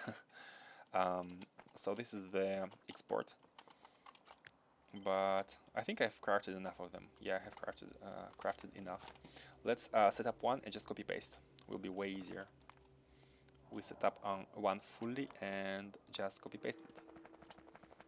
Where are the pumps? Pump. Iron. It's always iron. Pum pum pum, pum pum pum. And now it's copper. When I say it's always iron, it's copper's turn. We can also get some pipes. We will need pipes. They're right here. These. Let's have a full stack, and these. Let's get more steel for the solid ones. Take everything. Get rid of stone. Shoot the unnecessary stuff. Oops, not this.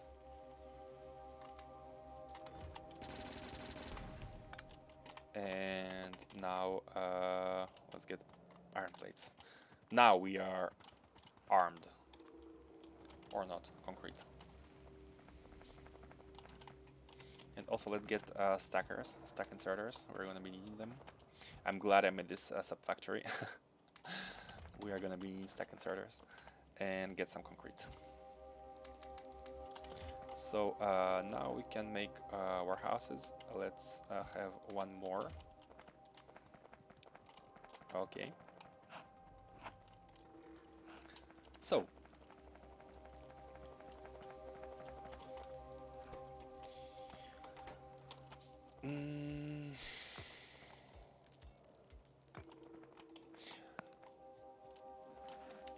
let me think. Should we always have a train parked here and be ready to provide? Or should we have a separate parking area for supplied trains? I think with TSM, the trains will come pick up the resource here, and they're gonna be waiting at some, not direct source, but at a supply station, filled, full, and ready to serve wherever needed. So it's kind of a duplication. With LTN you just need this. The train will come from the depot, it will come here and it will go to the wherever it's needed. But with TSM, this is kind of source. It's not even a supplier. It's a source. In a similar fashion as here, minerals. However, it's not a source of. It's a requester. It's a requester. Can we do it? We can do it LTN style, of course. We can have depots, but it's not the strong point of TSM. Strong point of TSM is having already loaded trains at supply stations. So let's build some supply lines. Let's build them later. Let's first prepare for the providers of the resource. So this is gonna be filling the 2 trains.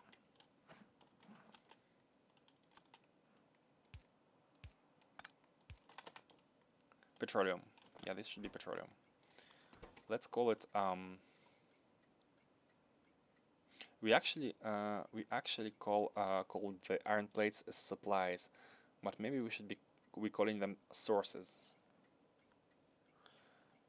How many of them are using it? None. None is using the plate supply. Like the crafted products, I have not yet created the chains for the crafted products because I was not too sure. But if we have dedicated supply stations, then it becomes like in the tutorial. So I'm a bit more sure. Supply. Let's rename the intermediate product supplies like this into sources.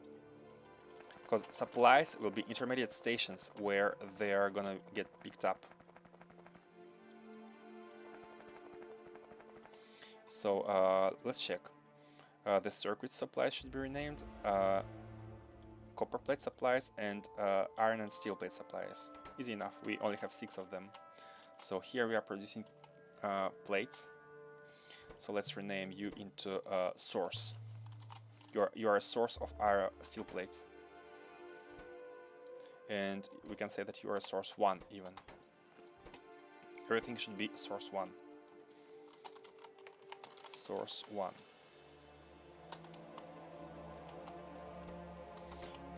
Then copper.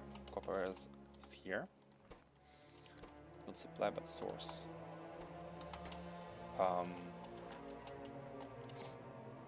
This is a source, and here we have a circuit. We have this supply of greens and reds, and we'll have blues one right next to it. Source 1. So do we have any other station named supply, which is an intermediate product? No, we do not. I think we have renamed all of them. Supply is intermediate station where the trains come after they have been loaded at the source. So this one is a source. I think it's easier like this. It will be easier to differentiate them. This is a source of petroleum.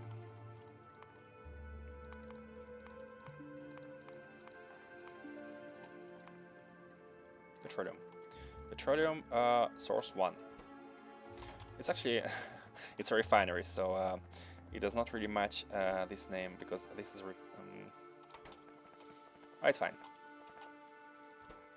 We could have them numbered. This is like 1, so this is a requirement for 1, but no refinery is good enough. Source 1. Okay. It's a sort of the recipe, so it's fine. I'm trying to convince myself that it's okay. And this is a source of light gas. Source 1 for the light gas. And we'll have a heavy gas below it. Before we do this, let's train counter. Supplier. Why do you not have a counter, and why do you have one? Why can I remove you?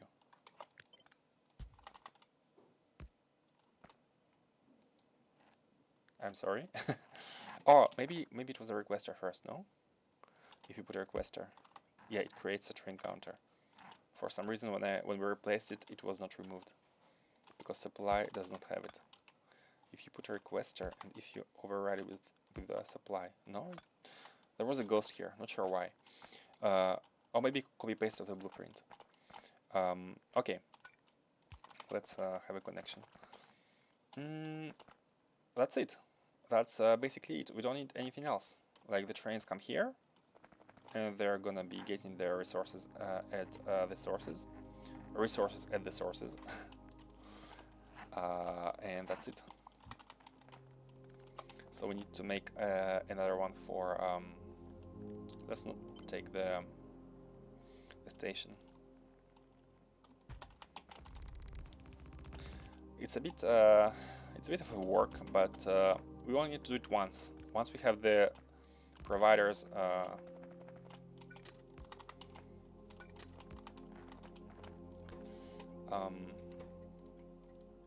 source of heavy oil.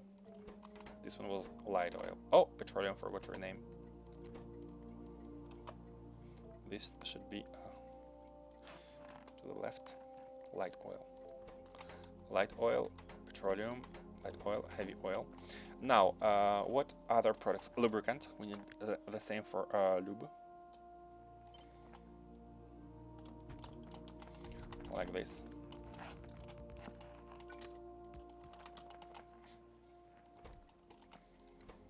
This is lube.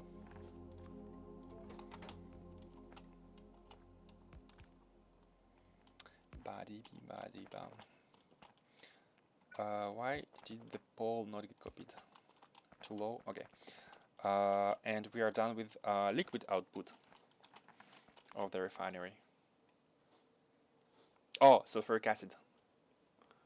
And that will be the last one. We have 17 more.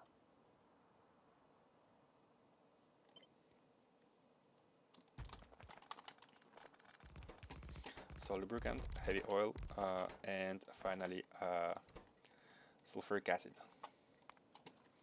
All of these are providers.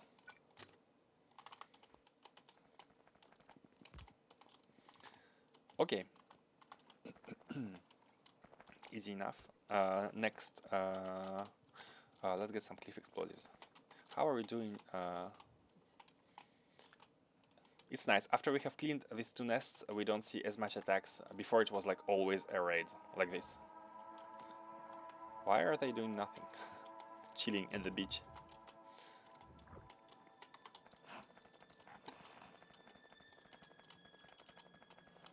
Yep. Cliff explosives. And let's go.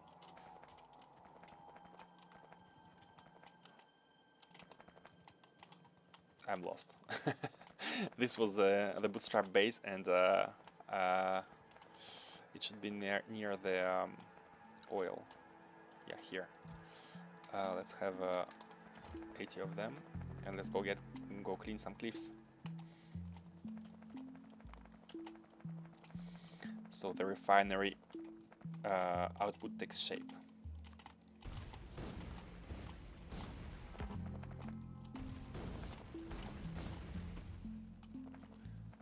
We could clean these.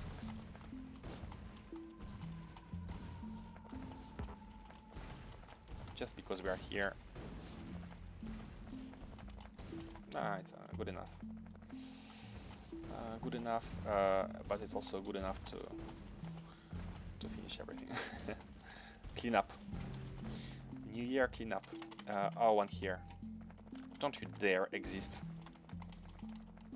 Don't you dare exist either. You and you and you. Okay, good enough. The meteorite path, like.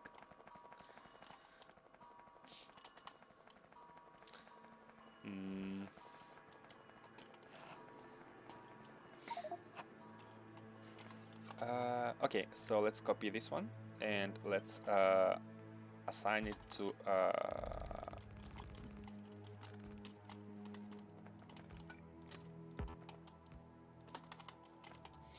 signals are okay. Yeah, we have enough signals. So this one is not liquid one. these ones will be solid ones for the supply. And let's I think there is no circuit condition. Yeah, the supplies are basic.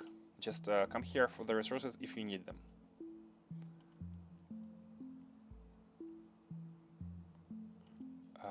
I'm thinking, yeah, it's not a requester. Yeah, okay. Just like this. Good enough. So the input is the left one. It's balanced to the right one. Yep.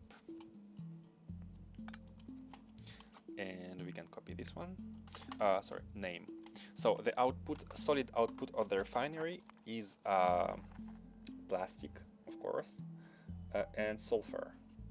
Am I forgetting anything else? Solid fuel is an option. Solid fuel could be produced at the refinery, and it's produced in a fuel refinery, as we can see lower, and it makes sense that a fuel refinery is located at the refinery, but the counter argument to that is that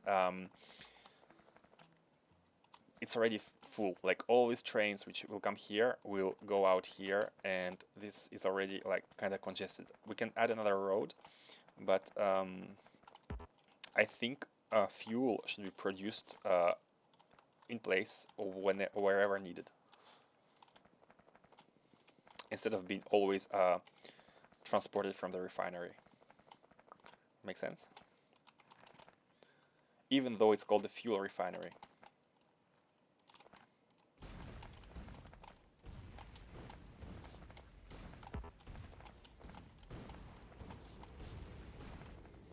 At least that's how I feel, but feel free to give your opinions.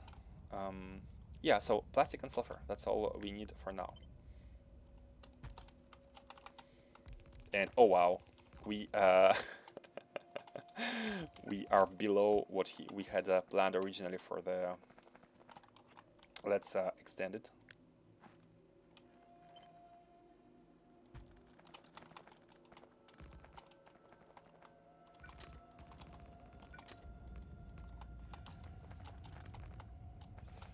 And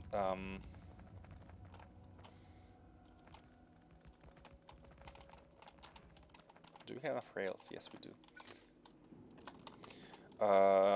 We actually did the blueprint of this. However, the blueprint does not take into account this lack of signalization, which is a big problem. Let's not go copying this everywhere.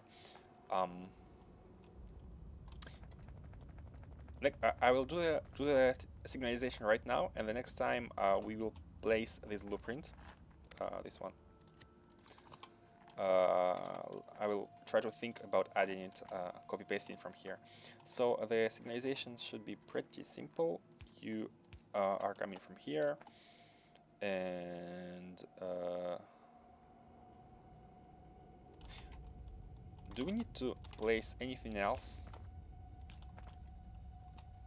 Like, oh yeah, because if one goes to the left and one goes to the right, they might want to be able to do so without interfering with each other. So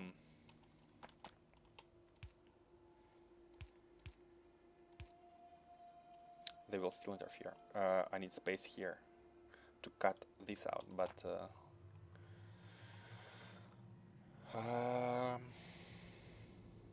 do we need them? Do we need these?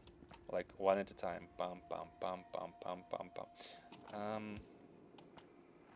But I don't see any other space for the for the. It's fine. It's fine. It's fine. It's not a big deal. Here, right? Train length 3. Yes. We can speed it further, so the trains, if necessary, are waiting here. Although it should not happen. The trains should be very fast to go into their assigned spot, because this can request only one train at a time. We could actually improve it later to be 2, because we have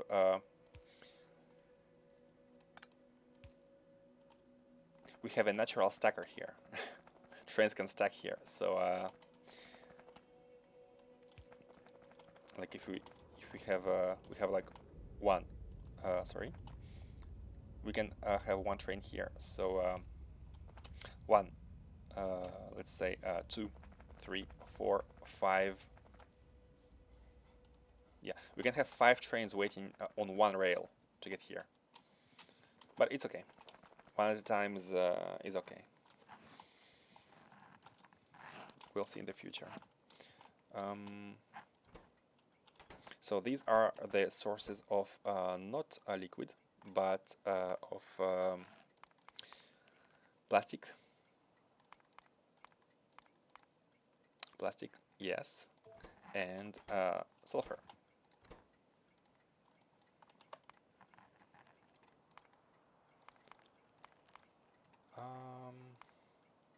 Sulfur. Cool. Now it's done.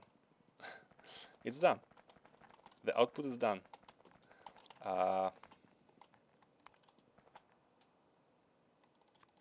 We can already start making refineries.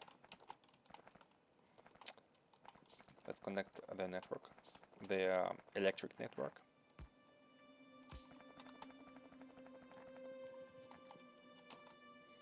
Can you see the names on the map? I think there's an option here. Yes, we can actually check. A source is different for every item. Yes.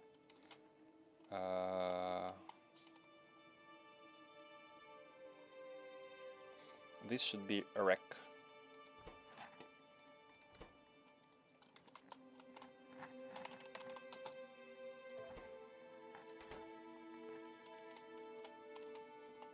Just checking if everything is fine. Seems fine. Supplies, depots, Rex, depot. Okay. Are we good with our outputs? Yes. Where the trains should be stacked waiting with these items, like right here, maybe in front of where they are required. I'm thinking like these are the requesters for example circuits, right? For the circuits we will need to request copper ore, copper plates and stone. So it makes sense that some suppliers are waiting like right here to be ready to serve these. The whole strength of TSM is that suppliers can be as close as possible to where they are needed. So what I'm thinking is that we can create like supplier stackers here. These will be asked to go take the resource which is required anywhere and stay here full with the resource. And whenever this requires them, they can just come and feed and then go back and refuel. So basically the rule that I'm thinking about is having a chain, a stacker of suppliers right in front of every sub-factory. Or we can have like, if we have, for example, a zone with a lot of sub-factories, we can have a stack of suppliers waiting there to serve, or ready to serve the master. Sounds neat. So yeah, that's the takeaway, I think, from the organization. The supply stations are where the trains are filled with resources and waiting, like this one, copper ore. He's waiting. This is depot because it wants to get iron, to get into iron supply, but it can't because the iron supply is only 6 poor drills. It's waiting for it to get full enough for K. So now it's at 2K, 1K each. So this poor train is kinda not. It's actually well organized, I think. The TSM allows for a really nice organization. The base, there are rails everywhere, and we cannot say that this base is aesthetic, unfortunately. And a reason to to that is that we have to deal with the small space we got on our small island. That's the challenge. Space is a resource. I guess repair packs are missing. No. Oh, turrets destroyed. Huh. It's okay, we have a flamer. Walls destroyed. That's a meteor. That's not biters. I'm really looking forward to having all of this finished, having some factories with like basic items that we have been making in our small belt-based, bus-based base, and just put these into their own respective sub-factories with their own suppliers and providers. And then we can move forward. It's a bit of a work at the beginning, but I feel like it's gonna be rewarding. If we can request any resource from wherever it is, like we just connect the train network, request the resource, and it will come. It will just come. And that's the reward. We can have anything. So let's work on the refinery, because we have finished setting it up. Here will be our stacker for the supply for the circuits.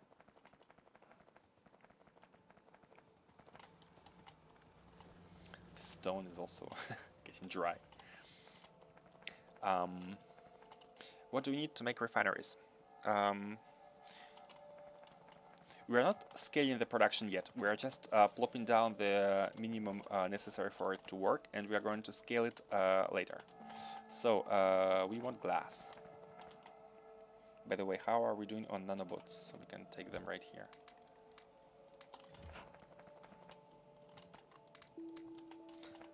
And let's build some refineries, and let's already put them into position. Ready to serve. We need copper, not iron. 1, 2, 3. How many do we need? Let's have right now I'm making 7 and 8. Let's have 8 of these, and let's begin. Let's also make some chemical plants. 1, 2, 3. 16 is good. I think we need 16. So we need let's say 8 for sulfur, 8 for let's say 4 for sulfur, 4 for plastic, 4 for cracking this one, 4 for cracking this one, and maybe like 4 for sulfuric acid and 4 for lubricant. So yet 8 more, just to begin with, in a scalable position. Scalable position.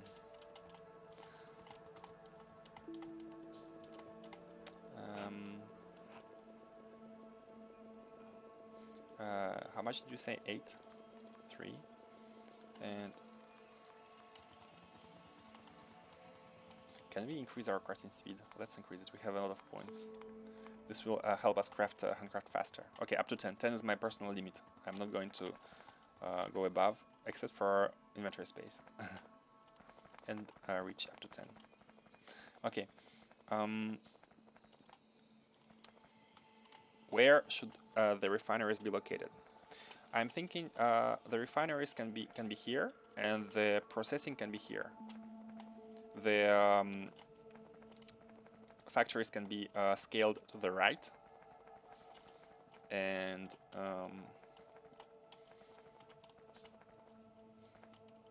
yeah, I think it's good enough. And we also have in this order petroleum, light oil, heavy oil, so we can directly pump into them the result. Can we get pumps? We have 5. Let's make more. So let's lay out the oil factory. Clean up some trees.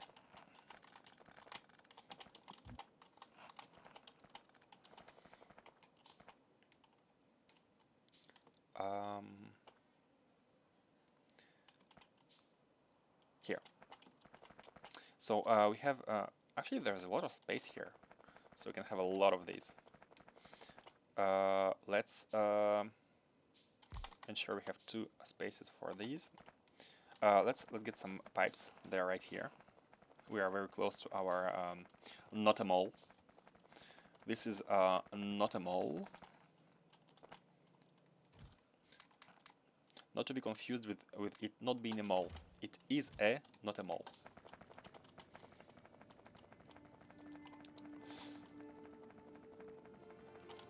So let's configure you. Not you. Let's crack you into advanced processing. This is necessary for petroleum gas. And let's put you like this. Hold on, let's check the distances. You can be the longest one, shortest one. Is it good enough here? Let's not be too... actually, let's be, because it's stylable. It should be the same. So, yeah, they are kind of in sync. We can even make them closer. No, we can't, because, yeah, this is not the... like, I want to rotate it. I really want to, but the inputs are kind of... like... the outputs are a bit...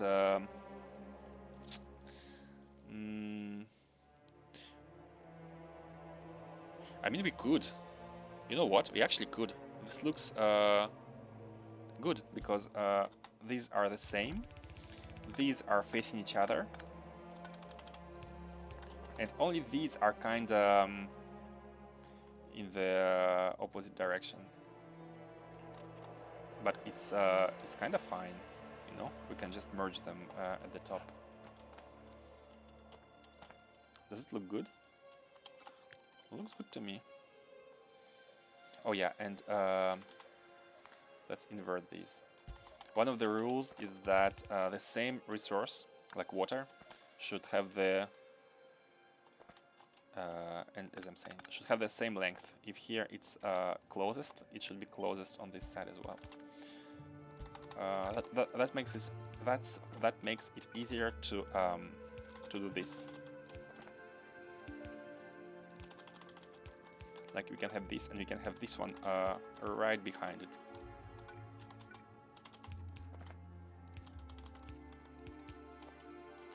So it's it looks nice in the middle, and you can get merged here. Okay, so heavy oil, light oil is connected. Let's also think about bringing water, and I'm gonna use the power of the ducts mod, this one, to bring water. For that we need to make a duct intake, a duct outtake, and this forces liquids to flow, so maybe we should have one in between each duct to make sure the flow is optimal. Yeah, let's do it. Let's do it. Let's make sure the flow is optimal, because after we set up everything, we can remove this bootstrap base, so we can go really ham on space with the refineries, which will be here. This is like our main refinery. The liquids are very fast to be filled into the trains. However, the solids are not so fast. So I'm thinking we won't need to expand these, because the trains can just come, get filled in a second and go out. However, we will be needing to maybe expand these, because this will take time for the trains to fill. So if petroleum throughput is not enough, we can just add another one of petroleum sources like this. Petroleum, I mean plastic. This is plastic. So if this throughput is not enough, we can just copy, paste here, and we'll get more trains getting filled with plastic faster. Okay, so that's exciting. Let's copy that. All it needs is before copying, let's just put a power pole, so it gets oh god, it doesn't fit the center, it doesn't fit in the middle. You know what, can they like no, it's impossible. It's fine, it's fine. Never mind. Never mind me. These, however, yeah, this can be removed. Like, it can be like this. Can be replaced with a line. This is a tile. We don't even need the top one. Right? Like this. Is it good? The heavy oil is like and the petroleum is like or should we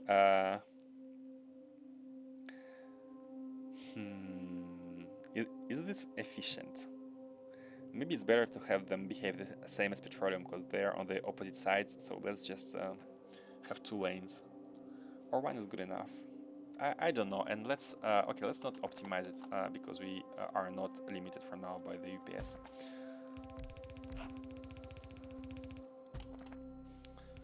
How much refineries did we make? Okay, we only made 8, but it's good enough for now. We can just know that it's tileable. It's tileable except for the power. And let's just get it done like this. It's fine. It's fine. Everything is good. So did we make our ducts? Yes, we did. Let's make more undergrounds. And how much pumps did we make? Okay, this is enough. Let's make these pumps and water pumps. If you guys don't know ducts, let me show you. You will fall in love, maybe.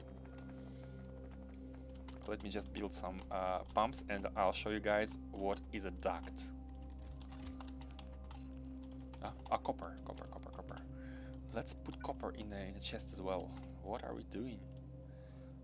Let's put it in a chest. Okay. Let me just craft some pumps. And also those which bring us water. Okay.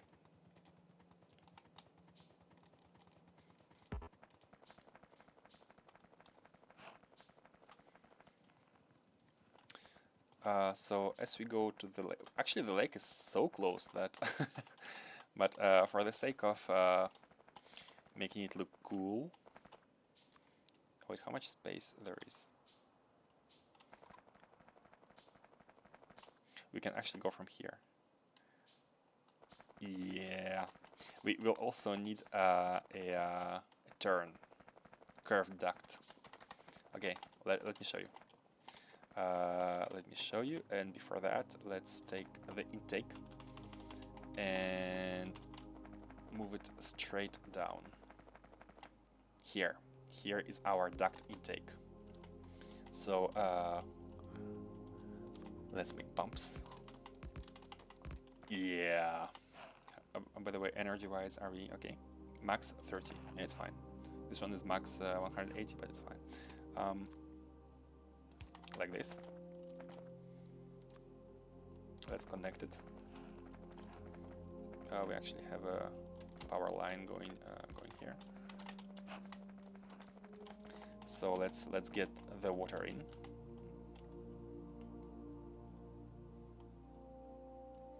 Water, thank you.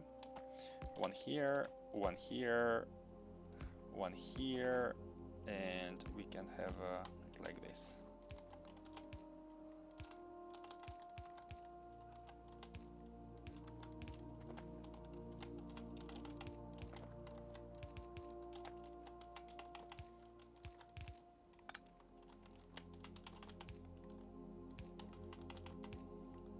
So those who think this will fill the duct completely, raise your hands.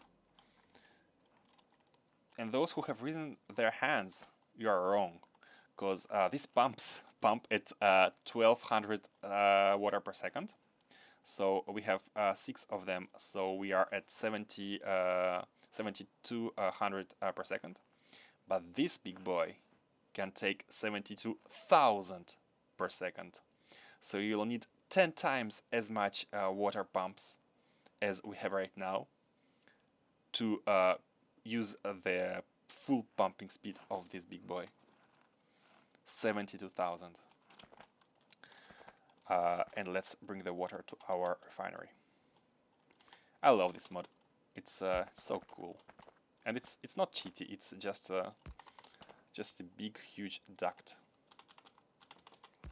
And I'm gonna be placing non-return duct. Yeah. It basically says it flows only one way. And the reason I'm doing that is that if we have two pipes, one next to each other, like the liquid will go here, then it will go to the next one, and maybe with the calculation it can try to go back to the previous one. So to avoid all this and to have a maximum throughput, we can put a non-return duct in between each pipe. Yeah, I made it on purpose to not be in the middle. Non-return duct. This mod is called Fluid Must Flow, and flow it does.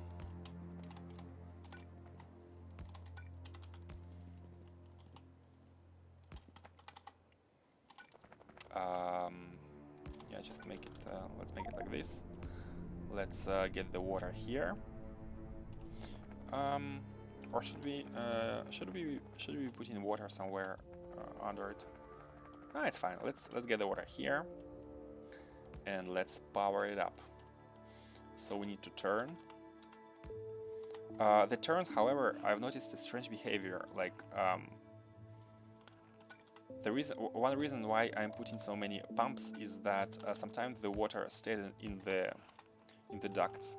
So maybe some adjustments need to be done to the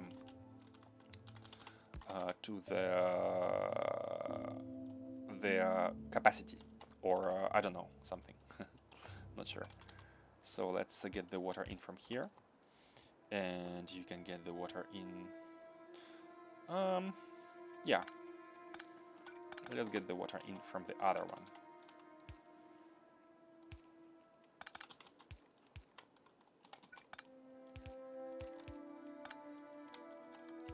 Like this. I don't like that they are connected. Let's get the water in.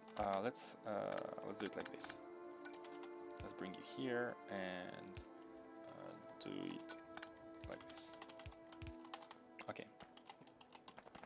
So here you go. We have transported a humongous amount of liquid. I mean, we will have transported. By the way, why are they not fuel? I don't want to be standing on a rail because power. These are these are working. Oh yeah, we need to power these. Yeah, in a second. Full in a second.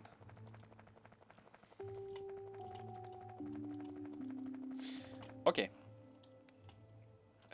So yeah, this one, because it doesn't have any power, it cannot accept the liquid. Not sure if I should be placing the pump right in front of it. Not sure if it's better, but I think you cannot go wrong with pumps. If you have a huge line of these pipes, the ducts, you cannot go wrong with pumps here and there. They ensure the liquid flows only one way and decrease actually the number of calculations, I think, or bounces the liquid makes. That's how I imagine it works, but don't quote me on that.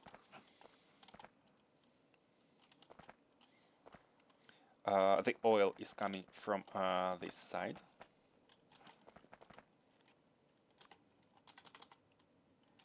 Can it come here? Yeah, it can. So let's put a pump. Let's put a tiny duct, a baby duct. This became baby ones. And let's get it in the middle. Is this far enough? No, it's not far enough. So yeah, you can see here. Let's get it in the middle, because it's kinda near the rail. I did not think it through, but it's fine. They're very slow actually. They take 5 seconds to craft, and it will be even more with beacons.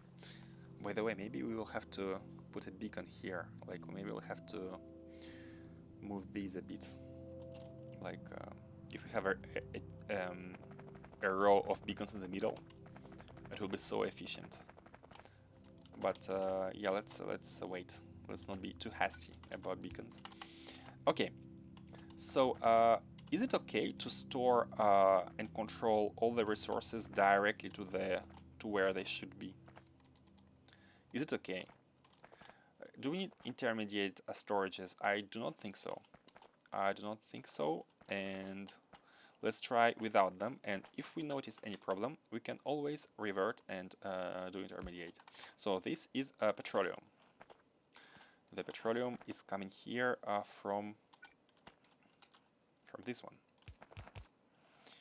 It's kind of in the middle, so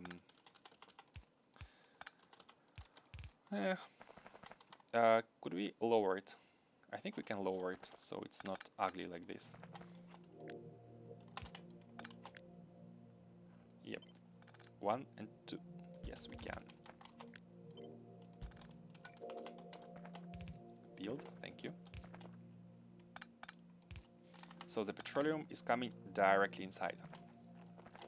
Now, the cracking, let's do it later. So let's pipe in the, this one is light oil, and this one is heavy oil. Yeah, they're different. Let's pipe in everything. The light oil is here.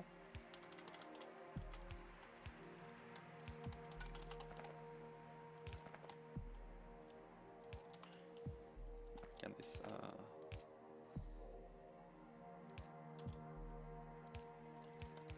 yep, light oil and heavy oil.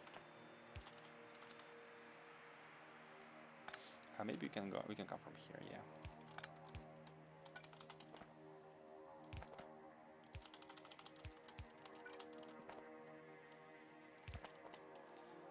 Like this.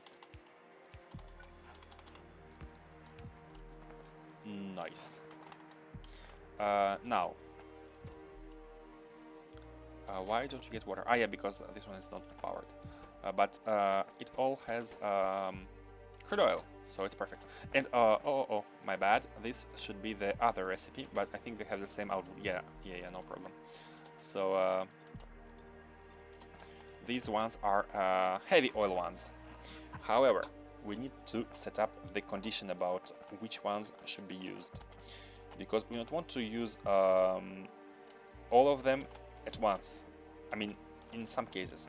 What we want to do is to use these ones when we lack specifically heavy oil. When specifically heavy oil is lacking, others may also be lacking, it does not matter. We need those to be active. But when specifically light oil or specifically petroleum gas are lacking and not heavy oil, I mean, this should be active in those first two conditions, and these only active when a heavy oil is lacking. So let's define lacking. What does lacking mean? Let's define the red wire to be reading the state of containers. I think I'm doing it with green wires at the top, but let's use the red wire. I like having the red wire being associated with the state of resources. So the state of petroleum is here. The state of light oil is here. And the state of heavy oil is here. Now, let's set up the cracking logic.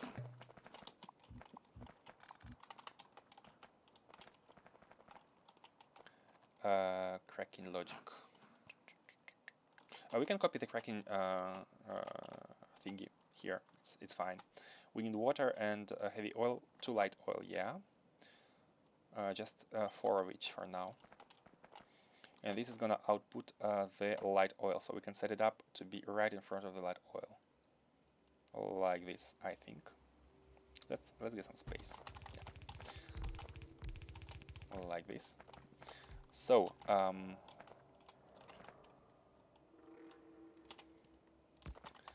there is oh no, wait.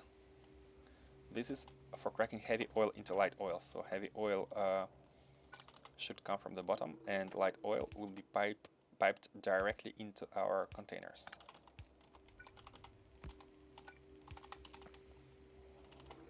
Heavy oil will be coming from here with a specific condition. Let's use the top one, and let's also use the top one later on for the cracking of the light oil. Actually, you know what? Heavy oil cracking should be lower, so let's change the position. Let's change the position. Let's put this a bit to the bottom, in front of this one, in front of the heavy oil. So it should come from the bottom directly here, like this.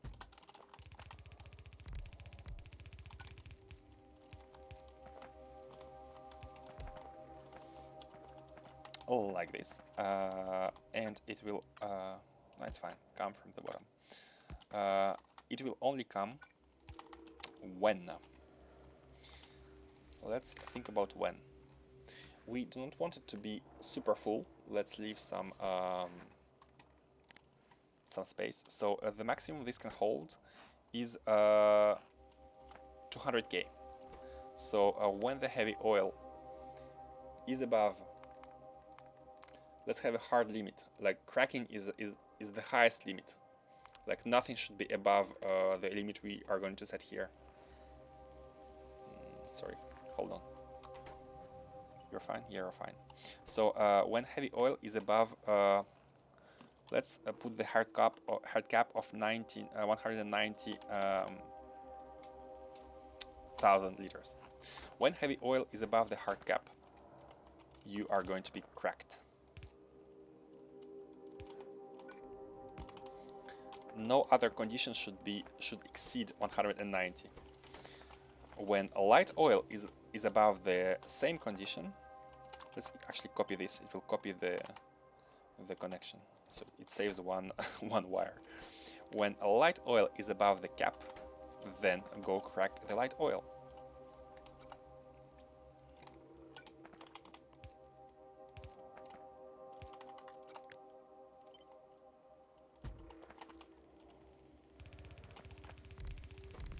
This is light oil cracking. Okay. Now the output. This is light oil. Light oil is gonna be going into the output from the left side. I like putting pumps. Not sure if it's completely necessary, but I like having them. And this is going to go.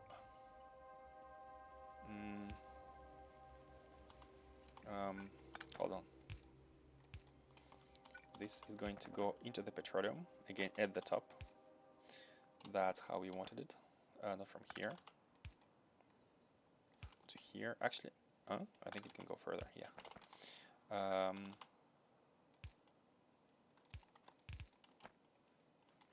Oh, sorry, what? Why is it one and why is it two? Oh, yeah, because it's just next to it.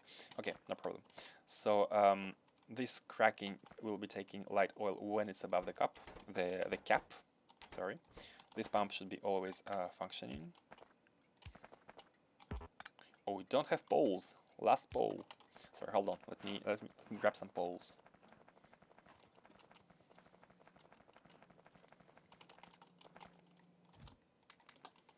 Okay, and let me go back.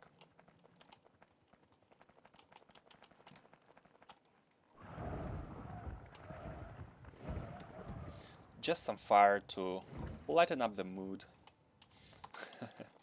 Bad joke.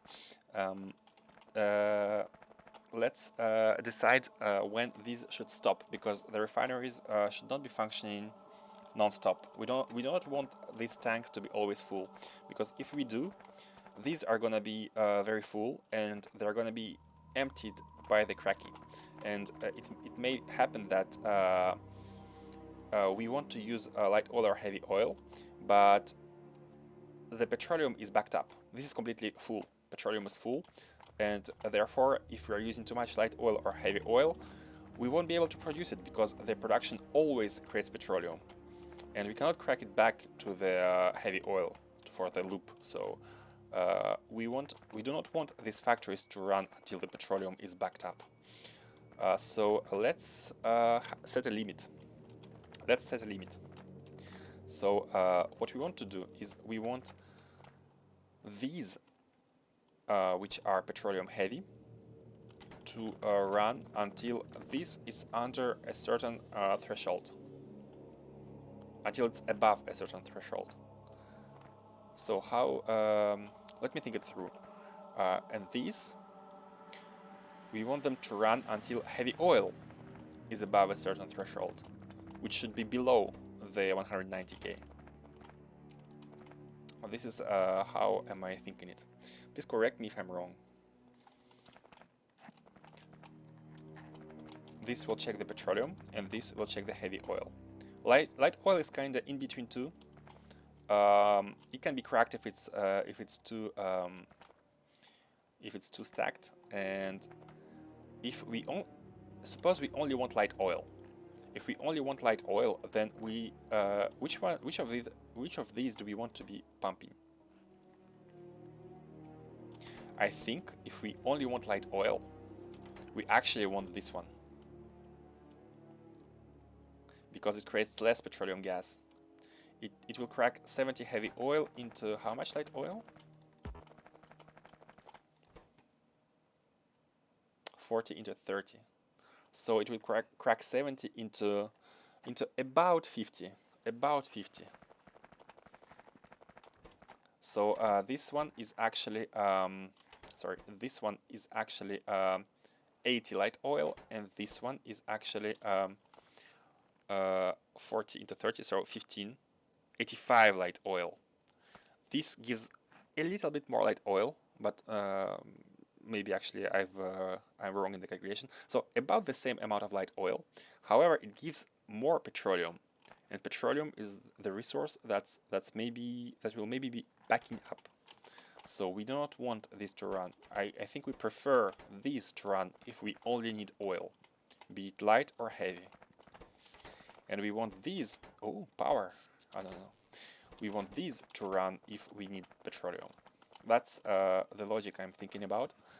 So another thing is that we don't want this to run if these are too full. We actually want to have a bandwidth to let it accumulate if necessary. I'm even thinking of having like half, going up to half, or even less. You know, the train takes how much does the train take? It takes 2 of these. So if we fill it to half, we will have 4. We'll have enough for 2 trains, and this will give us some bandwidth to be doing the heavy oil until the thresholds are met, because we want to give some space for the petroleum to accumulate. That's my thinking here.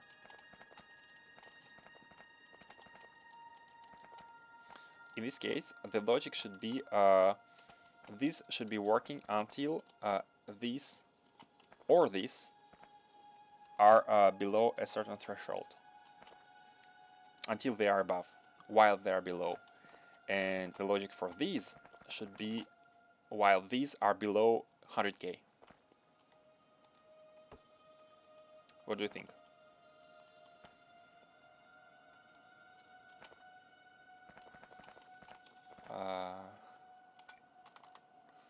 Let's do it like this. Let's do it like this, and let's see. Let's see how it goes. So let's connect you. I actually don't like the fact that, yeah, let's connect you like this, and we can connect you like this. Yeah, it's fine. So everything is working. So stop. Stop outputting. We did not decide on the conditions yet. So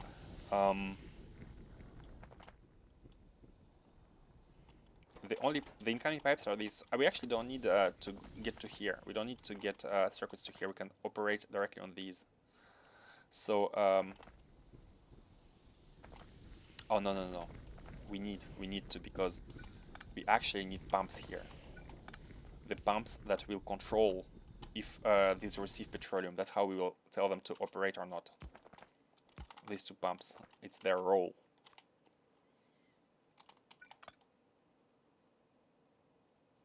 Yeah, doesn't fit. Okay, let's put it.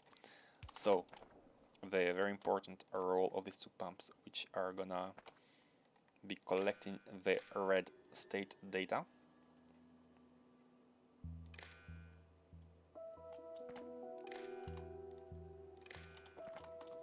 And I think we should also be connecting these, because we want all the data to go here. Yeah, we want all the data. Let me create some more red wires. So we should connect these. We should also connect, let's say connect them to poles. Let's go through the poles.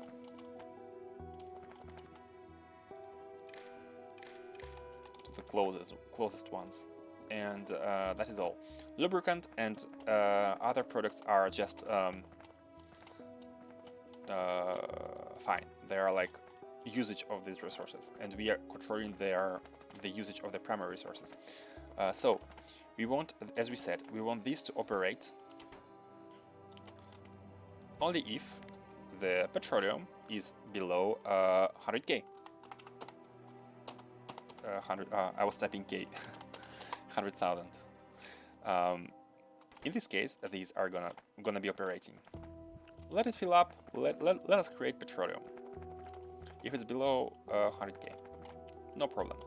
Now these should operate until these are above a certain threshold, and the threshold should be below the cracking one, because we don't want to be producing them and cracking them at the same time. It would not make any sense. This will back up. So let us set them to 150 or 70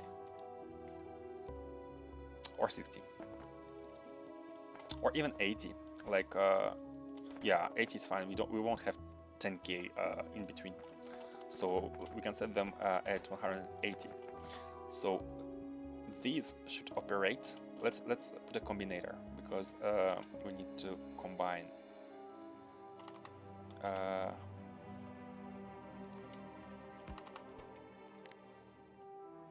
We need to have an ore. Sorry, how do we have an ore? Light oil below the threshold. Yeah, we can just put them in a series if you want to have an ore, like this. If light oil is below 180k, then output like, let's say, green signal, enable. Green signal is enable. And the same here for the red oil. So if no, let's disconnect these. If the resources are passed, yes. Why do we not reading? Why are we not reading the light oil? Why do we only have heavy oil? Is it some rounding problem? It's getting rounded, yeah. This is disabled. This is disabled. Yeah, nice. I think it's a rounding error. Let's let these turn a bit, run a bit longer, and let's see. So these output green signal each if the respective condition is enabled. So let's put it to the pump, pass it to the pump, and the pump will be working if a green condition is above 0. Basically any of these. It can be 0, it can be 1, it can be 2, and we need this to be working if we want heavy oil or light oil. And I think that's it. I think the logic is okay. So let's plug these, and let's give it a watch. The resources are completing. I mean, we won't be waiting for 100k, but we can go back later and check out how it's going. And this should enable us to consume from any of these 3 and have the appropriate machines run. Right now we can see that all of them are running because We need both. We need these, we need these. We don't have enough of anything, so we are running all of them. But as soon as the imbalance is created, as soon as this is too high or this is too high, one of these sets will stop working, if everything is correct. How fast does it make it? 4.5k. It's kind of fast. We already have 12k of this oil. Okay, good enough. This is automated, no problem. Let's finish the cracking. We just need to connect it. Let's no, you don't need to have it near the pump. Do you cover the pump? No, you do not. And let's just connect these and put a big pole. Please reach. It doesn't want to. Okay, good enough. And this is not flowing, which is cool, which is nice. And we need water. Oh my god. Let's have a dedicated dedicated lane for water. Like, if in the future we expand these a lot, like these, and these, we will be happy to have like a dedicated water pipe for each of them, each and every of them. Let's also move it a bit higher so that we can go a bit beyond these pipes, these tanks, like this. Sorry, I'll move it right here. And let's have these this like this. Okay.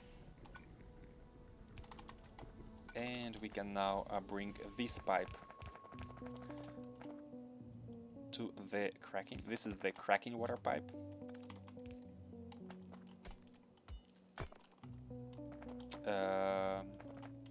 Why is everything stopped? No, it's not. The sound stopped because I'm too far. Got surprised. Should we have the same water input? Yeah, we don't need to optimize that far when we... however, you are not letting me to go to the top. That's a bit annoying.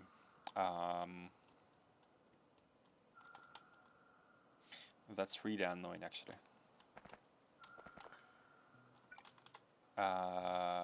Let's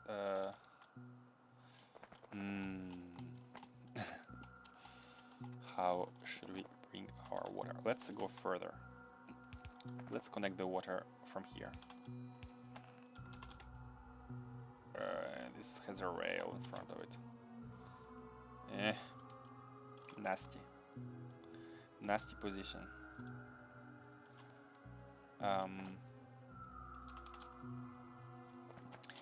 Nasty position for the water. How should we do it to make it smoother? Can we? No, we cannot do this.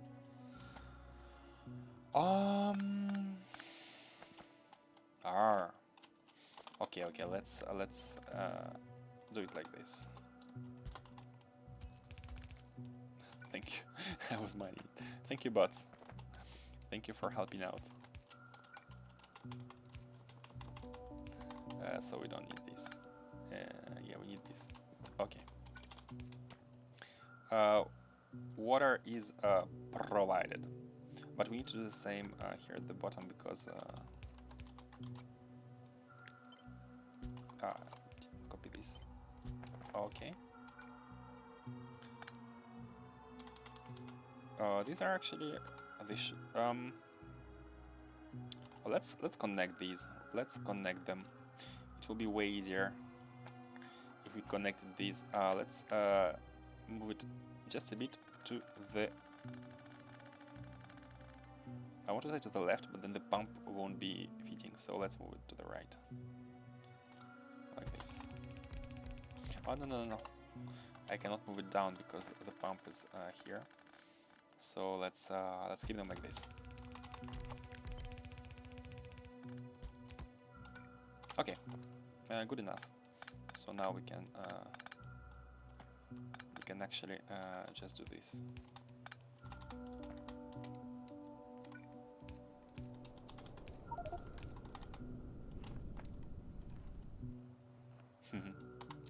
die fish.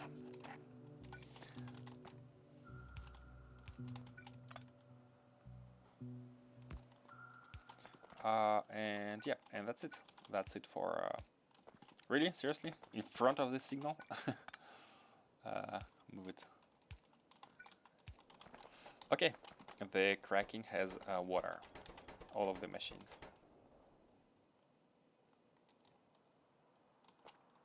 Good. We have this working. We have everything provided.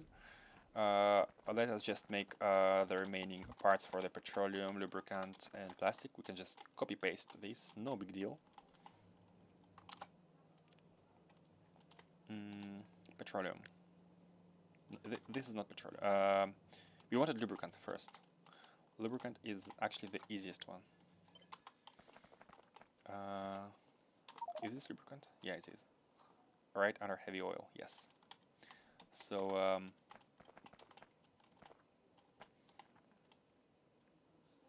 just want to align the input like this. Okay. The trees are everywhere. But they kind of decorate and absorb pollution. Why are they not dead yet? Like it's very red here, but the trees they have leaves and such. They should be dead. Dead. Heavy oil, it should not be taken from this one. This is dedicated for cracking, so we need another one actually. And we don't have pipes. They are right here.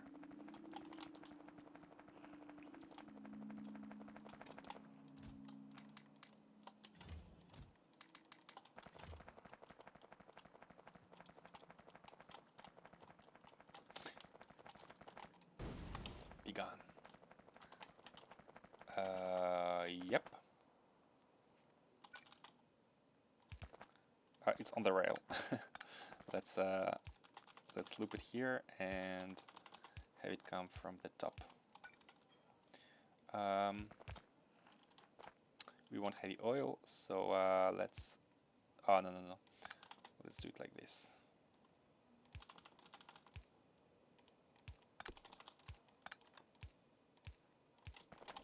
You survived, tree. You've survived. Good job. So, oh, it's already working? Oh, no, it just has the oil, yes. And let's make it at the front.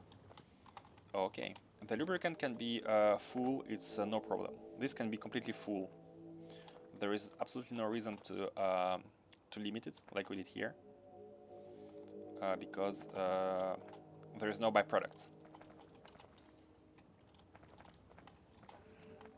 It is not a byproduct. We can produce as much as we want.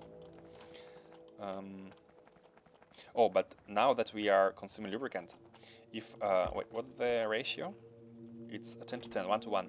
So if all of this is going to be transition here, basically, that means that this will be backed up. It will reach 100K, and after it reaches 100K, this will turn off. This will be turned off, and we are only going to be using these to finish to refill this one up to how much? Up to 180. And the byproducts will be light oil, a bit of light oil, and a bit of petroleum, and light oil will be cracked into a bit more petroleum. So the final situation should be this completely full, this 180, this 190, because it's gonna be backing up and cracked, and this will be 100 and something. I hope it's not 100 like 50-60. I hope it stays into 100 and actually it's just 1/4 or something that is gonna be. Maybe it's gonna be at like 140. But yeah, it's good. It's good. We have a little bit of petroleum for the full double tank of heavy oil, basically. So if this is the final case, then this is working fine. The logic here is fine.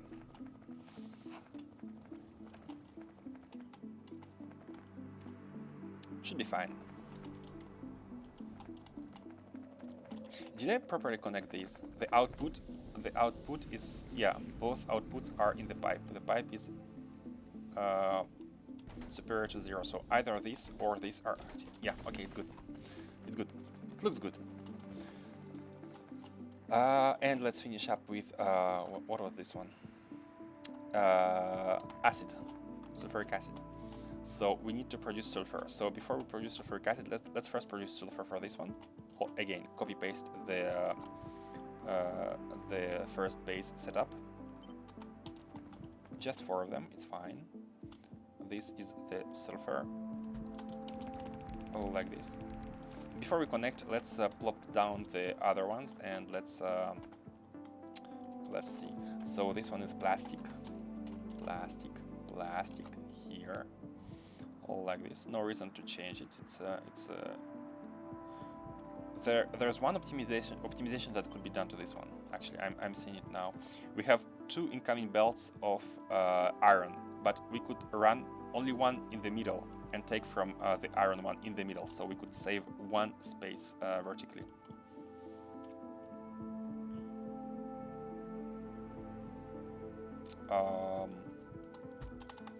Yeah, let's do it. Let's do it like this. Remove this. Remove these inserters. Remove these. And just run the iron plates through the middle. There's iron poles like this everywhere, but it's fine. Just run these and feed from the middle. That's small, a very small optimization, but it's nice to have, just to save 1 line. Yep, that's it. This is iron plates. This is the output. Should be like this. And we are good to go. GTG. How much water does the sulfur take? 30 in 1 second. The cracking, how much does it take? 30 in 2 seconds. 30 in 2 seconds. Sulfur is taking twice as much water. Should we have a dedicated pipe for the sulfur? Petroleum gas.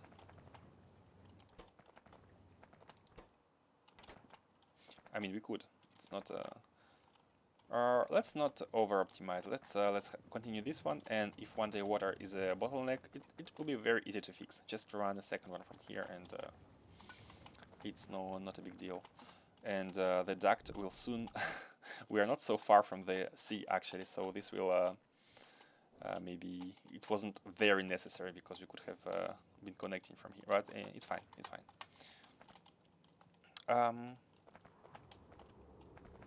Let us connect the water.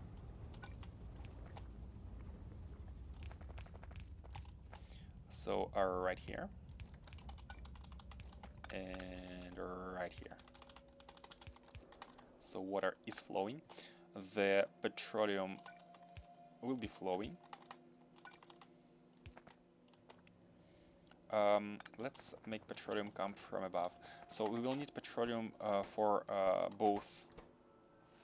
You need 20 per second and you need 30 per second.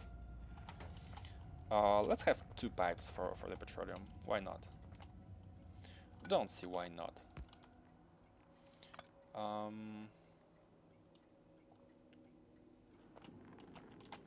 Plastic needs coal and not iron plates. These are for the acid. Oh, really? Oh, sorry. Yeah, I meant coal. Yeah, there was a belt of resource, and I suppose it was plastic, but it's coal. But it doesn't change the setup. But yeah, thanks for the heads up. And this one only needs petroleum and water. And the acid one is the one we're gonna make. And by the way, welcome Janice TV to the channel. It's nice having feedback. Let's get the acid blueprint right here. No, right here. These ones need both, right? And it won't fit. And And I've completely forgotten that I wanted to place this first without connecting them first so that we can feed them. I've been lurking a few times. Hey, but it's nice. It's nice for to see people who lurk talk, because I'm seeing there are like 7 viewers now, but almost no one is talking. So I'm receiving silent treatment. That's how it feels. But yeah, of course everyone is welcome whether you talk or not. Oh, I wanted to copy. If it's entertaining, I'm glad. I'm glad you're here.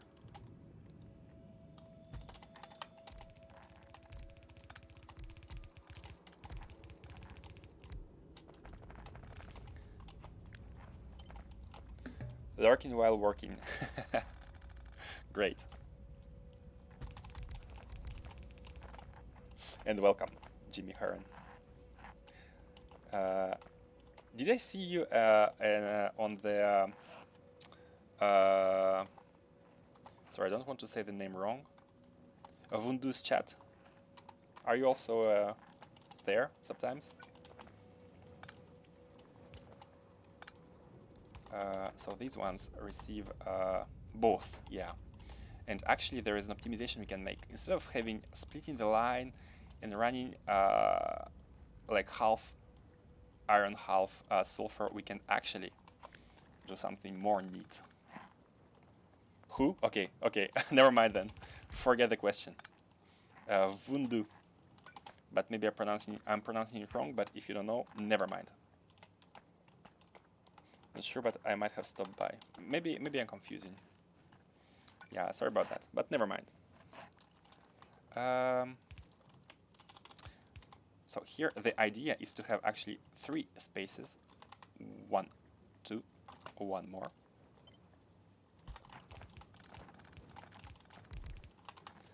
One more space. And we can have 2 lines of items coming in. And oh wait, we cannot pick from this one. But we can if they are inverted. Like this. Now we can pick from both.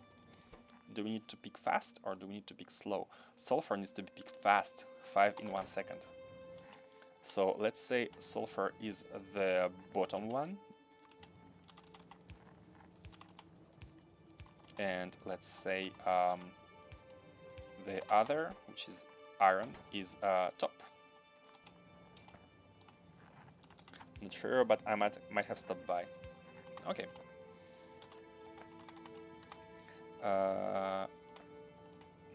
Is it looking good?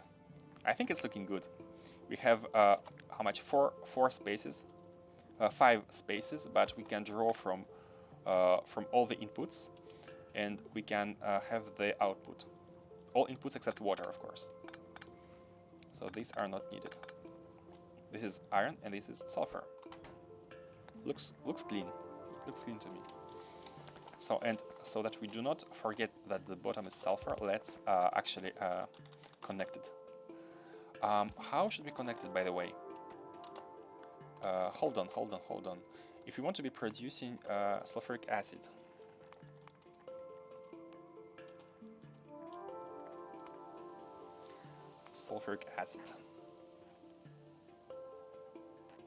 I'm blind. Yeah, fluids. We want to be producing, let's say, not much, let's say 100 of sulfuric acid. And, oh, okay. We cannot see anything. So let's say 10k of sulfuric acid per minute. We need 3 machines. How much machines of sulfur do we need? Almost the double. Almost the double. And not far from the triple. In this case, I think we should not, because we want sulfur to be exported. We want sulfur to come in here.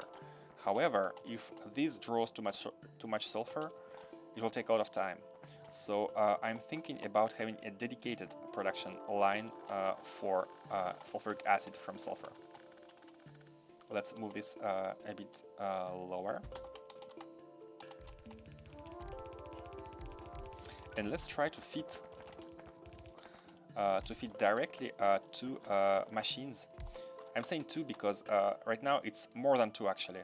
However, if you put some productivity modules, which we are going to be putting right after we produce them, the ratios should be getting closer. Like right now, we are seeing that it's almost double. This multiplied by 2 is 13.4, and this is 13.5. So as the productivity modules are slotted, this ratio is getting closer. So we will make an initial blueprint of having two sulfuric acid machines for two sulfur machine for one sulfuric acid machine. So let's redo this. And let's only do one side first. So we cannot have machines next to each other because we want 1 for 2. So it needs this needs water, and this needs water and sulfuric acid. So let's have fluids. Can we have them only on 2 rows? Can we have something like this? Will it work? Like this, and like this, and like this. Looks like it's working. Yep, 2 rows. However, this cannot feed this machine. How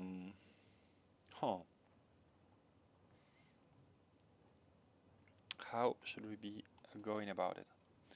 Of course, we could rotate them and have the output, but then we will lose the possibility to have only one row of piping for water. How could we proceed?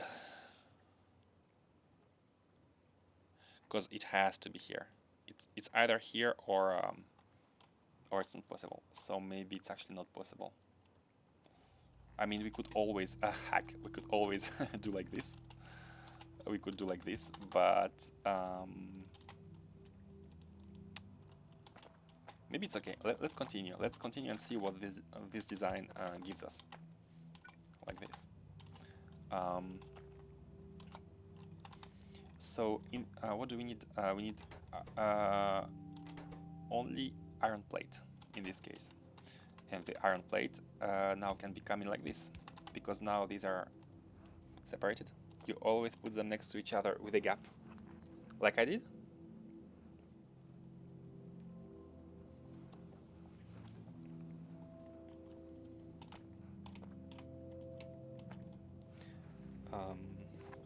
I'm thinking about something like this.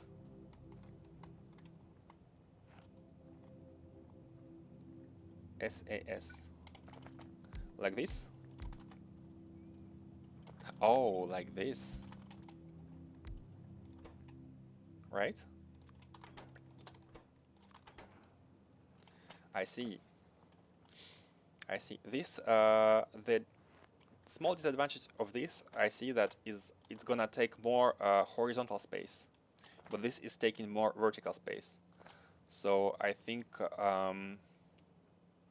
depending on your provided space, the space you can consume, you can go with one or another. But this is actually interesting for the direct insertion. But this has a lower amount of pipes. Like we don't need to go all the way here for water. But actually maybe the pipe number is not so big. This looks nice. I like this disposition. And this looks ugly. So I think I'm gonna take your advice. This looks ugly. Just for this single reason. Okay, bye-bye.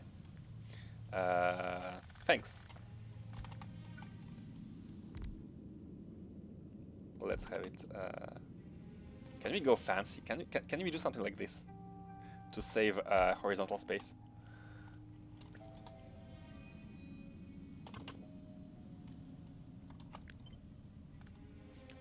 Let's work it out. Let's try to asymmetrical design, but in the end, space saving. Not so close because you are. Oh, well, we cannot connect it here, and therefore So I have to do like this, I have to do like this, and maybe like this. So if the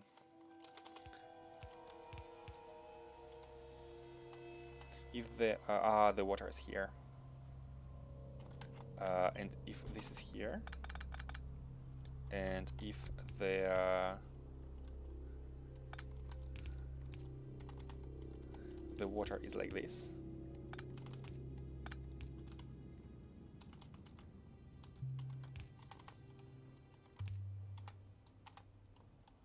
what do you think? Combined, two designs combined into one, which uses which is a bit more compressed horizontally. It looks weird because it's not these machines do not seem that like they have the same priority or role or whatnot, but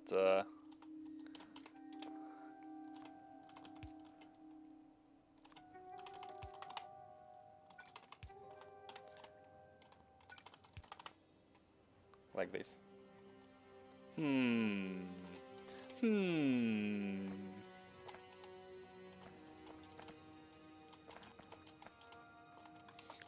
And how much is the tile? We can even put this like this. The tile could be like this, without this. What do you think? Looking compact?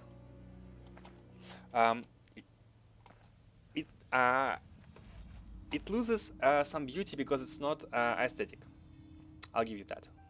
It's not sorry, it's not symmetrical, therefore it loses in aesthetics.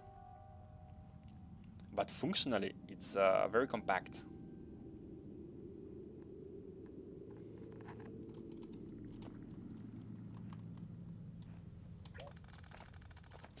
Because I'm gonna be extending to the right, and my old factory is here, so I'm gonna try it. I'm gonna try it. I think it's okay.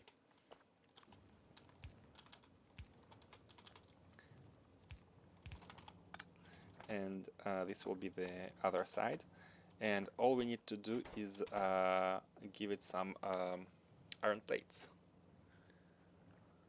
Well, we can just mirror it above. Yeah, exactly. We can just mirror it above for the other side.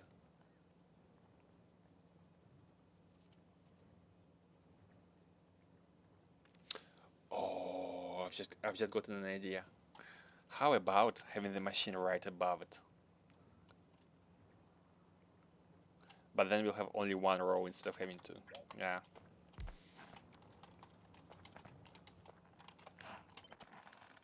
Let's move it a bit to the south.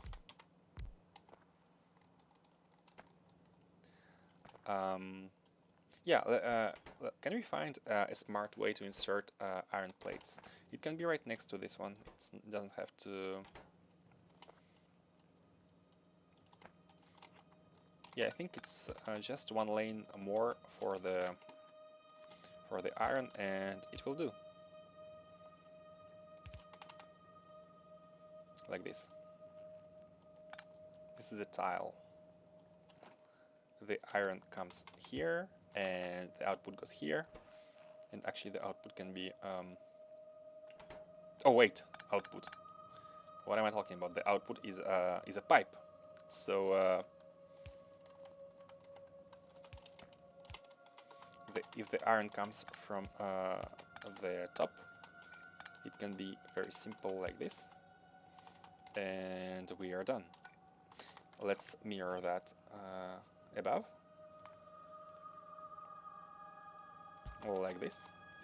Let's connect this, and we have a nice tileable, compact, horizontally compact sulfuric acid production.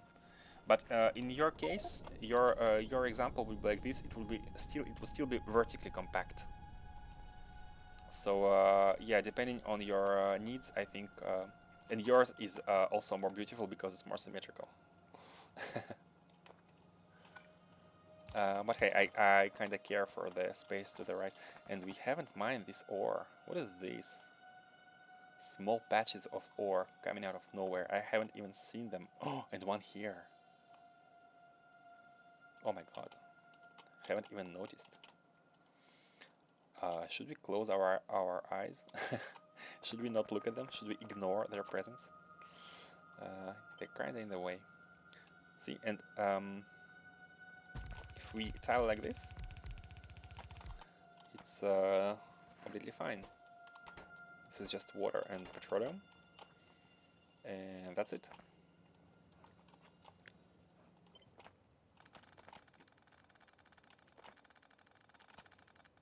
Let's put it compactly, like this, and we are done. Direct insertion, and this is the input, and the output is here.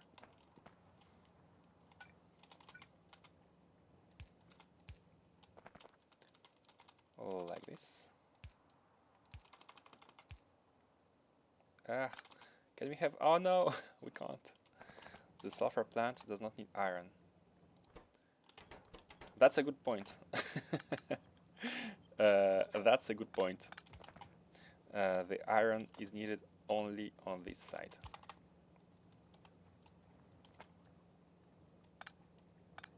Neat. What do you think? It's oh,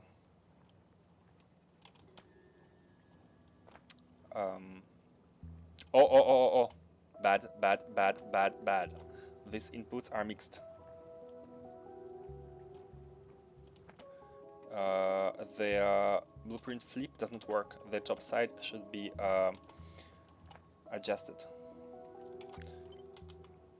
The plant should be on the right, actually, but yeah, it does not work. The flipping does not work. The flipping messes up everything. This is completely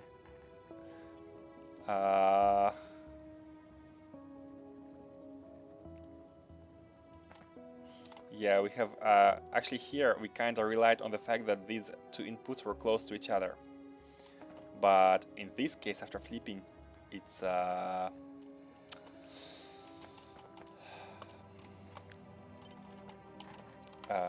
back to the draw board. I think I'll just be taking your advice, your suggestion. It sounds more and more like the best one to me. I mean, at least I cannot find anything more compact. So yeah, and from my experience, the sulfuric acid is actually not a very limiting resource. It gets created quite fast, and not many things consume it. But maybe space exploration changes it. So let's do it your way.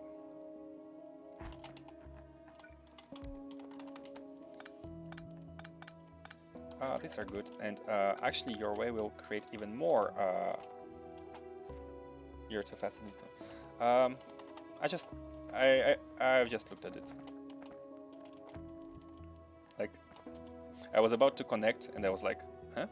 This is water. Huh? This is not water. What's up? Okay, the iron can come from here, and this is a neat part in your design. We are saving ourselves a lot of space vertically, actually.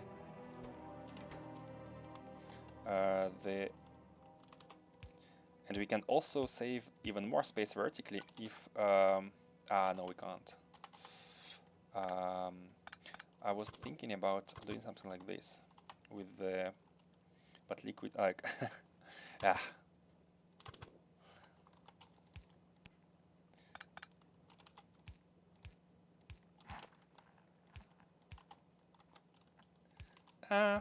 It's fine. Let's get it done. I'm kinda... I wanna get over this build.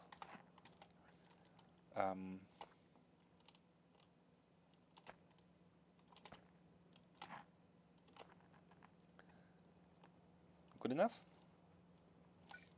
Iron, sulfur, and we can actually put yellow ones here. We are really low on power, so I'm trying to put yellow ones when possible. In the future it won't matter, but for now. Oh, level 50. Level 50, yeah! 5 points. Let's get reach level 10, my limit. And let's get tool belt. 2 by 2 because oh, 5. Okay, one more. So it's full. Okay, like this.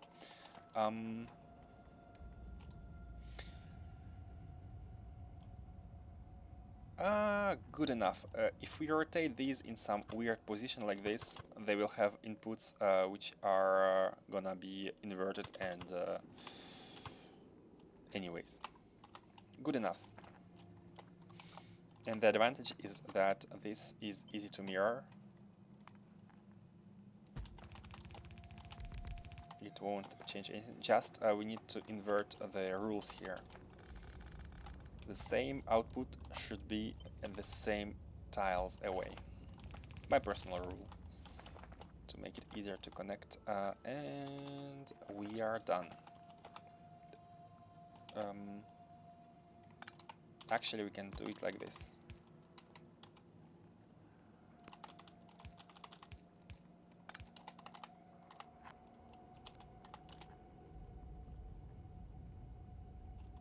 Or even have only like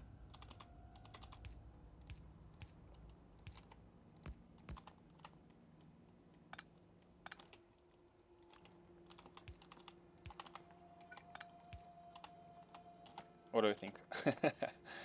the single path for iron. Oh wait, how does it tile?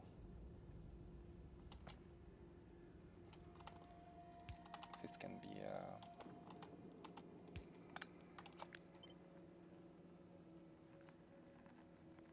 yeah, it tiles well like this. So that, however, I heard that splitters reduce UPS, but I'm not sure if we should be worried about this for now. Oh, and by the way, in some later stages when we get the mole, we are going to be transitioning into a different kind of pipes brought to us by the mod. Where was it? Hold on. This.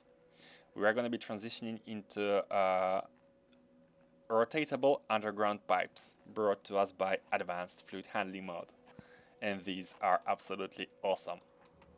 Not only they are very UPS friendly because everything underground is actually considered as to be in a one fluid block. So fluid underground teleports from one point to another. So everything underground is gonna be instantly moving. It's not, I don't feel like it's cheaty. For me, it's just convenience for UPS. But the other convenience is that you have way less space above surface to use. Like, you won't have these. You will have way less tiles. And it's gonna be nice. It's gonna be cool. Oh, and this is also not properly inverted. So liquid petroleum. I'll show you when we reach them. We need to craft them in the mole. So maybe we can't get started with the mole before we finish the refinery, because we're gonna be needing some stuff. Or maybe we can. We actually can, because this requires only iron and steel. Maybe we should do it before we set up our refinery. Just a bit of a change in priorities. It's really nice. It's a really nice mod. It's really cool. And I think it's integrated with space exploration as well, because you can see in the list of dependencies below: advanced fleet handling, squeak through, combat mechanics overall, and space exploration. Means space exploration does something above this mod for this item, so it's supported.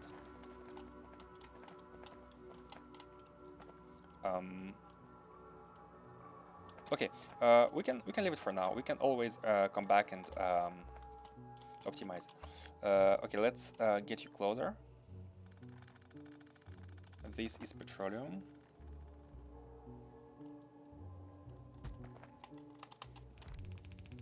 Need more coffee to speed up my brain. Yeah, I'm explaining it a bit fast, and it's very hard to understand what are these without actually seeing them.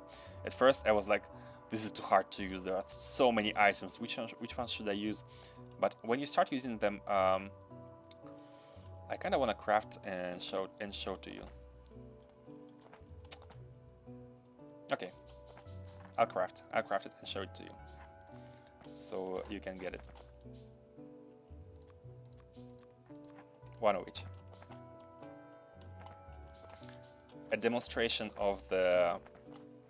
I should have crafted the yellow ones, because blue ones are like the last tier and you need to craft everything to get to them.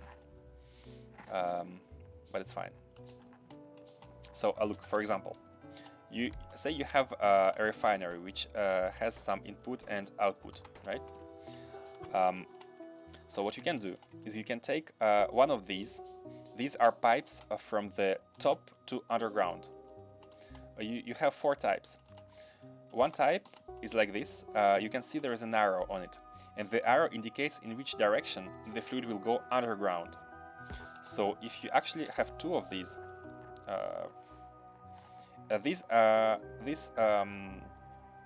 we don't need 2 of these. This setup is identical to these pipes. You see, they connect. However, what you can do, you can rotate this arrow, just this arrow, by pressing Ctrl R or Ctrl Shift R. This way, the fluid will actually go the other direction. See how they are not connected anymore, because it goes this way. You can have input from this side and say, I want my fluid to go to the other side. Then you can also have underground splitters. You can, for example, say, now this input which goes underground to this side, I want to redirect it, so I want it to go to the right. And then you can have a splitter. You can have a junction.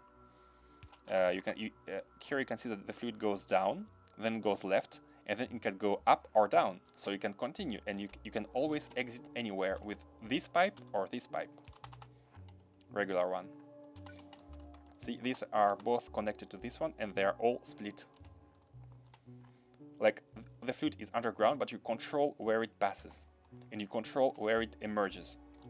And the advantage is that all fluids underground are teleported from one input to the other, because that's how Factorio works. Fluid underground are not calculated. It's really neat. I love it. And that's it. Like, you have different types, like you can have a splitter in 4 directions, but that's it. And you also have like 1 to 3 or 1 to 4. It's when you have an input. For example, I have taken 1 to, let's take 1 to 2. And in this case, you can have this input gets split already when it goes under the ground. It gets split into 2 directions, to the top and to the bottom. It can exit both sides. And you can also rotate it. Look, I'm pressing Ctrl Shift R. Like, now it goes to the top and to the left. See how you have this pipe, but it goes to the left, like below this. You can also rotate it again, and in this configuration, you can actually chain these. Like, you can have another one like this. You can have another refinery, and you can chain this underground pipe with this simple connection. It takes so much less space to set up. I really like this mod.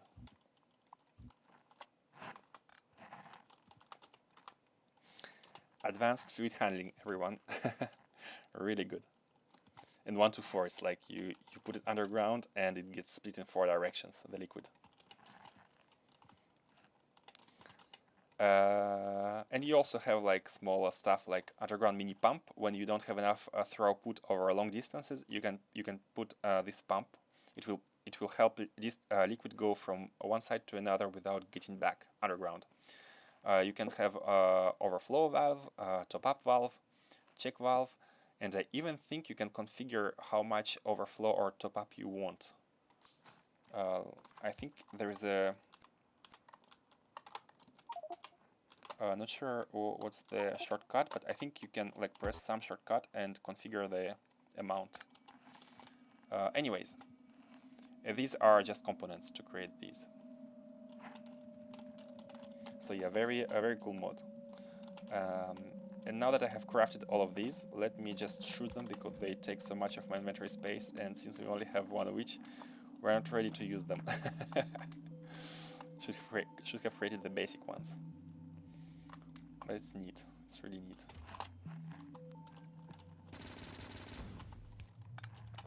Okay.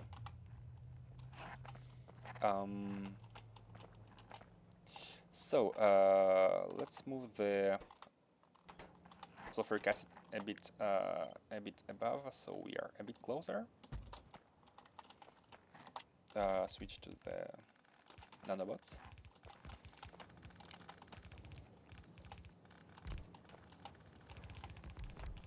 I like the duct one. Yeah. I love the graphics on this one. They match so much. They match so much the style of Factorio, the basic style. I love it too. I think you can have one powering I don't know how much nuclear reactors. Just one. Like I need to calculate how much water it needs, but if you want to bring water to somewhere and use it in your nuclear setup, yeah, exactly.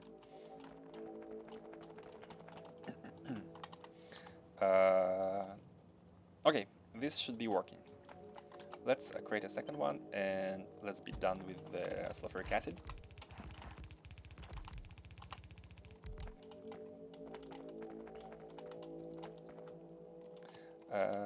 This is also done. It's not.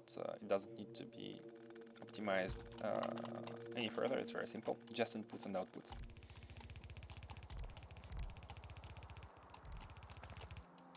Okay, cool. And now let us just connect everything. After after explaining this mod, I already want to be using it here. We can come back to this and we can replace everything with these after we have them mass produced. Let's do this. So let's get more water. Now I just need a pipeline to my kitchen. Automated coffee delivery.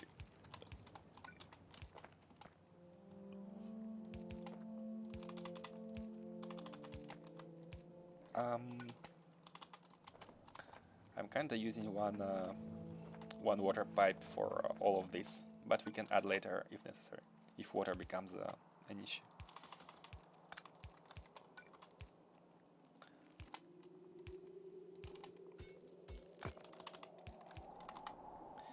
Okay, and then connect petroleum.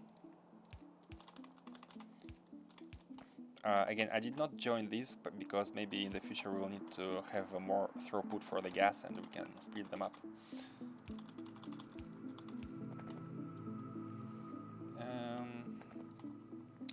Should we? No, let's not move water. Let's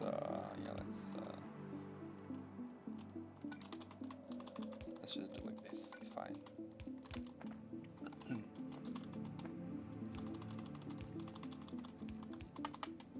See how they sneak in between each other? This is thanks to the rule. Same item, same distance at the back for mirrored positions.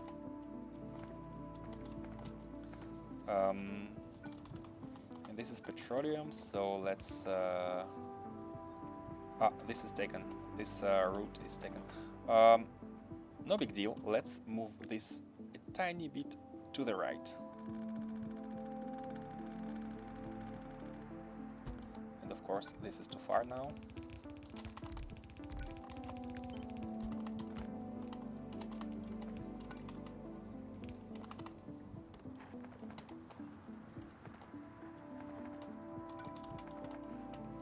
So we are almost connected.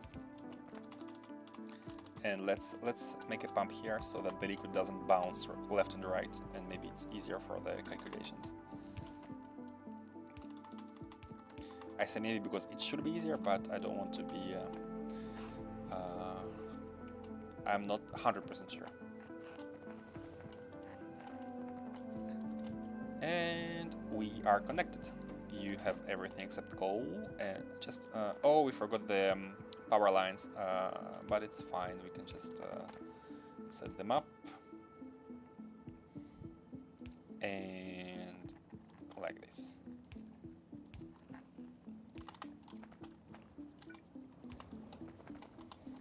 And just bring in the solid resources.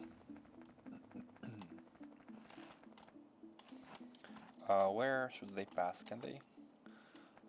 By above? Yeah, because this is maybe gonna be extended to the bottom. So let's.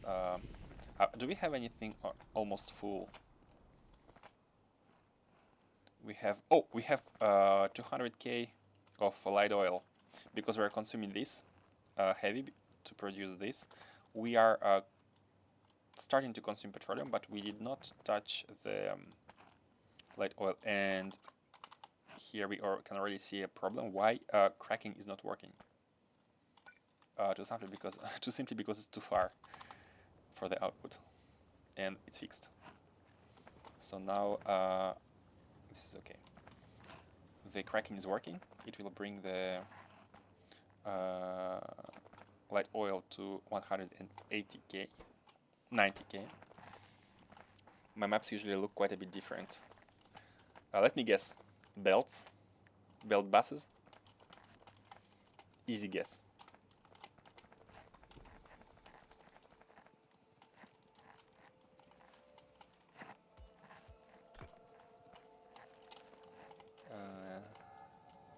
Resources. This is for the plastic. The output is this one. Yes. No longer distance for the trains. I wish I had space for properly splitting up this mess and having very clean, like for example the stacker here for one part, here for another part. But these little guys don't give me much choice. They're a bit annoying, and in the future I'm hoping like get into artillery or something, cleaning this up, and then we are gonna be able to expand with sub-factories. And until then I'm hoping that my sub-factories can fit here because we are already like the refinery is already taking half of the map here. Like there is some space here, but the stackers are just so space intensive. I'm afraid we are gonna have to expand actually to continue building sub-factories. We have one for the circuits here already. Look how much space does it take. Inputs, outputs, supply stackers here, and the production itself here. Like the production itself, it's a third of the space it needs, because the rails are so damn long. the turns are take so much space. Yeah, the space here is definitely a resource. But on the other hand, it's easy to defend. We only need to defend two sides. So there are drawbacks and advantages, as always. So let us pipe in the sulfur and plastic.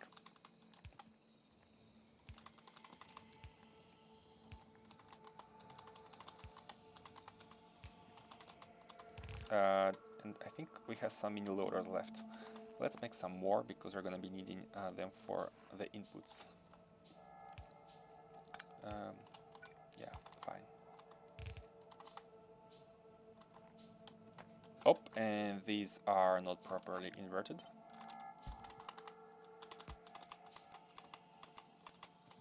And same above.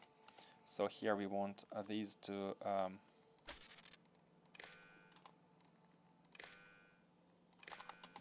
balance like this. Yep. And let's just copy the setup.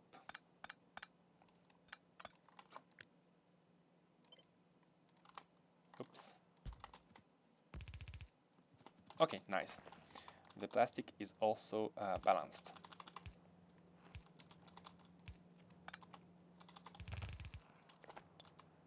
my resource patches are quite a bit further apart. Is it also space exploration? I did not change resource frequency. I'm on richness of 150 and size on 150. Other than that, it's a default frequency. Not sure if space exploration itself changes something, but maybe it's just a preset, because it looks like it's just a preset. Ah, I did not use this one. I used it before, but it was not recommended for space exploration.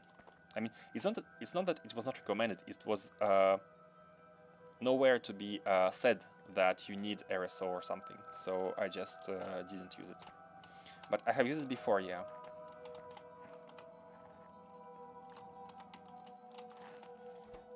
Coal and iron, right? Yeah, the iron goes here, and the output from the sulfuric acid should go here. Okay, so all we need to do is connect the inputs. I do have SpaceX too. Oh, SpaceX and RSO then. Yeah, I didn't want to use that one because for the reasons I've just explained.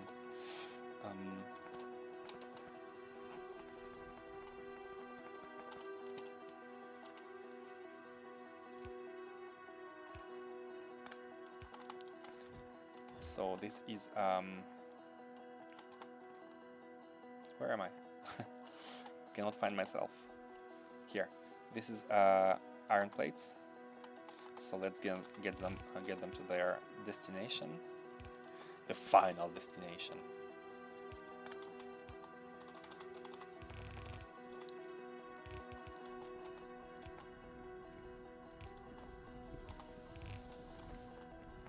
And we are out of belts. I like trains. I do too. I do too.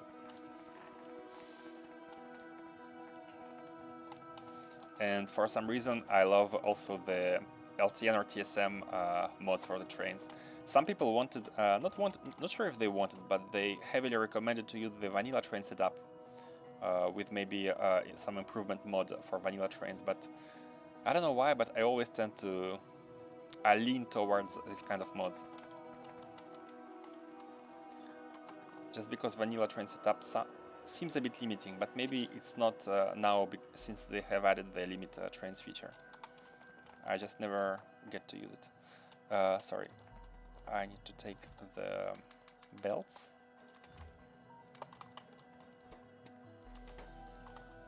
Oh. Free some space, take the belts, and let's take more. Let's take everything. Never use those modes.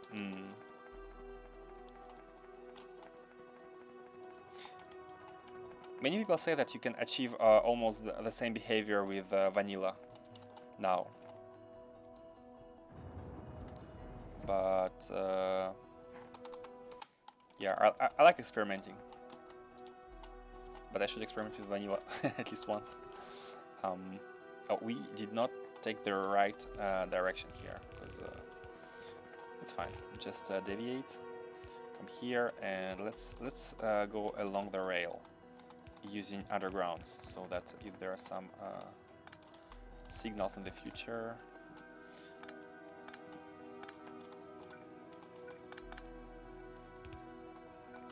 like this, and let's do it like this. Okay, iron is ready, and coal. Also, my rail network is bidirectional, and my shortest train has 8 cars and 8 locomotives. Bidirectional. You seem to love challenges. I heard it's way more challenging than simple single directional trains.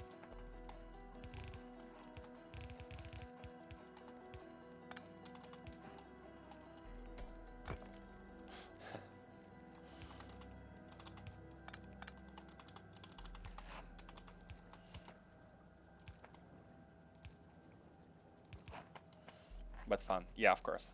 Challenges are fun. One fun of Factorio is trying to solve the problems in the most complicated way possible. While, of course, knowing that there are easier ways. I'm already thinking about how we should go about all the sub-factories that we are gonna have with new resources and new here, new products in space exploration.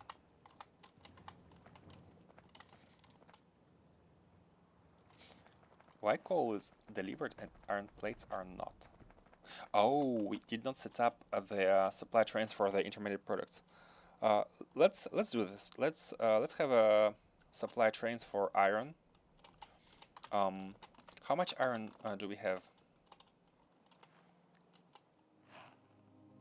Oh, we have almost 100k iron. It's being produced. These 6 miners, they are heroes. They have been mining since we have started building rails, and we have already 100k thanks to these.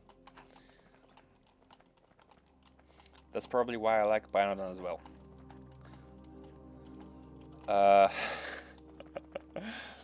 Maybe one day when I get more masochistic, I will be able to convince myself to try Bianodon.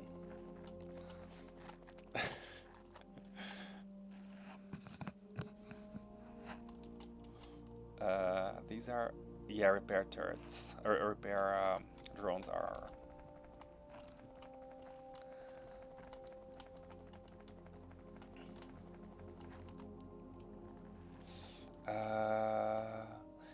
I'm looking for a place to set up iron plate supply. It's the only thing we need for the. But you know what? It could be exactly. Oh no, it's no problem. It's no big deal. It could be next to the supply of raw oil, crude oil. It could be here. We don't need much. And it will be my first setup of intermediate product. So I will experiment first, and if I cannot make it work, I'll have to go back and have a look at the video, the TSM explanation video. Okay, so let's put the signals here. Let's get it here, and these ones, and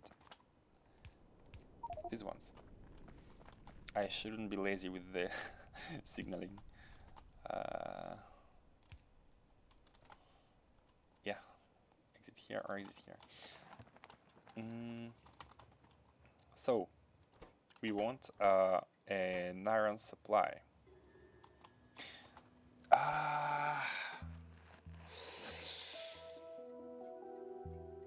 Thing is, we may want multiple supplies, so maybe for each intermediate product supply we gotta specify its kind of location. Like, let's call it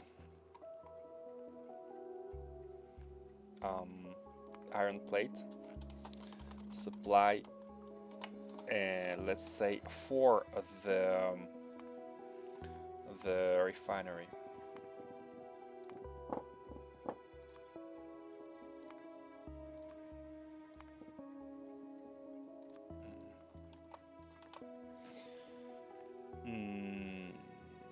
Yeah, I think that makes sense, and maybe we should change this one as well. But if we change it, where is it used? Do we have any? If we change this name, will this change? Let's see. Sorry. Copy this, just to make sure we change this into supply for the refinery. Oh my god, no, it did not change. This is can we delete the station? My problem with this interface for now is that it's a list of stations, but we cannot delete them. We can only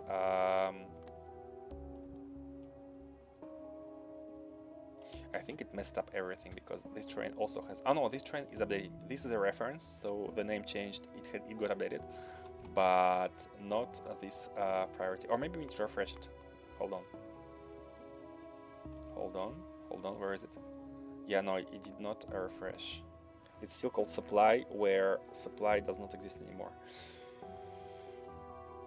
And we didn't use any supply specifications before that.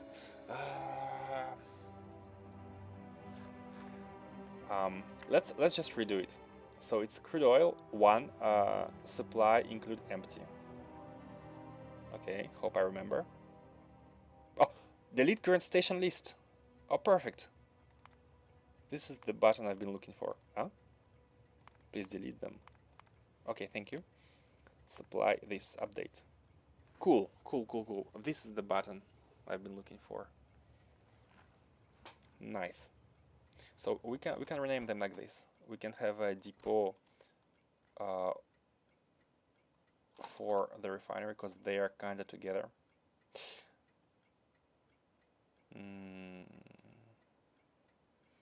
Yeah, I think it's better because we like have only one train for now, so it's better to do it now because later it will be way harder.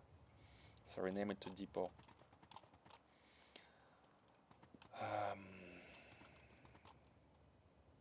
Or let's not do it. I mean, we'll leave it like this. It's fine. We are gonna be considering that those without the name are our first ones. So we can change later if needed. Okay, no big deal.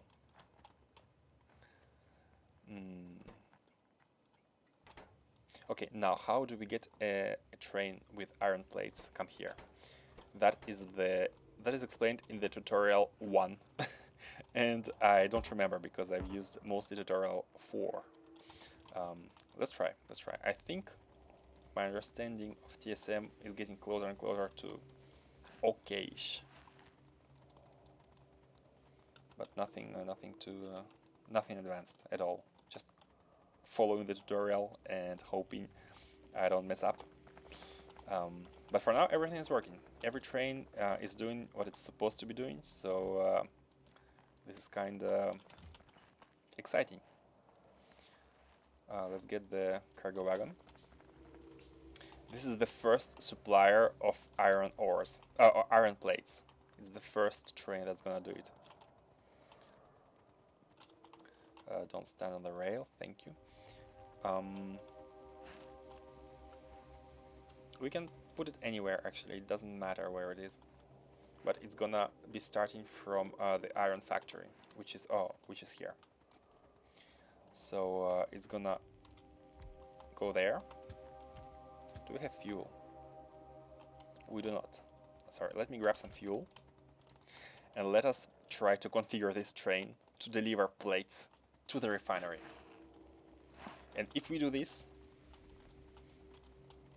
we'll be able to copy this configuration for later ones. So for now, it's oh, this is full, 25k each.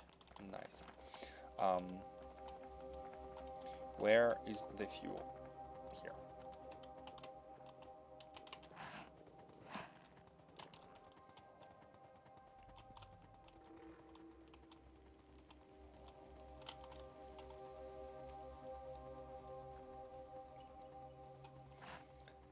The train, yes. Wagons, 1, 2.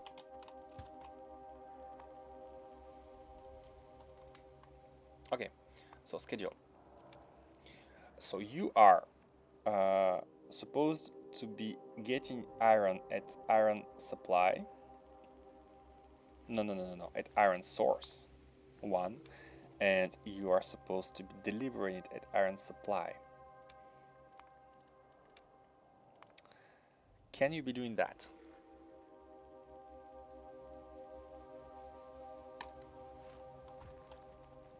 So this, does it feel? Yes, it feels you. Although I do not have any iron plates here. However, it still feels it. Because nothing is happening. It will stay and wait at the source. Is it what it should be doing? It's not. It's not. It should not be staying there. It should be oops. Oh, a delivery of crude oil. For the raw resources, I got it. I got everything. However, for the supply, I think it depends on the requester. The requester should be configured to call it. And it does. It is calling for a train. It doesn't have any priority because we have not defined one. So we want to have iron plates with priority 1. And we want them to come from this supply of iron plates for this refinery. And the train will be waiting while it's empty. Until it's empty, sorry. Like this. However, we can see that the light is still on and the train is not coming because the train above that we have set up, it does not, it has not reached the supply yet, I think. It's not at the supply. What am I doing wrong?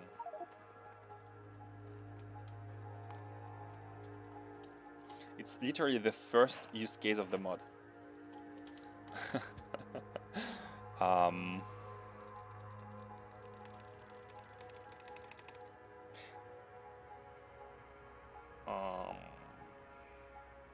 Hold on. Let me pull the video. I hope it's okay to pull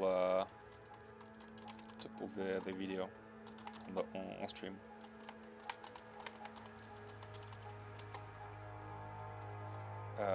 Let me configure the source. Yeah, this one. So it's literally, sorry for the advertisement.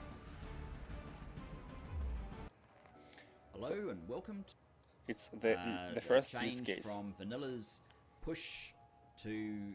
So he has iron ore. We have our iron plates, intermediate product. So how do we get it directly? Destination paradigm to one where system off cheap. It's just circuit as far as tech goes. Here he's now, explaining in basics.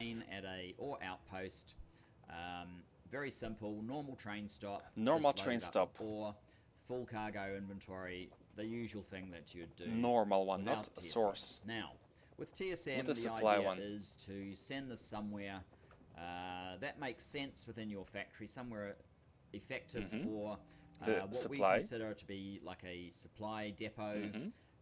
You can have as many of these as you like. It doesn't really matter where exactly they are, but in this case, we have our furnaces here, so we're basically trying to Can you send hear, by the the way? train somewhere close to the furnace stacks. Need the indicated at the beginning. Let's create a supply stop on all of these. I want to and see we'll how call the it, train goes here iron automatically. or supply. You can all of the depot where you wait for circuit condition and circuit condition blank. So the train's already arrived. Here it is. And we now want to utilize this train in our very simple network. So we come over here and we want to create a demand. Normally this say is a requester. So let me try something. This is a requester. So basically what that means is that the train should be waiting at supply first. And maybe it will get sent to this source like it was with the raw ore. So if it moves now, then it's fine, but it's not fine. So hold on. Oof, close. These are not suppliers actually, because suppliers is where the trains wait. And we do not want the trains wait at these loading stations, because we want the trains to come, load and depart as fast as possible, so the next ones can come and load. So we want these to actually be simple train depots, vanilla train depots, like in the video. Let me try that. Okay. Source one, yeah, they got they're not sources actually. I mean, it's fine. I'll remember that these are vanilla. So, in your case, sir, you let's let's continue the video. I want to know how the train goes back to its initial. Wait, sorry. Let's try again a loop, so it goes back to the supply and see if it gets cold. Supply refinery. It does not get cold. Let us check the requester, because now we have one train on supply, and the requester. Oh, sorry. This is not the one we need. We need this one, and oh no, my bad. We need this one. Sorry, connected, and this doesn't have any priority, and that's the problem. So let's get him the priority, and I think it will be working if we just do this. But I'm curious to see if the train can go refuel itself. So let's give it the priority iron plates and 1. And yes, it's coming. It got disabled right now. The train is coming. Yes, you come here and you make a loop and you come. Perfect. And it's here until the plates are below 16k. So how much? And it takes a bit of time. I hope we can get some upgrades to the stack inserters. Let's help him. Let's take out half and half. And let's drop them.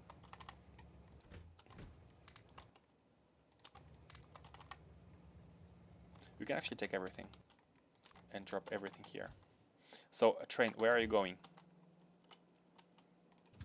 Yes, you're going there, but are you gonna stay there? Because it's circuit condition and there's nothing. There's nothing there. How long are you gonna stay there? Why are you not going to supply?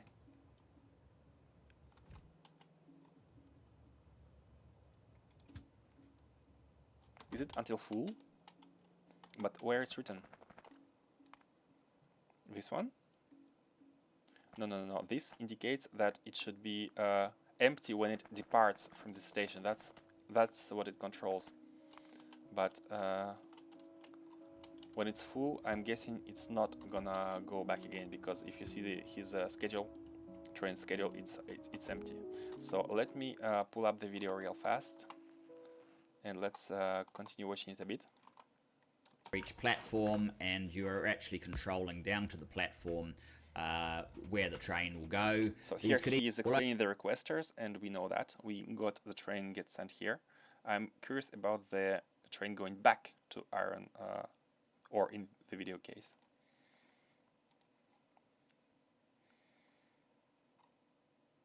Come on, please load. I have a fast internet. When it thinks we actually have a situation where we want a train. So requester. Basic setup, you can use any of these over here or display. We're going to Swift there, the priority schema. You go in here and see more detail of the weight condition and the train already. Okay. And that's how we do it. Now, there is currently a train here, so it is satisfied. The condition is satisfied. This is not active. You can see the icon and you can see the ore, because this will actually, the train counter will give you a read on the trains on the way signal, and it will also tell you how many of each type of resource you have. Okay. Now what we're finding is we have 1.9k ore, so we're calling another train. There's none available, so the light's still on.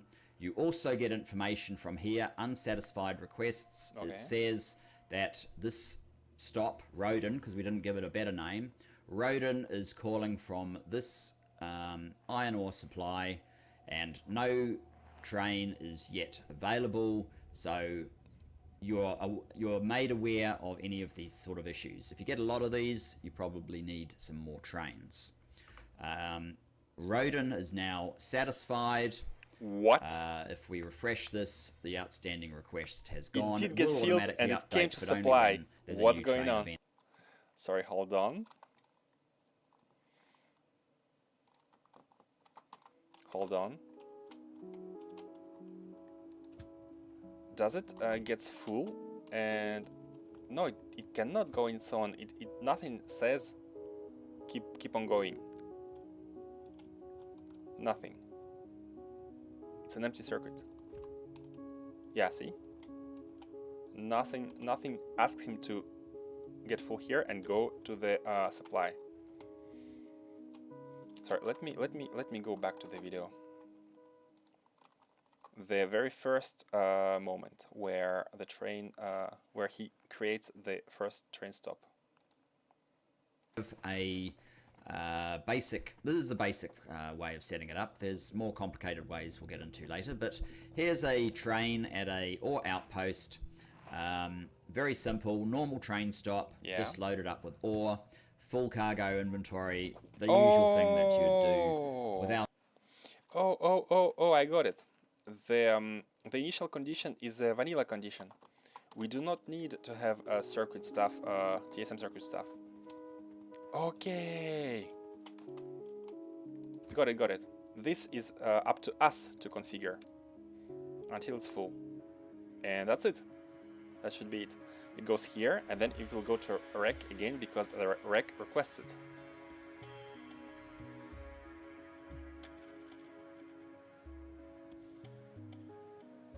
It makes total sense.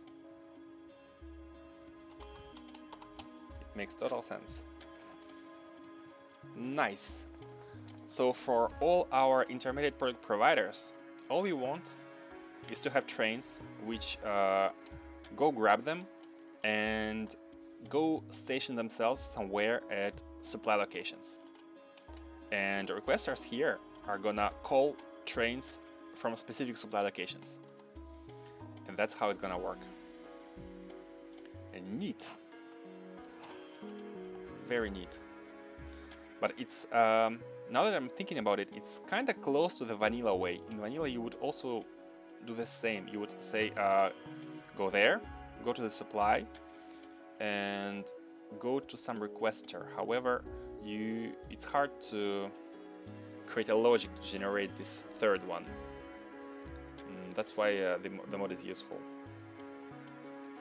Or with, oh no, it's not hard actually. You just say limit trains to 0 if it's full, something like this. But anyways, we are using TSM now. Maybe we are gonna use vanilla in some future playthrough. But for now, TSM it is. And I'm glad we figured it out. So now we have covered all our basic cases of trains, empty train concepts where they are at the depots and they will be going to get ores from any source that is providing them, and the basic use case when they get products and they wait with the product until someone requires them. So this is all neat. Yeah, I'm just afraid that this list is gonna grow so big that it's not gonna be readable. So we need some clear, like ones are all the intermediate resources for our initial setup. Maybe we'll have twos at some point for like some extension or another situation. Okay, so now we are supposed to be having sulfuric acid, and yes, we do. Everything is working fine. Wait, these are not... Oh, petroleum is not flowing properly. Oh, it's because these are full. This is almost full, and the cracking... sorry. Why are you not cracking? Water? No water. Oh, water, sorry. My bad. Here the water is not properly piped.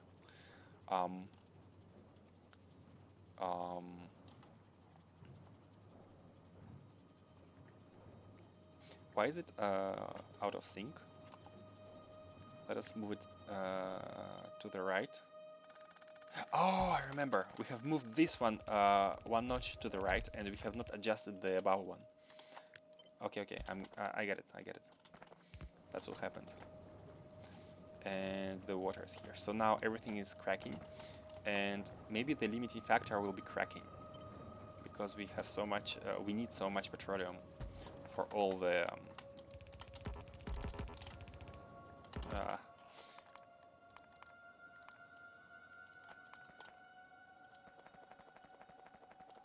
iron plates. Let's grab iron from here. There is iron available. One and copper. Come on. Expanding inventory, but I'm doing a good job of having an inventory not always full, but it's always a bit too empty for most cases. Okay, cool.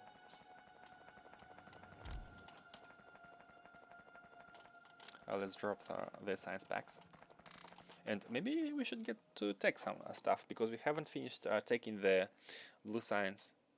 I have purposefully avoided the specific text which we don't know about, and that I want to take the moment we start using, like this one, or like this one, or like this one. These are avoided on purpose.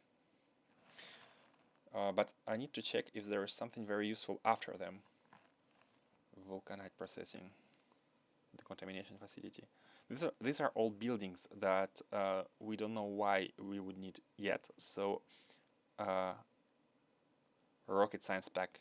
These buildings all lead to rocket science pack, right? This is like the rocket science, the white science. Okay, so we can go into this direction when we are ready for the rocket science. So what are the other directions? Equipment gantry. Insert equipment into items equipment grid. Let's research it when we will be needing it. This we can't. Let's get robots. This is okay. Let's get tank. This I know. Familiar face. Familiar item. Explosives. Nice. Uranium we can't. All of this we can't. But we can do personal lasers. And we can also do discharge defense. Satellite rocket silo. This is, yeah, I'm guessing it's modified by Space Exploration, but it looks kinda normal for now. Navigation satellite. Yeah, the satellite that you launch. And then you have cargo rocket silo. Satellite rocket silo, cargo rocket silo. So different silos for different purpose rockets, right? Rocket cargo safety, rocket landing pad, space platform scaffold, delivery cannon, rocket capability. There's like a lot of rocket stuff I'm not sure about. And these also lead to rocket science pack. So there's a ton of technologies that we can research, which all lead to the rocket science pack and beyond. So I want to say we kind of researched everything we can with our blue science. We are not going to get in rocket stuff before we reach purple and yellow sciences, if possible. Not sure if it's possible, but some people said it was. So I'm going to try this route. And, oh, another way to make lubricant. 1 heavy oil for 10, but it requires 10 cryonite slash. So yeah, maybe in the future. The cooling cryonite, nice. Let's do these when we need them. I really don't want to make some to get some text and forget about their existence. Even though we also always could figure out with the recipes what is what. So maybe it's not that a big of a deal if we take them in advance. Okay.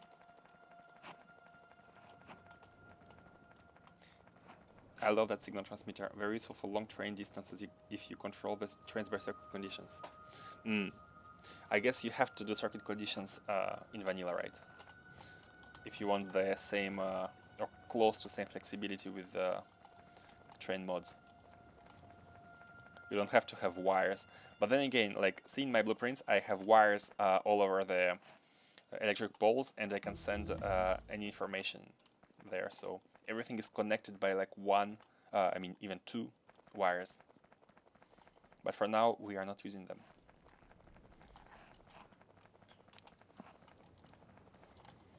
But I guess if you have a Wi-Fi broadcast, it's easier. Looking forward to this. I actually love circuits, but I'm not very good at them. I know some stuff, but I'm not able to, for example, make you a latch by memory. I'll need to look it up. I've looked up some. I have made some, but in the past, but I'm not able to like throw it down for you right now. So, but I really am interested in being able to do so, and maybe with space exploration we'll have opportunities.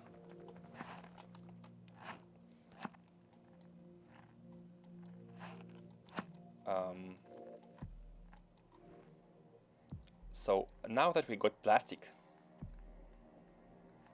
oh no, we need petroleum.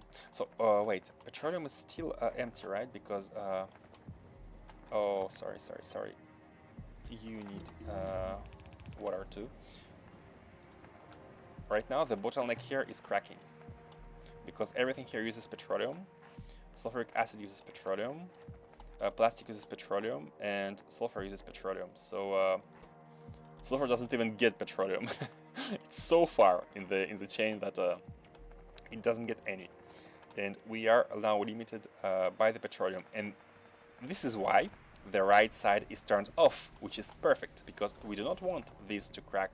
We want only these for the petroleum. We have tons of oil. Both of them are above the thresholds. These thresholds, 180. We don't want. Oh, it get below. Which one got below? Heavy oil. Is it still lubricant? Yeah, lubricant is still producing. So maybe cracking combined with a lubricant brings the petroleum. Yeah. So basically, cracking it is making sure that the petroleum is at least at 190, and the lubricant is bringing it even further down. And when it's below 180, then these come into play. So it looks like it's working fine. It's working as designed, and I'm happy.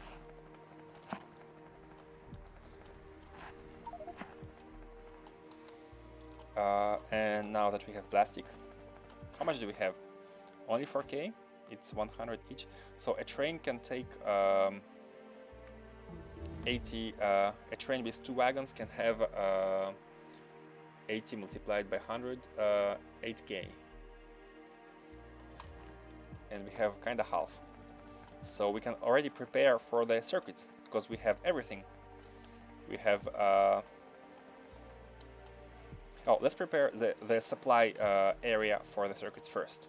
So we want trains to be stationed, let's say here. Yeah, let's make this a supply. For each requester factory, or maybe a set of factories, will have a supply area with wagons, which will hold the resources which the factory requires. In this case, copper ore or stone, or plastic bars. Let me add plastic bars as a requirement here. I think I'm getting the hang of how TSM works, like of how it should be designed, I mean. Like the disposition of supply stations. It fixes the problem with LTN, that train has to go on a round trip. It has to always depart from depot. It has to go to the provider, wait until it's full, and only then get to the requester. And TSM solves this problem by providing the possibility to define supply stations, where the resources will be temporarily held. It's very neat. I really like it. So let's clean some area here for the supply stations.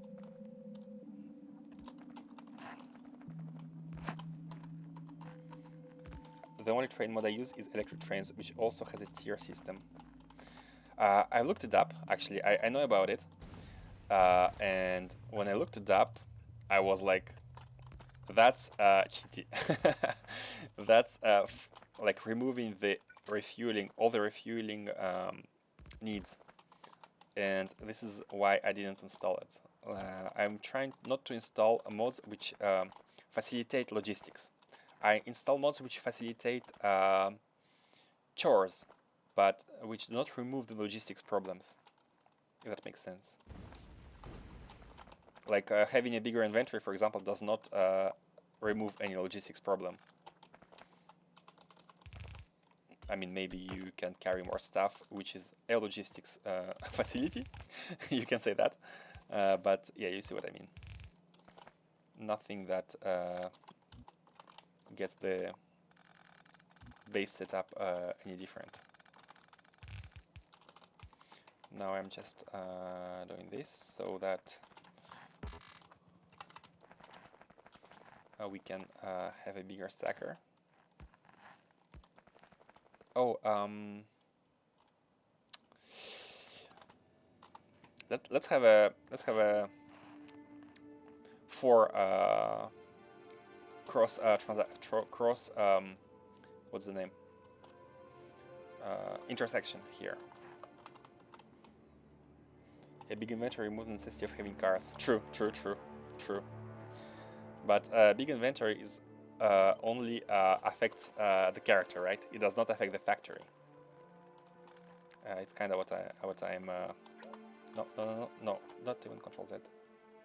I want to cut these, but I do not want to cut the ones below.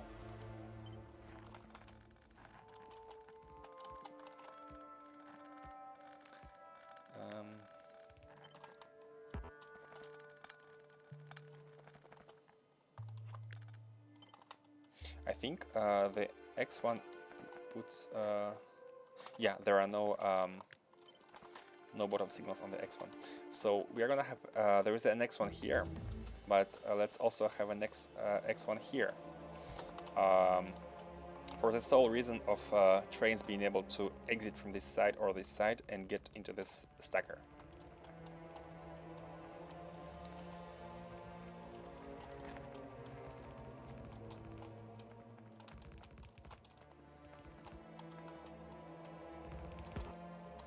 Oh, no rails.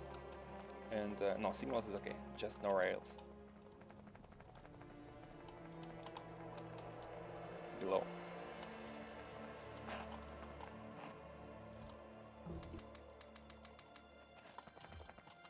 All the text completing.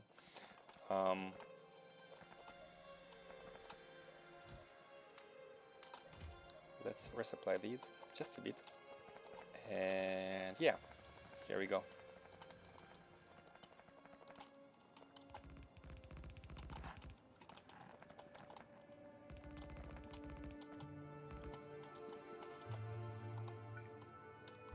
Okay. And this, oh wait. This is not good. The stacker is a bit,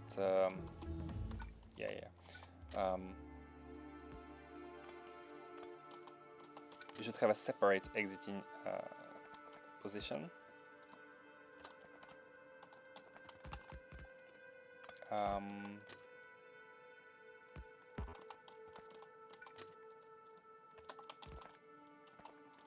Like this. This is no good. It looks awful. I mean, no, actually, no. It doesn't have to be like this. It can be like this, and they all exit onto this rail, and this rail can take them all the way to this side. Yeah, it's fine. They can all go to the external one. No problemo. And yeah, the stacker can be like this.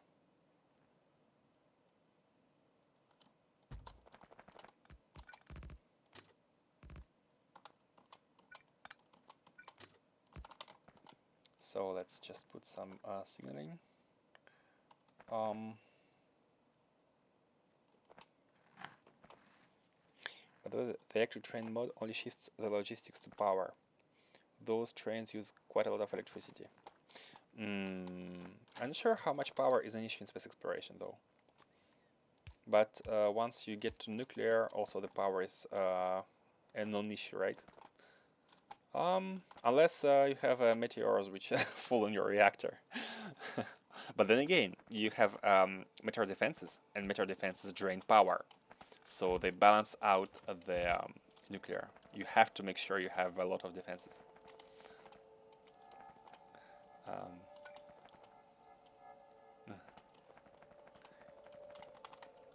So, there are so many trees here. I cannot see the rails. And let's put our suppliers. Train supply stop. This. By the way, what time is it? It's already very late. I'm gonna be ending stream shortly. I'll just finish the stacker and I'm gonna be ending for today. So yeah, thanks to everyone who came, who watched, who talked. Appreciate it.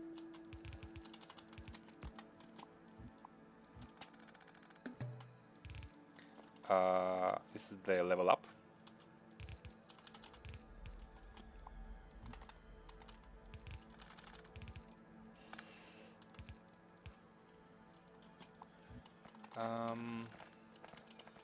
Yeah, so these two go here.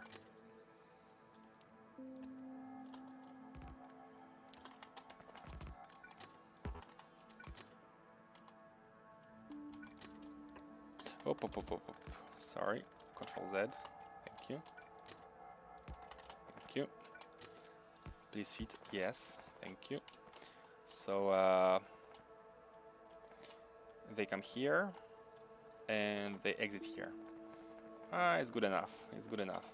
We do not need for... sorry, what is this?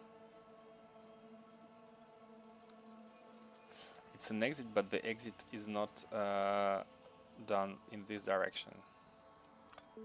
It's kinda...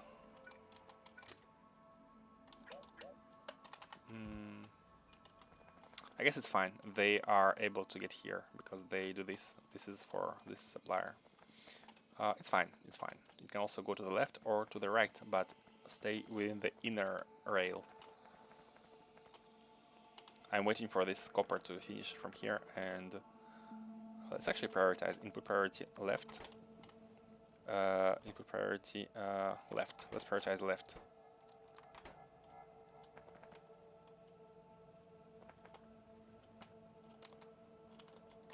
Input priority left.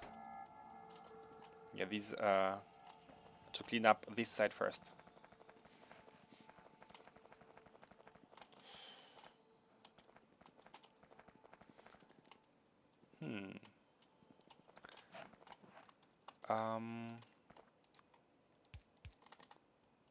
Yep, and at the exit. Yep, and that's it. Let's make more of them because we'll have different resources for these stackers. Like this. Let's just copy it like this, and like this, and like this.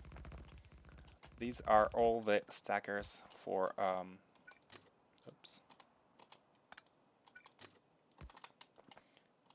Let's get a chain signal here. Chain or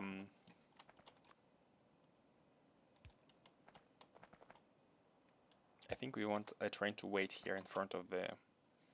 yeah, it's better. Anyways, they're waiting here or waiting here or waiting here for one of them. It's no big deal.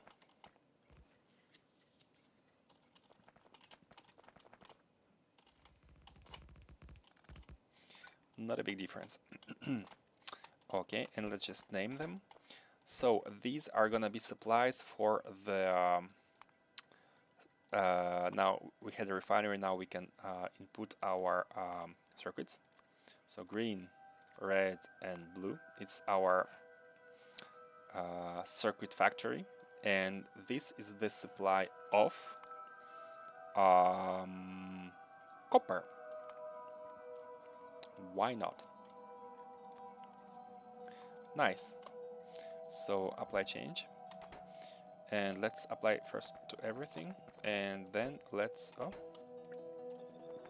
okay, and then let's just set different resources. You will need a supply of stone. Then you will need a supply of plastic. And then for these, let's remove this icon. Oops, no. RGB trains. Yeah, it looks like RGB. I love this feature. It makes station names more distinguishable than just letters. In one of my playthroughs, it was like this. It was like you had like base 1. You had from like factory 1, and then like you had like 2. Whatever. Very hard to read, but kinda following a certain specification names. And with these, it's kinda easier to distinguish them. Copper, stone, not stone, plastic. We wanted plastic. Okay, and then empty, and empty. These are gonna be instead of empty. Let's define empty. Null. Null means something needs to be inputted. For example, if these consume a lot of copper, which they will, we will add additional copper stations here, and the trains will be loaded with copper and waiting for a request here to be performed. In which case they will come and refuel copper.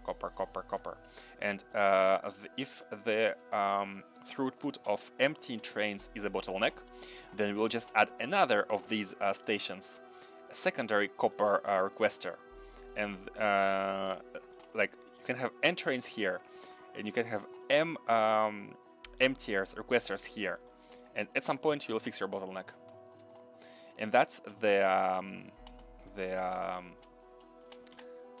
promise of this design. Like you can have many stackers, you can have many suppliers, and you can have as many